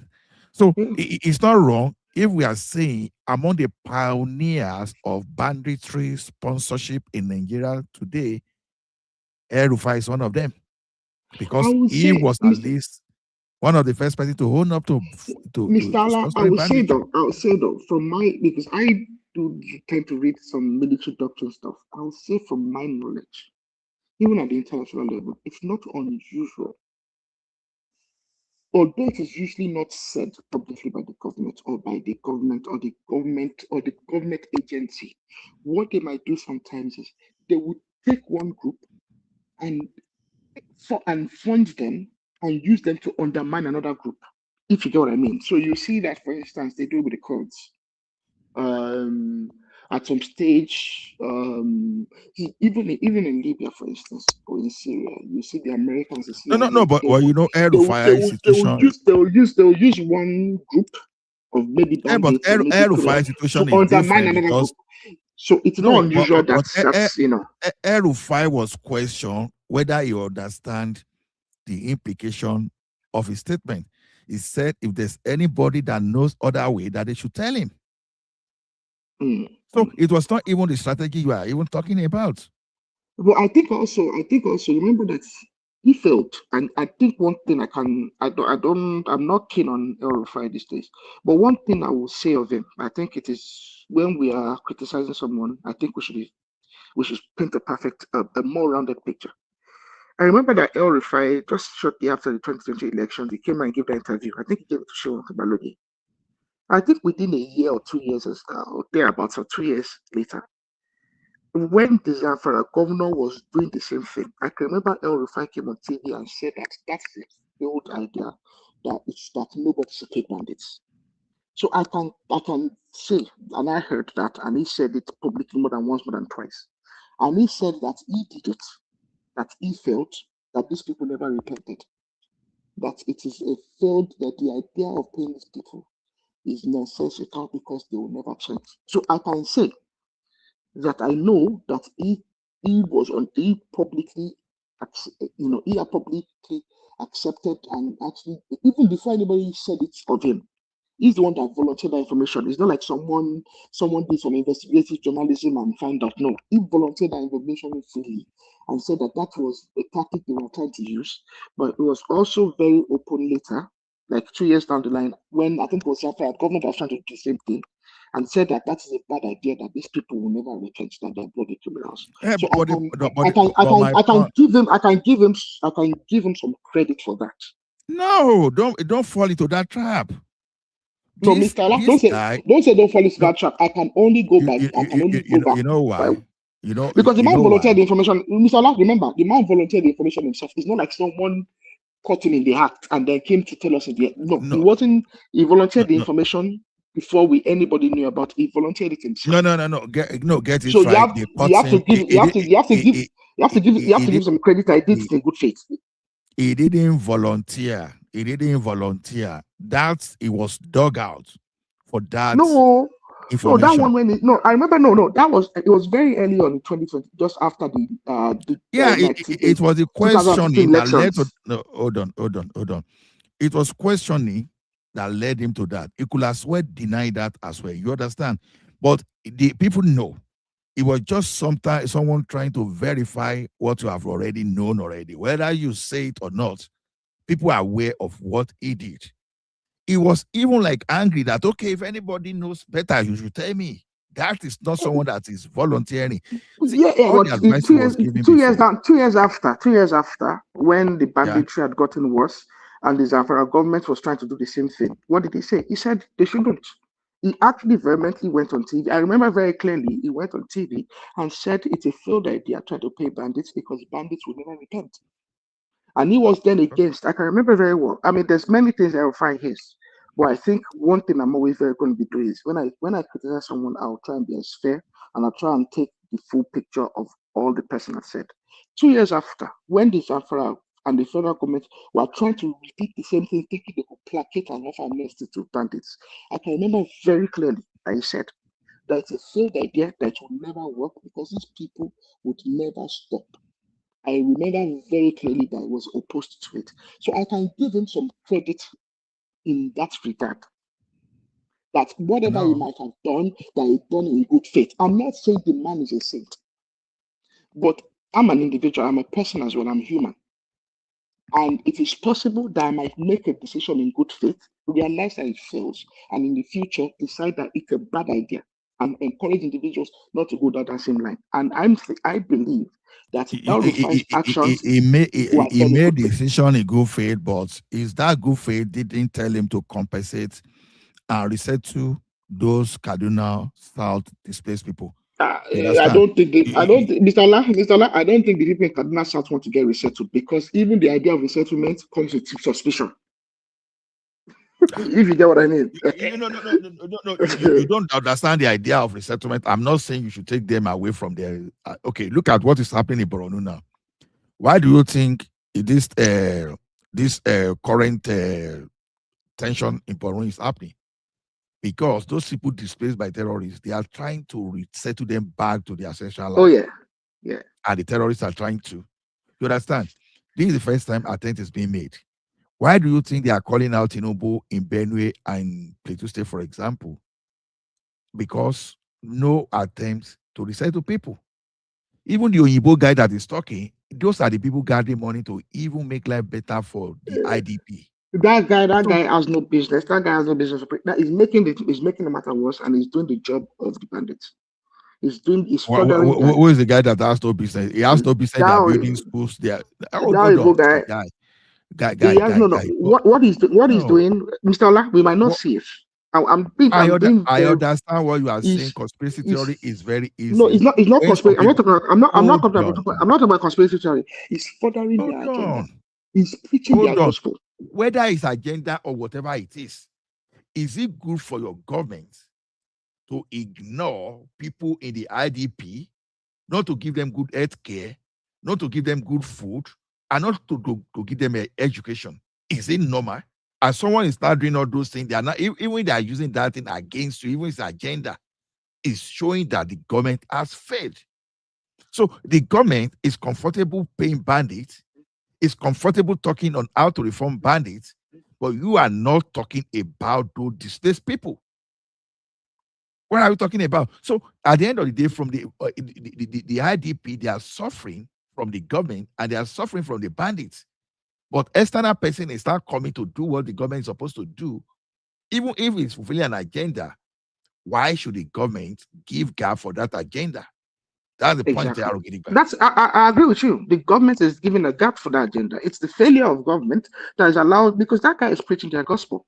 And that's the problem in Nigeria. You might think someone is doing a favor, and he might be doing it. He might think he's doing you a favor, but he's actually damaging your position. And that is it. And that is why experts and the government needs to be serious in their action. Their actions need to be premeditated. This is the government. The action of the government has to be premeditated. It cannot just be piecemeal and reactionary. No, the government has to take premeditated, concise, calculated actions. Now, Mr. La, you and me know that we have at least 2 ministries that should be looking after the IDPs. We have the humanitarian ministry, and then we have the Northeast Development Fund. Because remember that the Northeast Development Fund was the first one that was established, apart from the South-South NNDC, or whatever that's called. After that NNDC, the next one that was established was the Northeast Development Fund. It is as a reaction to that Tinubu now established all these development funds for each of the regions. Because to be frank, all of the regions are suffering in development.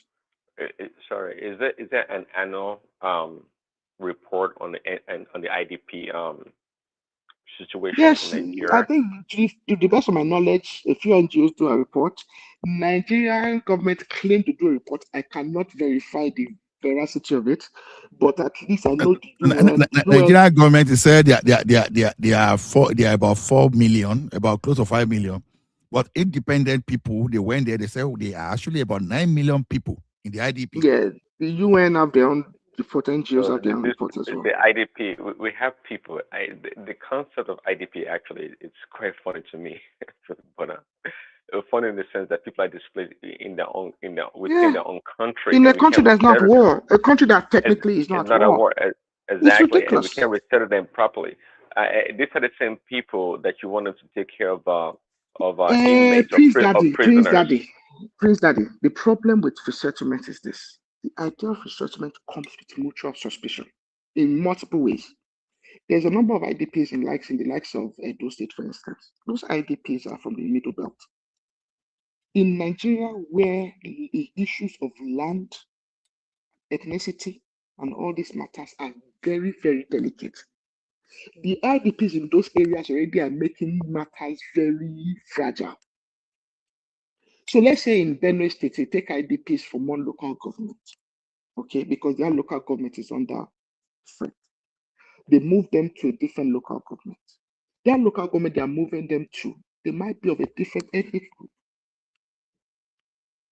So there's already mutual suspicion. Even in Nigeria, when there's no real conflict between communities that are side by side, they'll be having communal clashes over one piece of land that's not even up to 2 acres. You see them, the youth of those communities buying themselves for years and years and years. If a Modakeke, all the land, if a Modakeke is fighting over, it's not more than 50 hectares. Surely not. All the land, if a Modakeke struggle that is to be fighting for more than decades, that land I'm certain is not up to 100 hectares. Yeah, but I think I heard Dr. Sima made that argument before. The distrust that people have for permanently being displaced from their own land. I get it. So who's at fault now? Are you saying that people are at fault, not wanting to leave? No, I'm not saying the people. I'm saying the government has to be very tactful. The main solution. No, but if the government is trying to, for example, give them help to resettle them, okay, you bunch of Benue people, we got a nice spot for you guys in Ogun State and Osun State to relocate you for the meantime. I'm not giving. I like them and I like my fellow Nigerians. I'm not giving up my family. No, dude, I'm giving an example. Just giving an example, hypothetically. I know, Prince Daddy. Why should people be pursued away from their land? But hold on.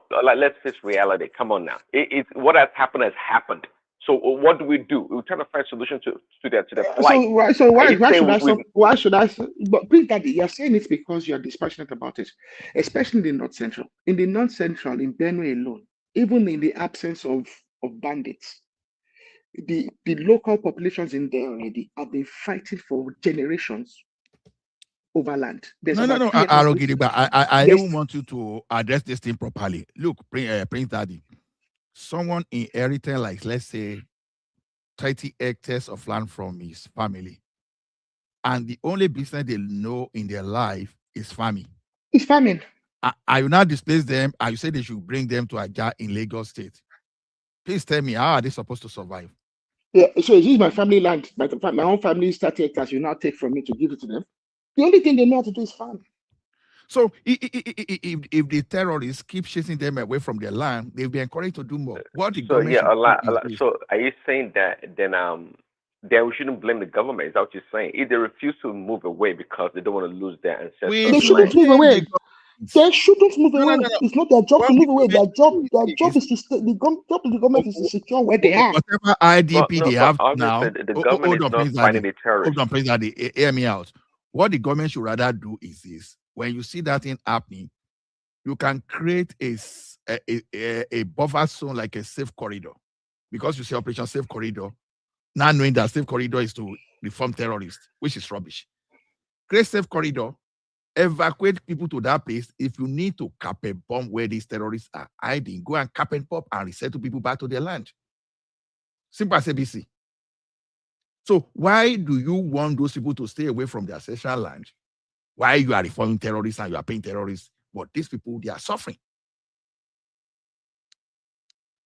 Arugiriba, you may continue. Yeah, we are creating. I agree with Saula. No. The job of the government is not to resettle. I do not want to give up my own family land to accommodate the failures of the federal government, and the government will not be successful in using the government force to acquire my land under this, using force. No, my land is not available for others that are fleeing, because what is ultimately going to happen is they are going to bring the insecurity to me.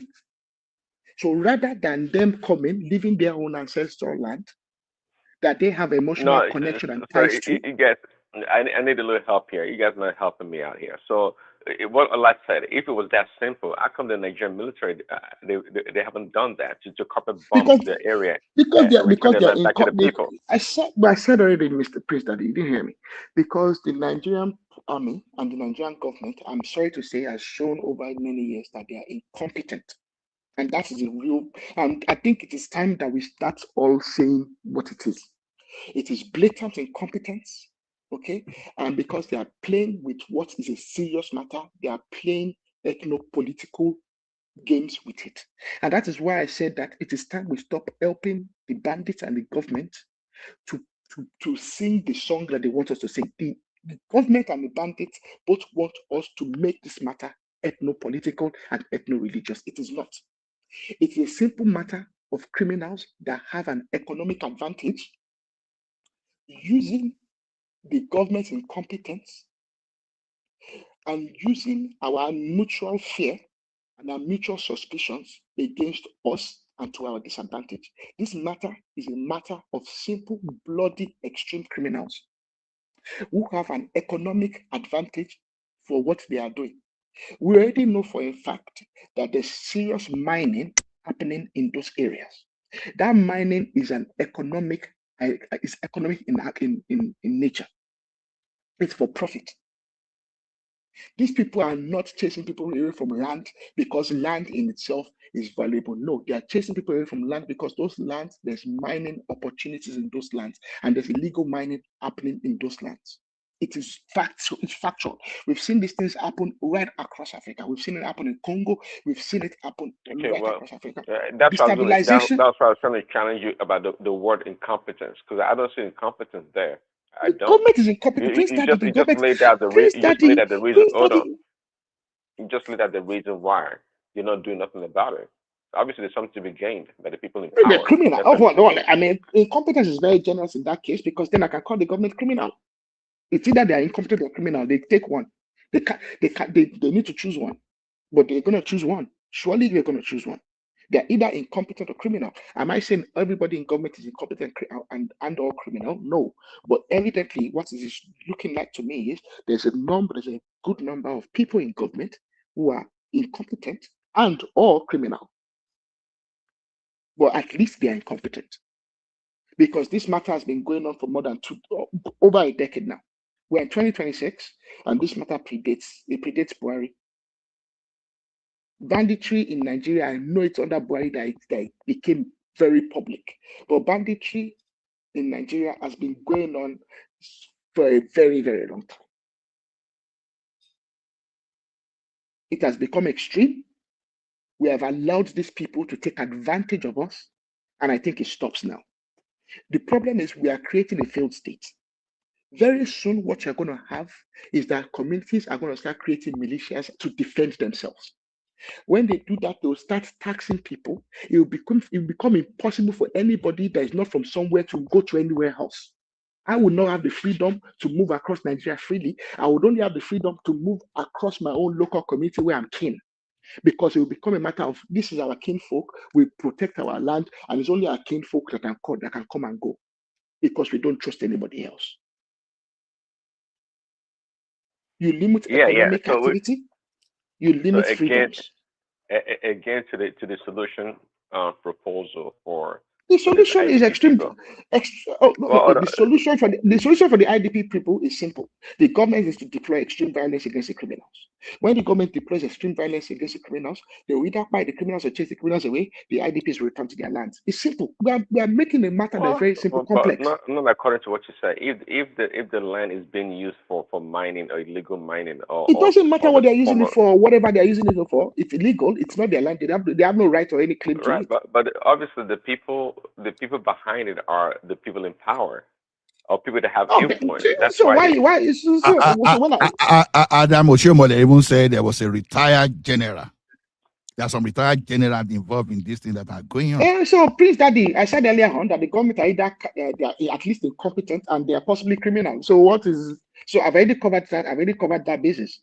So if the government wants to shed the toga of being criminal and or incompetent, they're going to take action. And the only proper action, the only action, in my opinion, is to use extreme force, extreme violence against the criminals. It's simple. Okay, Lam. So indirectly, many people are suspecting. Hold on. Sorry, before you go, regarding relocation, right? What you guys say? The people they have their ancestral land. They don't want to abandon their ancestral land. I get it. So I just want to give an example. So when we had this Hurricane Katrina in America, people from the Louisiana, the southern part of the country, they had to relocate to other parts of the country, all across where they've not even been before. Okay, fine. I mean, so they're not farmers, but they grew up there. Their ancestors came from there, whatnot. So in the case of this IDP people, right? Are you saying that it's impossible to give these people opportunity elsewhere across the country? Therefore, their situation must remain the same. No, it is possible, Prince Daddy. It is possible. However, what I'm saying is this: you have to understand. Okay, let's say people that moved away from Louisiana and during Katrina. Let's say a family, their house has been damaged, their property has been damaged, their livelihood has been damaged. They may have insurance, they may not have insurance. They got an insurance payout. I think during Katrina there was one insurance where they weren't paying out anyway. So, but let's say they got some government funding to resettle. Let's say they go to Texas. They're not just going to go to someone else's property in Texas and claim squatters' rights. Do you get what I mean? If they went to Texas, they were on the open market and they probably acquired new land, new property, probably set up they rented on the open market and they got on with their life. In Nigeria, there's freedom of movement, there's freedom of association, and you have the freedom to settle in any part of Nigeria and and pursue your happiness anywhere, as long as you are law abiding. So anybody from Benue, from wherever they are, an IDP, but wherever they feel their life is not safe, they are free to go to any community within the laws of Nigeria and settle there and continue their livelihood peacefully and legally. That is lawfully. That is allowed. No. Except in your case, it's NIMBY, not my own backyard, right? You want them everywhere across the country. What I'm saying is not that they cannot resettle even in my backyard. What I'm saying is, if they want to resettle in my backyard and they want to acquire my land, they will have to pay me fair market price for it. The government cannot take my land and give it to them just because they are IDPs. Why must they even resettle in your background? And most likely these people themselves do not want to resettle because they have an emotional attachment to their ancestral land from which they have been living. Okay, what will happen to the bandits and terrorists that displace them if they resettle? I want to ask that. So what happens to the bandits that chase them away? That means you are relinquishing the land to the bandits. And that means you are doing the bandits. That's what the bandits want to do. But if truly these people have been displaced for over a decade, well, it's quite clear that the government Is is not doing incompetent. nothing Prince to Daddy, relieve their, Prince their, Daddy, their matters. say, Prince Okay, Prince Daddy, Daddy, what will Mr. you Allah, say wait, if Mr. they Allah, come let to us, BI Mr. tomorrow? Allah, Mr. Allah, let us say this, let us help Prince Daddy. Prince Daddy, say with me, like for like, the government of the Federal Republic of Nigeria is incompetent and or criminal. Repeat after me. I want to purge you of this your, I don't want to call it ignorance, but they are soft pedaling on these people. I used to soft pedal on them, but this matter is becoming very irritating, extremely irritating. No, so you guys, listen, yeah, Evangelist Prince Daddy, say what Arugiriba say, yeah? Say after Arugiriba. I'll get to that, but see, but you guys, like you want to have your cake and eat it. I mean, I'm proposing a solution whereby this people can be alleviated of their pain. You guys say no. They are still attached to the land, ancestral line. Therefore, they must remain. But the land, but the land is taken over by terrorists. Or let's say we should carpet bomb the terrorists from the land. And you say, hold on, and you say that, or the land's got resources and it's being mined or whatever for the resources. I mean, illegally. Of course, it's illegally, and if people can get it, they can't get the land back. It was that easy. I can't be displaced from your land for over 10 years, over a decade, and you out there, I guess, literally on the streets, and there's no solution for you. And, I mean, do you know what's going to happen, Prince Daddy? Do you know what's going to happen if the government does not take action? We are creating a failed state. Individuals who are so impassioned about, because in Nigeria, that I want you to understand. I think also in the Southwest, we don't appreciate how impassioned people, especially in the North Central, are when it comes to ancestral land. In the Southwest, we don't usually have too much communal clash about land. Usually, communal clash over land is a bit in some parts of the South. It happens from time to time. Remember those army officers that were fired by one community like 2 years ago, last year. You know that issue was over communal land. Now that was in South. I think somewhere in the Delta. Communal land is a matter even in Kaduna, Southern Kaduna. What the Southern Kaduna conflict started, it was not just a communal conflict over land. Communal conflict over land is a very, very passionate matter that people have been fighting over in the North Central for more than 40, 50 years. That's not the debate here, but again, okay, so the communal land, people are they're attaching the land, but they cannot get the land back. It's quite obvious. Please, Daddy, and the government is not intervening to bomb them, just like Allah said.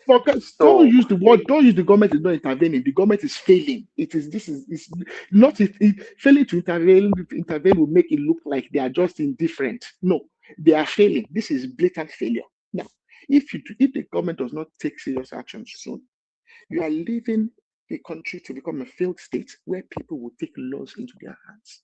And when citizens form militias to recover their land, they can be very extreme. They can be very indiscriminate. And they themselves become a bigger monster and bigger criminals than the ones they're trying to displace.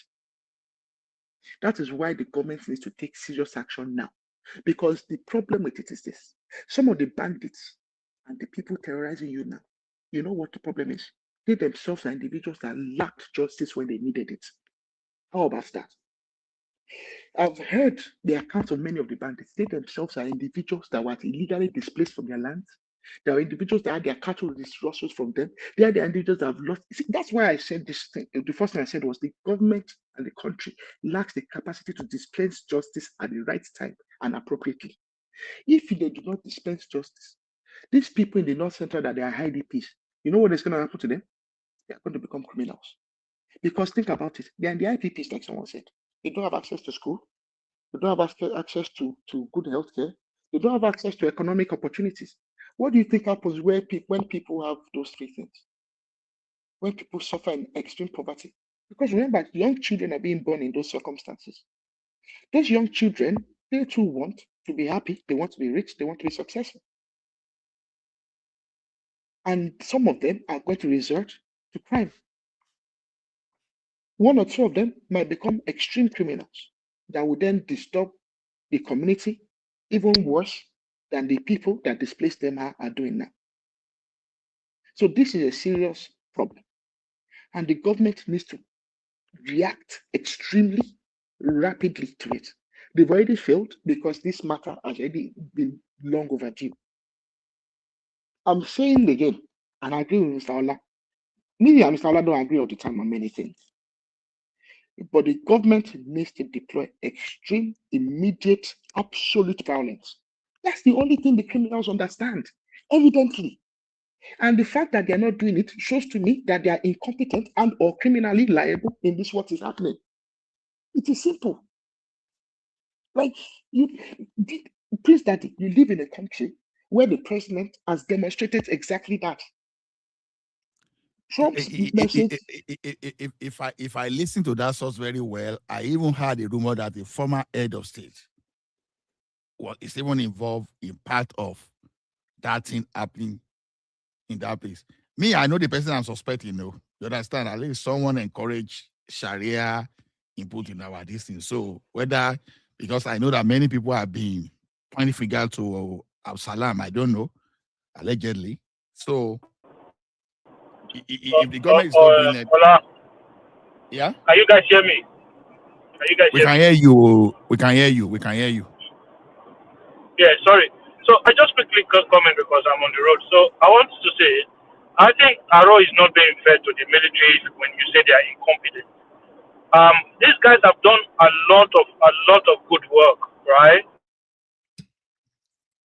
But the problem is that manpower-wise, we don't have the numbers. If there's countless of numbers of time where they've taken communities from these bandits and these terrorist guys, but we can't hold it because we don't have enough manpower to station in those communities to continue to provide that security for them. So they have to move on. And most of the time, when these guys are resettled in the community, they get displaced again. It's happened in Borno State several times. So, this is one of the reasons why there's no solution. The only long-lasting solution to this problem is decentralizing the security structure. We have to go to state police. Okay, we cannot police or secure this country from the central. It has to happen.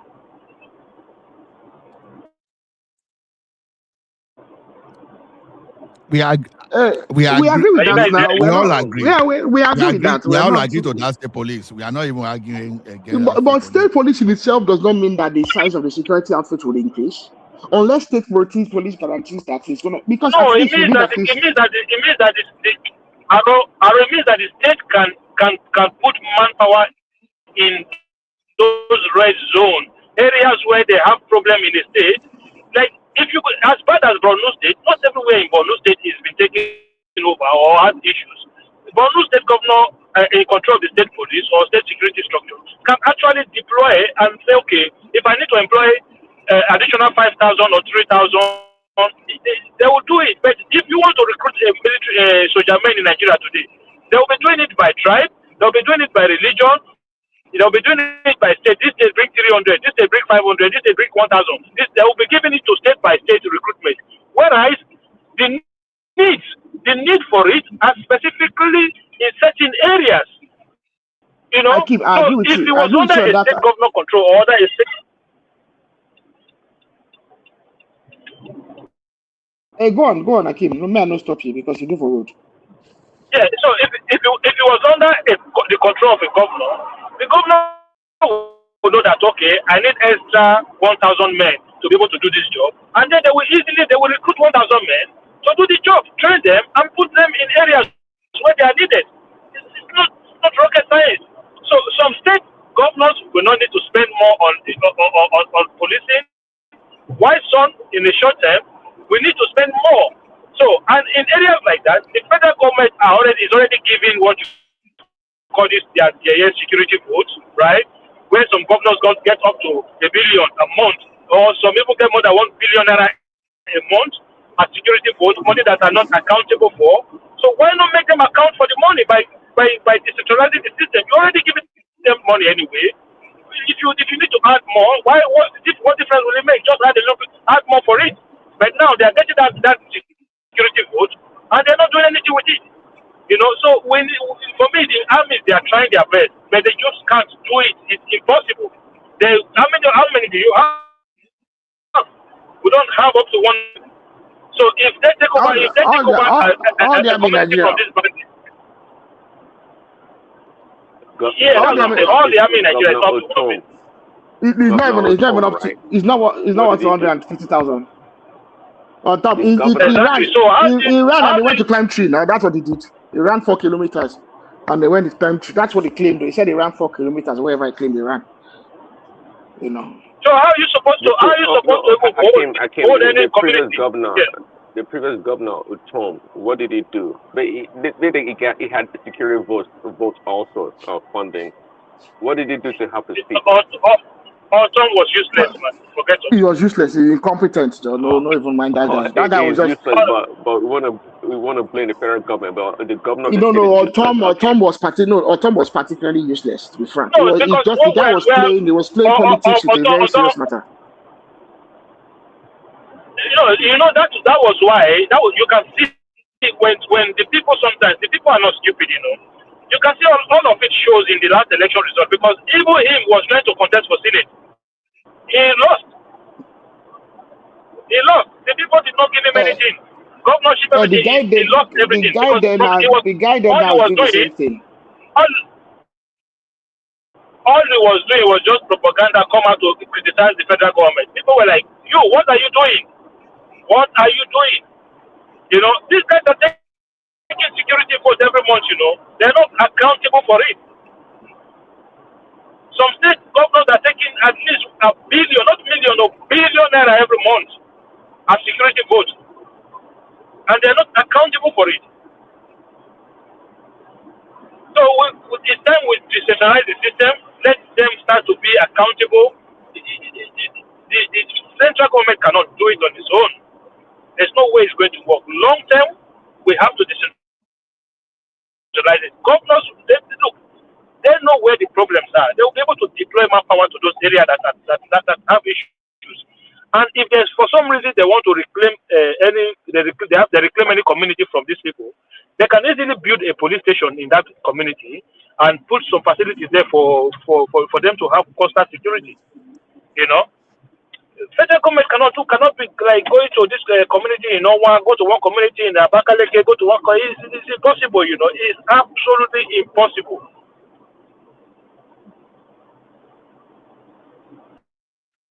Yeah, I agree with you, Akin. I absolutely agree. Even look at the current police recruitment. You know that police it has installed. You know why they installed it? So they installed it because Lagos State and some states in the south did not hit their quota, and the police didn't want to be accused of not being fair.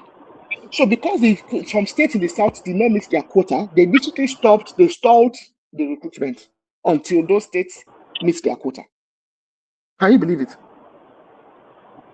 Like so the police recruitment that we desperately need. That's what I'm saying. Like, you want to recruit into the police, you have to give each state a quota to provide, to bring a quota. Like, how does that work? How does that even make sense? You're supposed to recruit according to needs. No. When you do that, which banditry is disturbing them in Lagos that they are giving them quota for? No, I know that's why. No, the state police is the best to deal with that. But in the federal police, if you recruit according to the need, the people with numbers, we just use that number to intimidate others. That's the problem with the federal police structure. So the best one is that of the state, and state will be able to recruit their own people. But let me say, we are just saying this state. I don't get it back. You don't want a situation whereby we have 380-something thousand police, and just because of the need, Borno State alone or Northeast State alone, they are recruiting like 150,000. Why? And maybe Northwest is recruiting 100,000, and so across the entire police structure, we now have maybe out of 380-something thousand, we now have about 270 from one region only. From the history of that country, the crisis that they will use that to override others, and we don't really want that. And that's what the police don't want. So they too want to balance it. They want to be fair. But the problem is, even the people in the south are not showing up to be recruited. Don't you get it? The people in the South are not showing up. There's not enough applicants from the South. They want more people to apply. Because the people They- there you are know, telling you that, okay, the people there are telling you that after doing that, you not deploy them to where they go pay easily. but you see, I mean, it's hold on, what is the incentive of these young people to join the force? Come on now. There has to be some level of inducement and incentives. Prince Daddy, We all know, what it is to be a police officer in that country. It's not a glamorous job for the most I know it's part. not glamorous Okay? job, but if I lived in Nigeria, I'd probably be a police. I probably would have joined the police force. I If strongly if I doubt it. would, I strongly if doubt I it. grew up in Nigeria, no, I would have. I actually was gonna sign up for.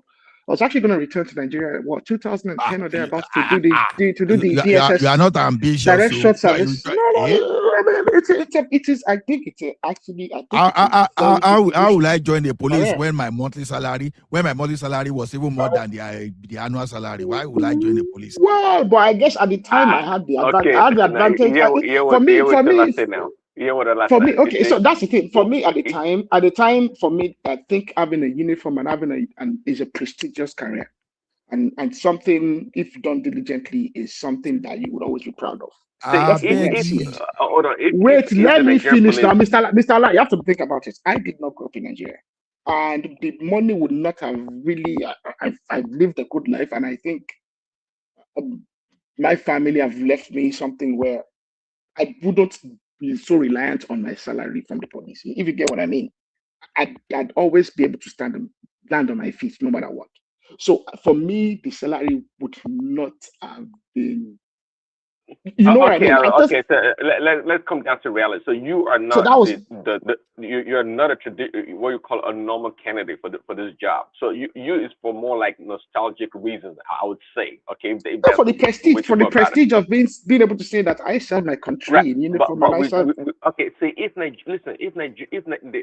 the police was such a a glamorous job, you wouldn't have to like incentivize these kids or the young adults to join. They would naturally want to gravitate towards that profession. But that's not the case. It used to be a glamorous job. It used to be a glamorous job. I mean, it used to be. We're talking about now. Prince Daddy, hear this one now. When people are just saying this work is all prestigious, you understand? Now, when you have a constable, a fresh constable in Calgary Police, we earn like 78,000 per annum. Let me tell you one thing. Some people in IT, they don't even earn more than 30,000 to 40,000. So why won't someone give up IT job for a constable to become a constable in Calgary Police when you are going to earn 78,800 and you may even exceed that? That's what I'm saying. What are the incentives that would attract this young people, this young adults to go join the police force? That's what I'm talking about. You make it sound like, if people they're not joining. Of course, they're not freaking joining. They don't want to go join and be poor and be begging for 100 naira on the street and all this damn stuff. They don't want to do that. All your landlord will be giving you quick notice. I'll be chasing you out. But if you talk about we have a robust package for this police officers, I don't know, $500,000 a month or something like that. I mean, that's a good incentive for a lot of people to jump at it. In fact, the application was so overwhelming that that's turned probably like 90% of the people away. Okay, that's not the case. I agree with you. Absolutely agree with you. And I'm not in disagreement with you over that. The remunerations are poor. The incentives in many ways are poor. If they lose their lives, they don't have life insurance to look after their family. Imagine a package that after 2 years in the police force, you get a nice, comfortable apartment, well furnished with your family. You get education for your children, free education. You get a very handsome, a salary. I mean, we're going to have a zero problem recruiting at 100% and confidence level for these positions. But that's not the case. We all know that that's not the case. So don't blame people. Don't blame the people for not wanting to join and they want to go do Yahoo or do IT or go into fintech. I know. One thing I even find out is this a Calgary Service Police constable more than the private, the French private in the Canadian Armed Forces. So just imagine. Basically, I can conclude that the police are even heading more than the armed forces. Yeah. How does that sound? But armed forces guys when the armed forces when they deploy, they are fully taken care. They don't really spend their salary when they are deployed, and they just get deployment allowance. So in a way, you can say yes. So In because wages, they earn more, what but were you talking about? The constable in Canada, in Calgary, or whatever, it's an elevated position, meaning that it's a position that's respected. Law enforcement is a big deal.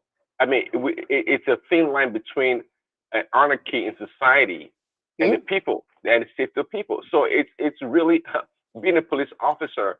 It's a great job. They hold the society together. So the law enforcement when it comes to government, What am I even the saying? daily Calgary representation of Police fresh constable is 81,800. that's a lot of money. RCMP 71,000. That's the federal police and less than Calgary. Then Edmonton Police and 3,000 more than Calgary service. Just see the list, which is federal police is 71,191. Prince Daddy, you and me and anybody in a sane society, when you talk about the government, the daily representation of government in anybody's life is the law enforcement. Because you and I don't see the prime minister every day in person. You and I don't see any government representatives every day in person. But we see the police, we see the warden, the traffic warden in your local community or whatever, those kind of things. Those are the people you interact with every day. So they are essential. Like you don't have interaction with government every day, but you might have an interaction, even if you don't have a personal interaction. You see them. If you're on the streets, you see them walking up and down the street. You see them. So that's a representation of law and order, yeah, absolutely. which is vested in government. They are the daily representation of law and order in the lives and government and the presence of government in the lives of the citizens. Who is Kabiru Yakubu? Do you want to contribute? Who is Kabiru Yakubu? Is it not this guy from Canada? This guy that used to yab rationalment. Kabiru Yakubu? I don't know the person. No. Money. No. Naim now. No Biamo. It's me. Kabiru Yakubu. Your rational mind no day here. You are shipping rational mind. Don't be this. Ó ṣe jí ní mo wà Nàìjíríà mo wá jọ yìí ó ṣe jí ní. You know, the rational mind they share you. What the rational mind do for you when they always give them a land like that? Irọ́ rational mind ń pọ̀ ní onírọ́ ni. Èpè máa ń pọ̀ jù. Rational mind. Mi ìmọ̀ kọ́tẹ́ sọ bó ṣe jí ní wá pẹ́ wà láì so. Ẹ káàárọ̀ happy new year to everybody. We're just talking about You're the welcome. insecurity in Nigeria. That's all. It is well. Let me say one thing that we tend not to be paying emphasis on. You people are talking about the salary, how the security officers are being paid very well. Nigeria, my country. We cannot. I think it will. No. Before you get to that place, let us put context to. Now, when we're saying the Arogidigba is saying it's a prestige that if it's in Nigeria that it will go and do police job, that he's saying he does not care about the salary. That's where Lord Tadape say, if a policeman is earning like 84,800 a year, why we now go for the job that will pay me like 5,000 a year, $5,000? So I don't get landlord. You want me landlord chase me away. So that's what led to that place. So maybe you get the context now. But I don't know. Maybe if you look at the issue of law enforcement, our security officers in Nigeria, I don't know where that people look down on them, and it's not now. Even before, if you want to join, it's bad children that used to join police now. Even military, we don't value military. It was when they start taking over and they discover that military people are now becoming rich, they are becoming governor, military administrator. that people now start paying, and it's not because of the prestige of the work, it's because of everything in our own domain is being driven by money, only money. That is the only thing that motivates us, nothing else. It's okay, Dr. Simba. Only bad people jump police in our country. No, that's it now. Even Ola can testify to that. Yeah, Ola, Back am in the I day, lying? Omolile lo man so be called join army now. Yeah. So they recruit our police officer from the streets. Is that what you're saying? Like a difficult child. If you have a difficult child that's always in trouble, they'll just tell him one of his uncles will just help him sign, Yeah, the riff-raff in the society, they are the one that they will say should go and join police. The baller will sign for him, and then he'll go and join the army, go and join the police constable. It's just to kind of. But that used to happen in the American army as well. People used to get like, if the Well, troublemakers and you wonder the quality of your police force, and you want to blame, whom do you want to blame in this Even matter? now, let me tell you, Hold even on, that's what I'm talking about, quality of recruiting and paying them, giving them a robust compensation. Go to the colleges, go to universities, the polytechnic, and start recruiting people. Say if you graduate, you start paying let me tell 300,000 you, naira the other a thing, month. if you see They any will jump decent at it. wait now, the only thing that will make any decent parent to want to join is lack of employment now. If they don't have any other option, then they will join. But nobody, I can still say it, nobody will willingly say, I like police. Or Let me support Simba, but with But hold on, but Simba, we have to. That's variation. what I'm saying. We have to change the narrative. We have to change the narrative. If you No, design a good package Prince for these people and go to universities and polytechnics to recruit, trust me, you're going to get quality candidates. Let me tell you, the kind of impression we have, even the populists, we don't even like them. We don't like them at all. These are people that are supposed to be securing us, but we hate them. Yeah. But he get reason why people hate them. He get reason. No, forget about the reason. You have to change. You have to change that image. We hate it. You understand? In fact, please, Daddy, Nigerians cost them. They cost them. Even when if they have opportunity, they can buy them. Let me tell you one thing. Canadian hate police too. They hate police as because some people, because why do you hate them? Because now then they give you ticket. It's not as if they like police like that. No, Mr. Ola, you're talking about. See, it's a different thing to despise. It's a different thing to hate. I think, to be frank. Okay. I think that you are correct. Let's say they despise police. The police gave me ticket. Nobody wants ticket. Even if you know you're speedy, you don't want a ticket. So they may hate the police for that reason or despise them. The day police gave me tickets, I was just tapping my phone.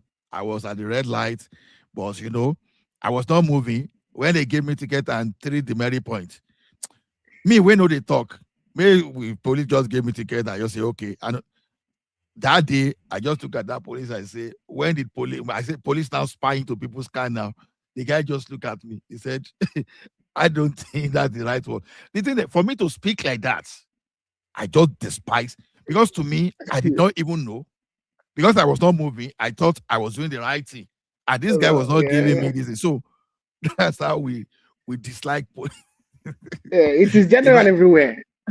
If I see that man, no, Mr. Allah, it's a general feeling everywhere, because the fact of the matter is, like I said earlier, the daily interpretation.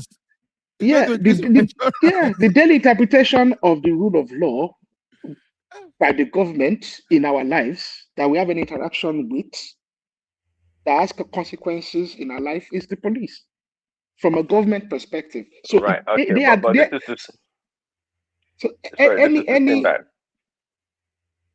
on. Sorry. Yes, Prince Daddy. No, I was going to say, just like we talk about this local governments taking power, being empowered. What we're talking about like a 5-year, 10-year program to reinvent Nigerian police. It is very much doable. So the next generation will have a different perspective and about our Nigerian police officers. We can do it. I mean, if they see a police officer in their own car, well dressed, well spoken. I mean, behaving what we call quote unquote normally. Prince Daddy, let me ask you a question. We have new person here. What do Okay, you we want think? to allow the What person do to you talk. think? Simba, What do you say? Simba, What? we have new person. Though. Yes, Balang. Anyanjo. If we have a I new don't know. person, I'm talking. Will you not just Yeah. because a new person arrived will shut me up? No, I don't know when you are done. The person can come. So go ahead. What do you say is the military budget for America? That's But trillions of we dollars. can't That's compare now. I mean, that's a lot of You, money. you, They get paid a you, lot of money. you know, for us to make our security to be attractive, and then we can attract the best of the best to work in our security architecture. We have to improve, and I. It's not as if I'm defending the government. We don't have the money. And I agree with you now. That's why we were talking earlier about localizing the prison system or state police. My number one concern was the funding source for these institutions. No matter what we do in this country, in this world, we have to know where the money is coming from. We have to account for how we're going to pay for it. You know, and So that's if why I'm it's very talking, easy. Prince Daddy, it's very easy for any politician to say, "Oh, okay, this government has failed, and there is insecurity," and then they will not tell you what they are going to do. Then because of that hunger, the masses will say, "Okay, we change this government, then we put another person there, then that one will also the same thing will continue like that, like that, like that." I'm telling you that as I said earlier, even earlier this morning when we were talking, I told the people, I said, come, this insecurity is shifting a lot of attention from our politicians, and we are not asking questions about people that we just want to use anger. The same thing we did during Jonathan. Buhari came, we complained. Then Tinubu is there now, we are complaining. Another reason will come, then the complaint will continue. I asked on One one is platform, I valid. asked a question. I said, "Is there anything that we'll be using as an electionary campaign since I know Nigeria that we have been able to solve, whether it's electricity or education or road or anything? Nothing that we have been able to solve." And then the question we're supposed to be asking ourselves is that why is it like that?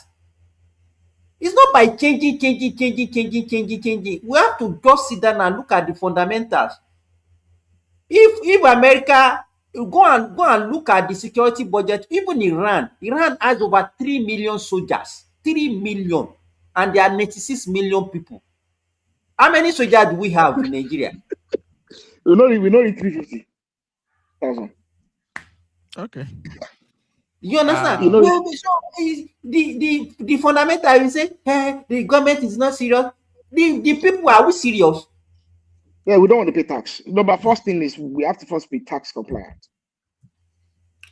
Security is not cheap. Go and look at the budget of even Egypt, Algeria. Their military budget is more than the whole budget of Nigeria. Okay. And I don't know why Nigerians we are expecting miracles. No. Okay. Are you done, Simba? I'm done. Let's listen to our visitor. I would like to. How do we pronounce your name, sir? Good morning. Ayanyo. Ayanyo. Yeah. Ayanyo, yes, from Edo State. Oh, okay. Edo people plenty for this one, man. No, welcome. Yeah. Good morning, everybody. Good morning. Good morning. I did for Brighton for UK. So I don't. Okay. I don't do here now. Yes. Now you our Chelsea FC football didn't go the Is our feeder team. But not be my team, I did that city. But I just want to contribute to the insecurity issue waiting for Nigeria, right? Okay, now. Because I keep on hearing say, don't hold the government. But We I are not grew saying up. we should not hold the government. No, So don't misinterpret what you are saying. No. okay. We are what we mean. Just hold on before you don't Okay. misquote what I'm saying. I Okay. said for if you look at it now, we have had like 4 election cycle of election now that we are still using Yes. insecurity as an issue.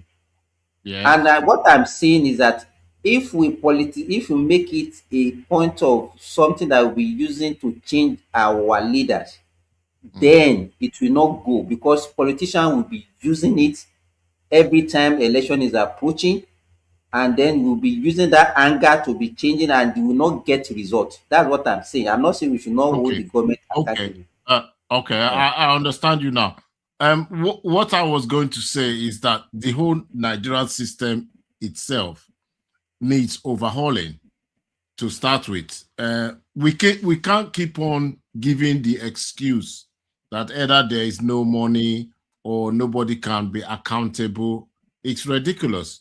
I attended school one time in Nigeria for free. My secondary school was free, right? My primary school was free. The government supplied me with notebooks, mathematics sets, and all that, uniform in Nigeria, right? So I cannot understand why our politicians today cannot replicate that. I remember when there was free education in Lagos State, Bende State, that's when it was Bende State, not Edo State now, Oyo State, Ondo State. I'm talking of the time of Shagari, when you had the Awolowos, Azikiwes, Umar Khan, Aminu Kano, that kind of era, right? We had the money to look after our country. I remember I was able to open a tap in my compound in Benin City and I had water. This is not now where everybody has a borehole. Borehole was a fancy thing. Sorry, my brother. Hello. So it's the same with the Let him security. finish, please. Kabiru, let him finish, please. What I'm trying to say I just want is, to ask you, what is the population of Nigeria at that time? What is the No, population? just wait now. Wait, I will get to that, right? What I'm saying is everything have just gone where we have not got the service maintenance culture. That is what I see from the whole thing. That's from the police, from the schools, from every single aspect of the Nigerian system. There is no maintenance culture. Imagine a country like Nigeria has not even got an airline. Can you imagine that when Ethiopia and all these little countries? So we cannot keep on blaming it that it's the money. It's mismanagement from the top right to the bottom, which is also now affecting the security services. So you cannot expect your army or your police to go and give their best when the budget allocated for them for either their training and things like that is not being utilized in the right places, because funds are being diverted, whether we believe that or not. Funds are being diverted because there is no explanation why our politicians are one of the richest in the world. It's never heard of. So that is just my contribution. I wanted to say that the whole thing's need overhauling is bigger than we think. It's not just it's not just an insecurity issue. We've got nothing because everything has not been maintained. So that is it. But you said Okay, something about Kabiru wanted to ask you a question earlier. Okay. Kabiru, you are no longer That's there. that's what I just want to ask you. I'm here. Can you hear me, Dr. Simba?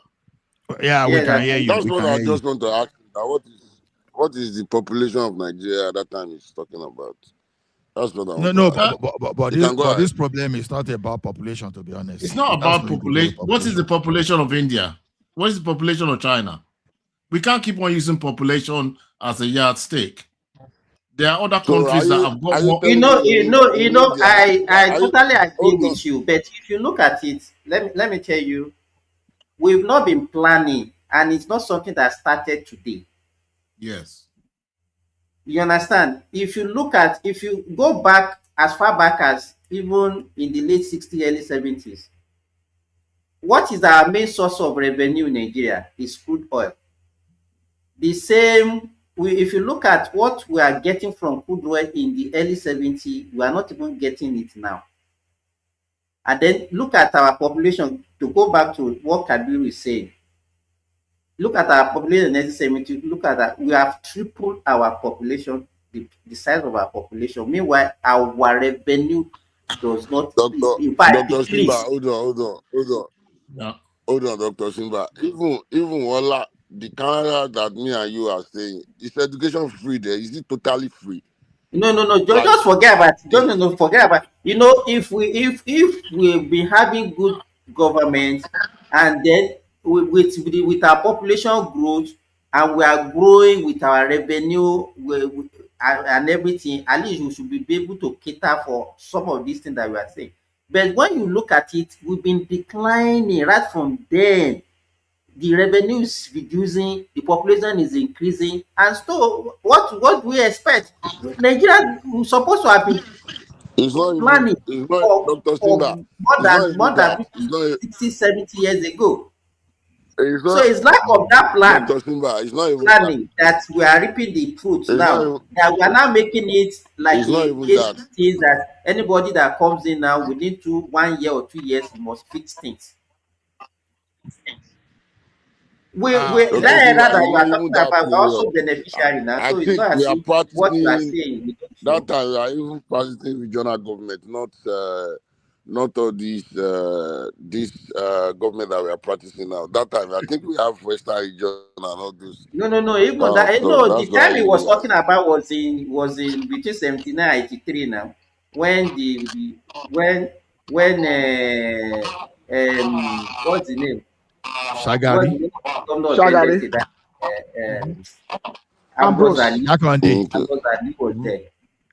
We Okay, are all Ambrose Ali, yeah. beneficiary. I remember that time that even in school they used to give us everything. The only thing they don't give us that time is food and uniform. Even Every my other own thing school that we was needed built by Jack on Day now. they were I giving think it my to us. school was UPNRL. built by Jack on Day. My school was That's built by Jack on UPNRL. Day. We are the first school that. Kabiru, the thing there is this. It's not about population. It's about we not doing the right thing. Okay, let me give an example. Now, if the leaders in the north now, if they've been like Sat Amadou Bello, I don't think we have this kind of insecurity we have in the north now. Don't forget those days was when we used to have Renault in Nigeria, we used to have Pojo, and we used to have some kind of economic activities. So before you can even have Pojo in the north and all those stuff, that means your security environment was okay. So we're productive. Now, even though they were used to fooder system that time, you understand.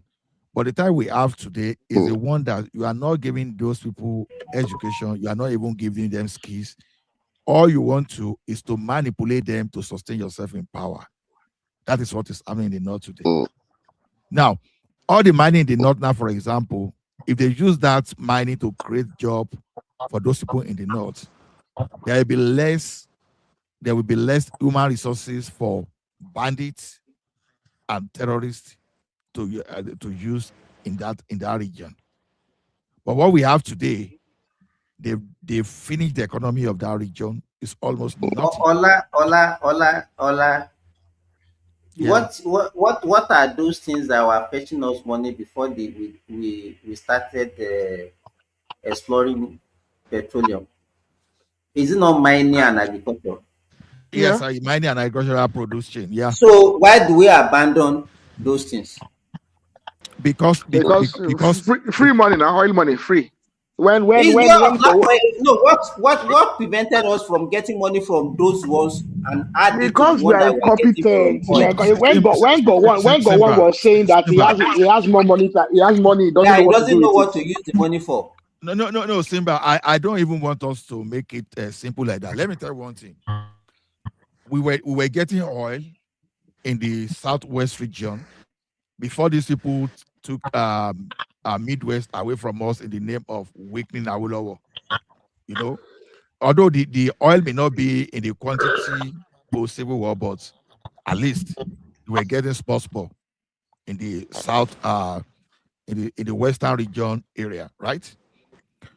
If the military did not come into power and we add those structure, I tell you, the oil will exist alongside the other resources. But what did the Irosi do? He captured all the state resources. He unified everything, unitary. He just wanted to dominate others. That was the first mistake. Now, you now gave people that could just do worse than you chance to come in. And that is where they started finishing all regional economy. You understand? Even all those functional farms we're even talking about, they were still functioning even under UPN. All those Even farms, in North, they have providers. textile in the North now. Yeah, and they were still very working. well. They were Kaduna still working till textile, all this stuff. till Buhari Diagbon took over. They were still working. It's after all those 1983 coupists, it's after they took over, they started ignoring, because the purpose of taking over power was not to do anything fantastic. It was just for them to steal and loot their own and to take care of themselves. They destroy all those western, southwest economy. They destroy northern part of economy. As at the time they took over, Pojo was still being assembled or manufactured in Nigeria, whichever you want to use. Reynolds, Mr. Ola, Steya. Pan was still assembling right into the 2000s now. It was You understand? mid to Reynolds, Steya, now. they were still there. Leventis was still functioning properly. Nigerian textile was still functioning. The military destroy all those things. You understand? Even in the and we were still getting oil there. We're getting oil and Udua investment alone. We're getting there. Even the like of the Bamdelo to other military, they even went after Udua investment to weaken the southwest region. So it is not about oil only, but we have some group of destroyers that took over. That's just the way I see it. It's not just because of. So now we now have governors that they see that governors as survivor. It's such a money making scheme now. If you're a governor, you become a billionaire once you become a governor in Nigeria now. Now, can someone explain to me how this our senator that like to sing, that like to do everything? This our senator from Dino Malaye. Please tell me what he has done better than you, Dr. Simba. I can't tell. Tell me. I don't know what is. I don't know what is better than me to be a politician. Yeah, exactly. I don't know any business he's ever run. I can't see exactly. that. So he said he has the shares in McDonald's. How did he make that money to even get that share? How did he even get that money? Mr. Simba, I know people that have 2 McDonald's franchise and they do not live as well and they don't live as large and they're not as rich as Dino. I know people that have 2-3 McDonald's franchise in big places where Dino can lie very well to people. Now I think people are foolish. Now there was a time that some of us, after finishing our MBA, we were looking at those franchises of like McDonald's, Tim Hortons and Coke. It is not profitable. McDonald's franchise is actually not profitable. You can even get that franchise, and you as the owner may not even make 40,000 or 50,000 from that franchise in a year. By the time you pay your staff, you pay McDonald's, you do everything. It's not profitable. Now the question is this: by the time you even take those franchise, I want to even do something in your own way. The people will tell you it's our business. They will let you know. You have to buy. You have to buy the produce from them. He gave Nigeria, and they accepted. You know, there was one thing I said last week. I said there are 2 ways by which you can be forgiven in Nigeria if you are a criminal. 1, if you join the ruling party. 2, or if you join the opposition. If you join the ruling party, the ruling party will forgive you because they will not prosecute you for whatever offenses that you have committed. But Nigerians will also pardon you because they are now see you as an opposition, that you are opposing the ruling government. So you are doing what they wanted to do for them. So you'll be forgiven. So Dino to Nigerians now, Dino can even come to the next government, they don't care. I know you don't even talk of Malami that is accused of terrorism and all those stuff. So Nigerians don't care. Understand? So when the Nigerians say they hate, they don't like corruption, they don't, you wonder how they are the one recycling corruption though, but they will still be the one complaining about the same corruption. They love corruption. Who told you say Nigeria no like corruption? They love corruption. They like it. They're just waiting for they're just waiting for their own opportunity now. Yeah, it starts from when you send money to your brother and sister. Please help me do something. No, maybe they go buy block for. Dr. Simba, sorry. What is going on in Iran now? Is Donald Trump losing the world? Well, I don't really understand. I know that one. No. I don't even they discuss that one for It is not something. I don't even discuss them anymore because it's pointless. I think Donald Trump the time is nobody the can world, win. Nobody like yesterday. Nobody can win now, but nobody can win. It is not a winnable situation for anybody now. Me, I know even In get fact, that those one. people are winning. Because he said he's going to withdraw he's going to withdraw the U.S. military in less than 3 weeks or 2 weeks. Now my own country, they only after I know they I know they I don't after. even care about. I don't care about what they do for themselves. The thing is how I go enter Nigeria where they no go kidnapping from the airport. That's what they are. You know what I even wanted? No, All these there is no insecurity in Lagos Abiru, just hold on. All these things that we are saying is Iran that is funding terrorism all over the world. Let them decimate Iran the way they want to decimate them, weaken them, and then we will now see whether terrorism will stop or not. So that we know the rightful funder of the terrorism. Because I don't even know the reason, the way we the people we reason sometimes. So let's see. I mean, all the funding now, all the banditry and everything that is still going on in Nigeria now, is Iran that it's being pumped every day that is still getting money to sponsor them. You people continue deceiving yourself. No. I just want to hear. I want to hear Madam Sita opinion. Don't bring Madam Sita into this matter. Her opinion is biased. So maybe. Our opinion is obviously biased. biased. No, that's our opinion. Anyway, I won't say she is biased. Yeah, that's our I opinion. think Your opinion will. I mean, she has a right to a bias. I'm not contesting the right that she has a right to a bias. Adelaja, welcome on board. No comment. Why do you need to introduce him specially? Is he a stranger?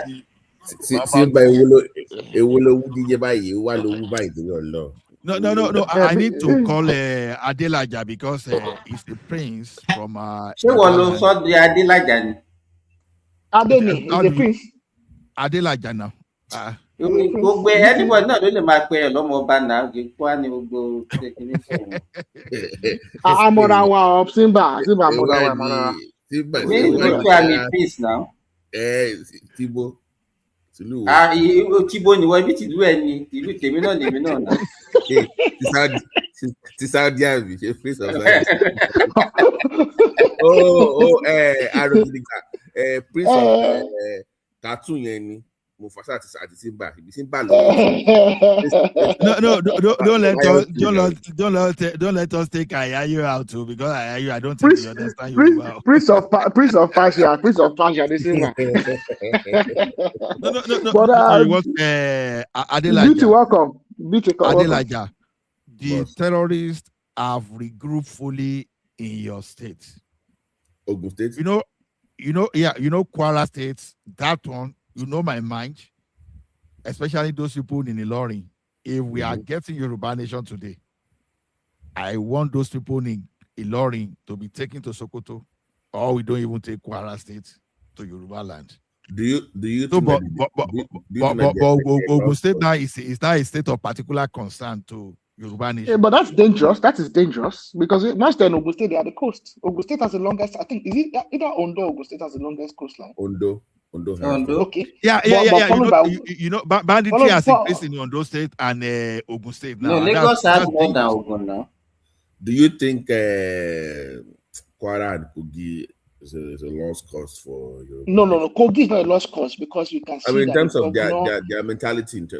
No. The governor in Kogi State is proactive and they're doing something. The No, governor in Kwara. not the governor. I mean the people themselves. No. I think the people and the governor. I mean, the leadership. You see, the people would only take a cue from the governor and the leadership, and you can see that. Sorry, Aro. Ayayo. Ayayo, are you there? I don't think he's there anymore. I don't I'm see here. him. I'm here. Sorry, it's a conversation. Anytime you want to come, you can come in. Yeah. I'm just listening to you guys. Just carry on. Okay. So, Okay. Yeah. So look, I think in Kogi you can see that leadership at the higher level and the highest level are proactive, and they are communicating They are communicating what the plan is and what they are doing, and I think the people understands the position of the leadership, and the people have a buy into it.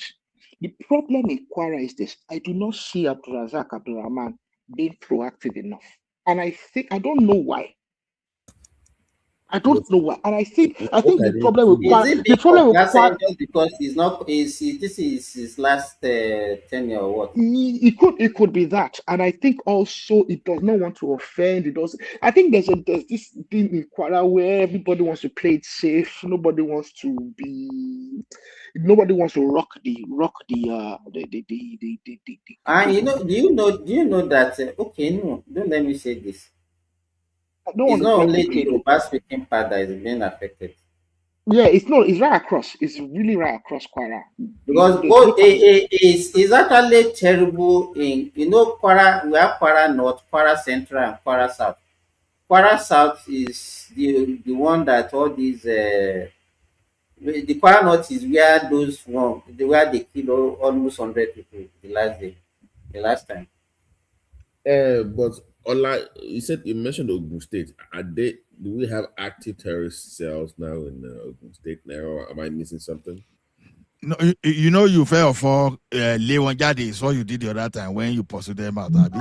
Right. Yeah. So you didn't sustain it, and they've now regroup. We are hearing that the rumor that they regroup even stronger now.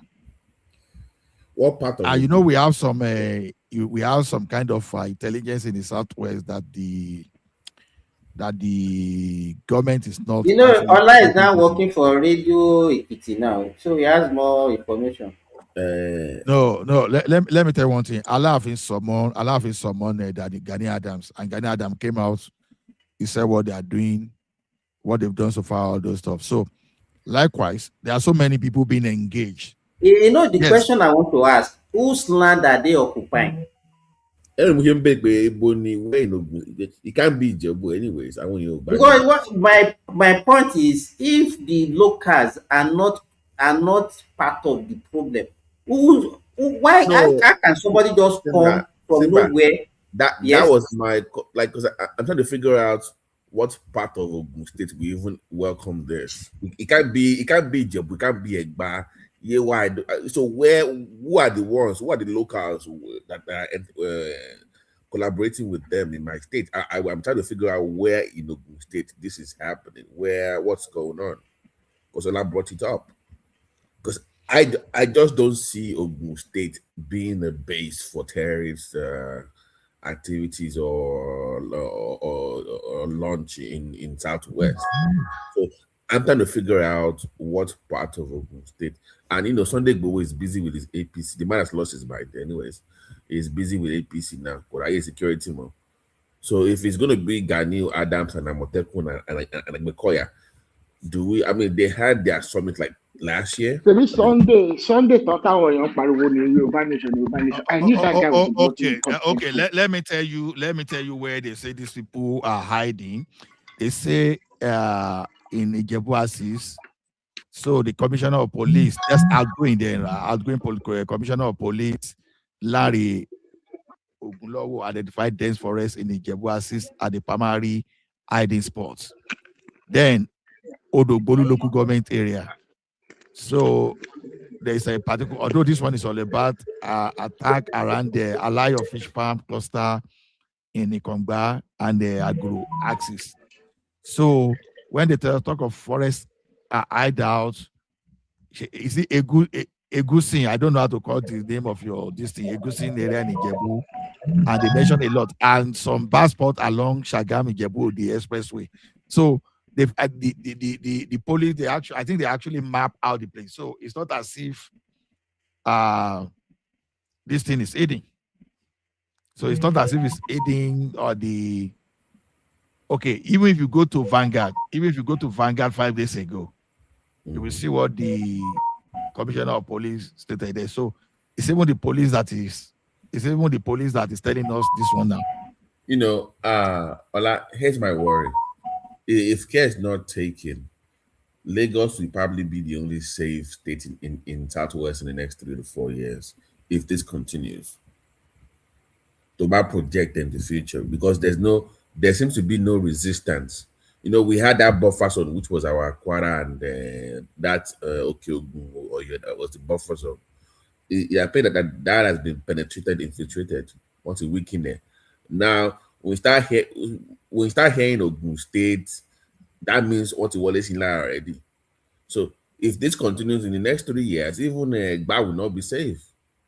And I don't know where we go from here. Do we wait for state police, or do we take the law in our own hands? So wait. So wait, the new IGP has submitted. I made a suggestion a few days ago. Okay, you are Ola. You know what? I was wrong. You are right. It's time to take up part. I was wrong. I'm going to admit that I was wrong. You can't wait for the federal police or state police at this point. BT, you know that me and Mr. Lai used to fight. You know, me and Mr. Lai used to fight about caution, and well, even me now, I'm becoming very frustrated. I was trying to get Prince Daddy to repeat after me that the government is incompetent and criminal. And Prince Daddy is. I think. Do you know what it means if they invade Ife to your barracks? I don't even know the significance of that. That is dangerous for your people as your pride as a group. But BT, they've already invaded it a long time ago. Don't you know? No. I'm saying to the point where your own king cannot even move around freely. But BT, the outskirts of Ife, Elisha is riddled with people, illegal gold miners. So should we wait until they decide until they do? Okay, don't let me go there if you know what I mean. You don't want a situation where your king will be missing and they're like, Lori Kabiyesi. Is that what you want in effect? Once the job Agbeni any no. Ola, there are obas and there are obas. Oye mi. Kono gbe Oni of Ife gbe nisin. Ṣe gbọ́ létí. Kì í gbọ́ burúkú lẹ́nu abọ́ rẹ o. So be àwàdà. I'm funny enough.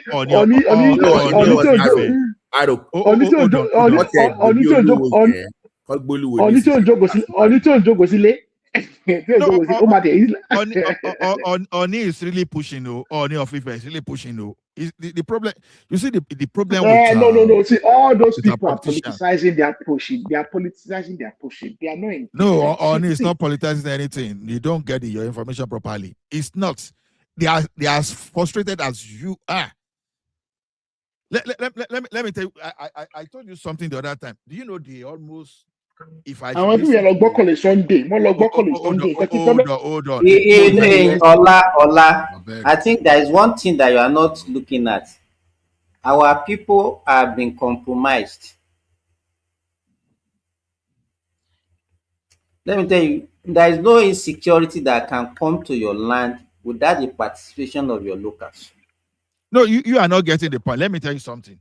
They sustain military action in the northeast.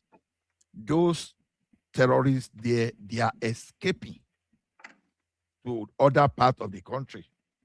Even I heard that they show the South people shaggy sometimes last week, and people were now making guests of all this Asari Asari Abuja and Co. You understand? Asa Abuja and Co. Is that where were they when even they were even making care that those people that even attacked them, they were not even the regular militants.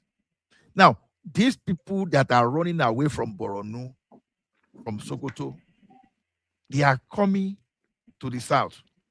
Now, coming to the south, and you know one thing is the local intelligence there, they know, they reported immediately they saw those people. That's not the point. But when they report to our people, what exactly are they doing?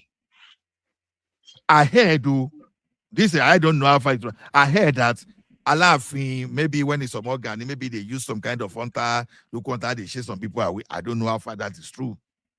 The same thing I heard that Odintu has been trying to clear ground, trying to push and push and push. See, to me, generally, if our Obas can be able to convince Tinubu now, because the focus is Tinubu now, because part of my hope is that under Tinubu, Edote Yoruba land should be secured.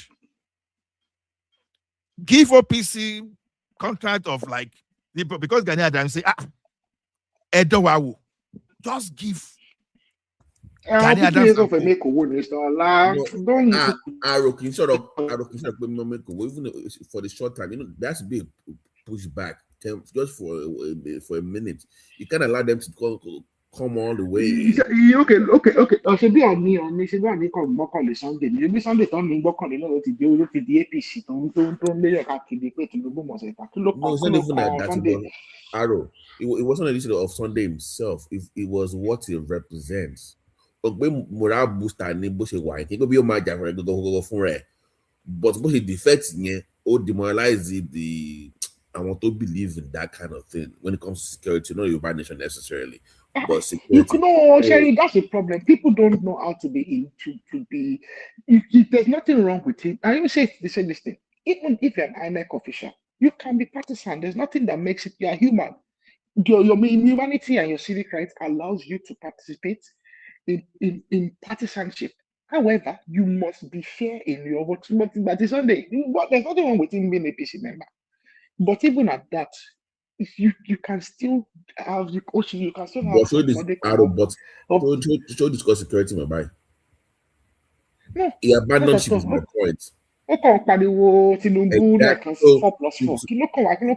to your point, you can be APC all you want, but have you heard Sunday discuss security in Yoruba land anymore ever since you joined the APC? And that's my point. Now, it doesn't show us in a good light now. And we are better than that. So I agree with Ola on that one, that we need immediate, like just short term until you figure out. Me, I'm tired though. We've been talking about security for 6 hours now. Let's discuss on that. So you want to talk about polygamy, Abi? You want us to talk about polygamy? I know you like that also. Ola like polygamy. What's wrong with it? It's good now. Polygamy. There's nothing. That mouth they make everywhere they go. They make mouth. You try it and let's see. Must I be the one to try it? So why are you promoting what you cannot do? Well, now mouth it's just ordinary mouth you get. Even we that were in polygamy, they shout out like that. You the polygamy. I'm back.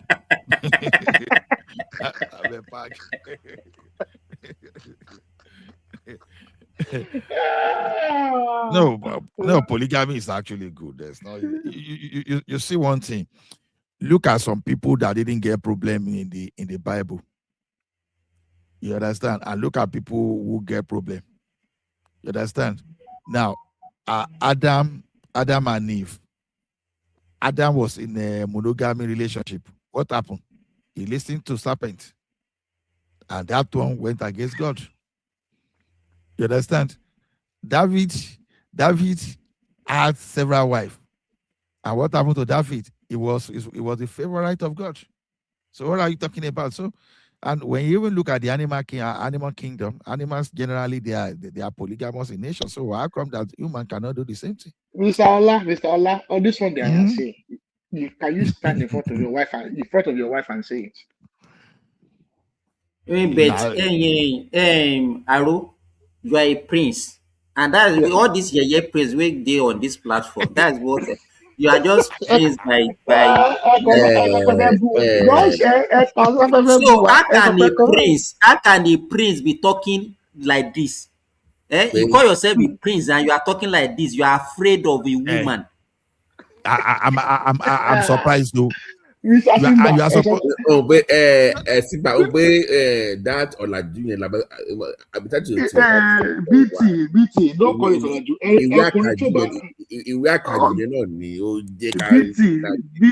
BT, ọkùnrin tí ò bá bẹ̀rù bèrè, èyí nẹ̀bà kò tí ì ráyè The ni. late Aláàfin tó wájà. So for you think that by having one wife, that is when the woman will be fair to you? No, of course not. So what are you now talking about? Well, in fact, the more reason why that woman will deal with you. Ní Ọ̀fífẹ́ and Aláàfin, I think they are the late Aláàfin and this current Ọ̀ní of Ifẹ̀, they are representing us well. So Ọlágbègì. ṣé o ní kí Aláàfin kó lọ fẹ́yàwó méjì kó lọ fẹ́yàwó sí ni? No, he needs to marry one more. He needs to marry more. He needs to marry more. But the wife is more than that. Ṣé yẹn lè gbà báyìí? According to Aro's. That wife don't sit on top. Wait, what is more than? Tó bá fẹ́ wà lórí àpèrè nígbà tí ọkọ ẹ̀ ti gorí àpèrè bàbá ẹ̀. Mọ̀ pé mọ́jọ́jọ́ yẹn ni o. Mọ́jọ́jọ́ kó rúlà ní wọ́n. Òun náà ṣe dọ́gba tiẹ̀ náà ni. Let me tell you something. Even Prince Elon Musk has several women. So what are you talking about? A prince of Western country like Elon Musk. But that one is an advanced polygamist now. That mother gave prince to Elon Musk. Hola. But he's an advanced polygamist now. Let me tell you one thing. Even the British that introduced us to all this and Western, this you understand. They are polygamists. That's why they have mistress and they have love baby. No, even the advent of Anglican is not because of polygamy. Now polygamy James. I am just knowing that for today. You didn't know that. That was the reason. Now that was why. That was. He wanted to marry a new wife. From Catholic. He wanted to marry a new wife. He wanted to marry Mary. Mary the second or whatever. And the Roman church wouldn't give him the commission to divorce one and marry another wife because he needed to marry the wife. He wanted to marry a new wife to further some diplomatic alliances with the Franks. And the Roman church, because they were putting some influence on him not to give him commission to marry a new wife. So they just did the Anglican communion out of that. The Reformation. It was based on his desire to marry a new wife, a younger wife, and divorce his other wife. It wasn't George. Was it George? One of them that married some polygamy. 17 is their father. 17. Wow. So the thing is this, and one thing about polygamy is that, do you realize that they live longer? At least my grandpa still is largely. So when we come for your weddings, the first week for your second wife in Canada. No, you don't need to do wedding for polygamy now. Okay, so your other ones in Nigeria. Are you looking for a wedding to attend? No, Simba, my caller escape. So does Madame know that you have this opinion, this thought of does Madame know, Ola? You know, woman can tell you something sometimes. Yeah, answer the question. Hold on. I want to tell you what my wife told me. No. Now. You know what my wife told me one day? He said, me, I don't go stop you from getting another wife. Because if they hear me, they say all this kind of thing. So, when woman want to know where they would know your intention, say, I don't go stop you from. If I want to,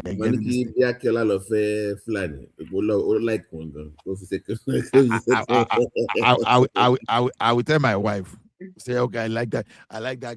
No. Okay, there's something that even came to my mind. Why growing up, there was a guy on our street. So that girl a nurse, and you get one guy like that. So whenever that his boyfriend was looking somewhere, say, "What's he like in Yabi?" Okay, Jen buy a real life. I'm not even joking. I'm not joking. And you know that lady and that guy got married, and he was even giving his boyfriend as at that time girlfriend. I don't know what came upon that. But you then lady in Paris. That's one thing. You are dealing with women, you have to be very careful. Only value to last one. But what I was going to say is this: polygamy. Yeah. Well, pẹ̀lú àwọn modern women, I didn't see the more they bow. The modern women will accept. That's just the fact. No, it depends. It depends. No. The worst that can happen is that they will say they want to go Abi. Yeah. That's the worst that can happen. So then this Rufai thing, is he still in jail now, or is he still on bail? No, he's arrested again. Again? Yeah. No, I know it was released on compassionate this thing, and so but no, it was I just think returned. Yeah, It was returned, not it was arrested. It was It returned back to. It wasn't released essentially. It was just kind of like It was just given compassionate. permission to Yeah. attend. Yeah. So and he went back. So saying he was arrested, I don't think that's the right. Bàbá yẹn wá fi bàbá yẹn pamọ́ jàre, wá fi bàbá yẹn pamọ́ di ẹ̀yìn 2027. Ọkọ negotiate jáde. But we shouldn't. That negotiation part, like all this negotiation is unnecessary. You know one funny thing. Charge him to court, charge him, and then let the case proceed. All this negotiation. This thing get paddy.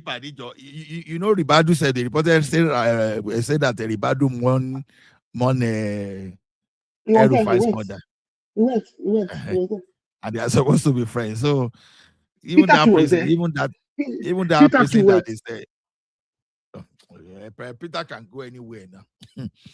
Oh, black. He went. He was not wearing black. He was not standing in the corner like a wet dog. Mr. Apoti-uduaghan can go anywhere now. Abi, you don't know, say na in they call apoti-uduaghan. But like the radio joining them, for example, now what guarantees the boy from to join, like, because he just showed up there. I think it's possible that Atiku might be putting something together for Rabiu. I don't know. So Rabi will probably be the head of the ticket then. You know one thing about it, all of these things is going to show itself within 1 month because everybody has to do their primaries within the next 2 months. So really, we don't have very long to go to see how things are going to shape out. It's in less than 2 months we'll know what is happening. So I'm not even. I used to be very, I'm not actually agitated about anything anymore because I know whatever is going to happen is going to happen in 2 months. So it's also a matter of time. All this they are scheming and all this they are nonsense they are doing, it's going to unravel in 2 months, and then it's too late already anyway. But they are going to unravel in 2 months. In less than 4 months, all this their coalition is going to scatter. Because if my own thing is, if Rabiu joins the ADC, I think it will still run as president. I don't think Rabiu is going to contest the primary, so we know that. I think it's more like, in my own opinion, they feel like the South will still tolerate a Rabiu presidency or candidacy than an Atiku candidacy. But that's not true. That is not true. I just don't see Rabiu Kwankwaso becoming a VP candidate. But the South will not tolerate Rabiu any more than they will tolerate Atiku. Yeah, but no, I'm saying that within the ADC, I think Atiku is just too toxic for the South right now. So that's my opinion. Because So they're gonna have a primaries, right? Still, if I'm not Arrow. Of course. Well, they have to do. So they only have two options. They have direct or consensus. Yeah. Direct. I don't know how prepared they are for direct. Makes them leaves them for consensus.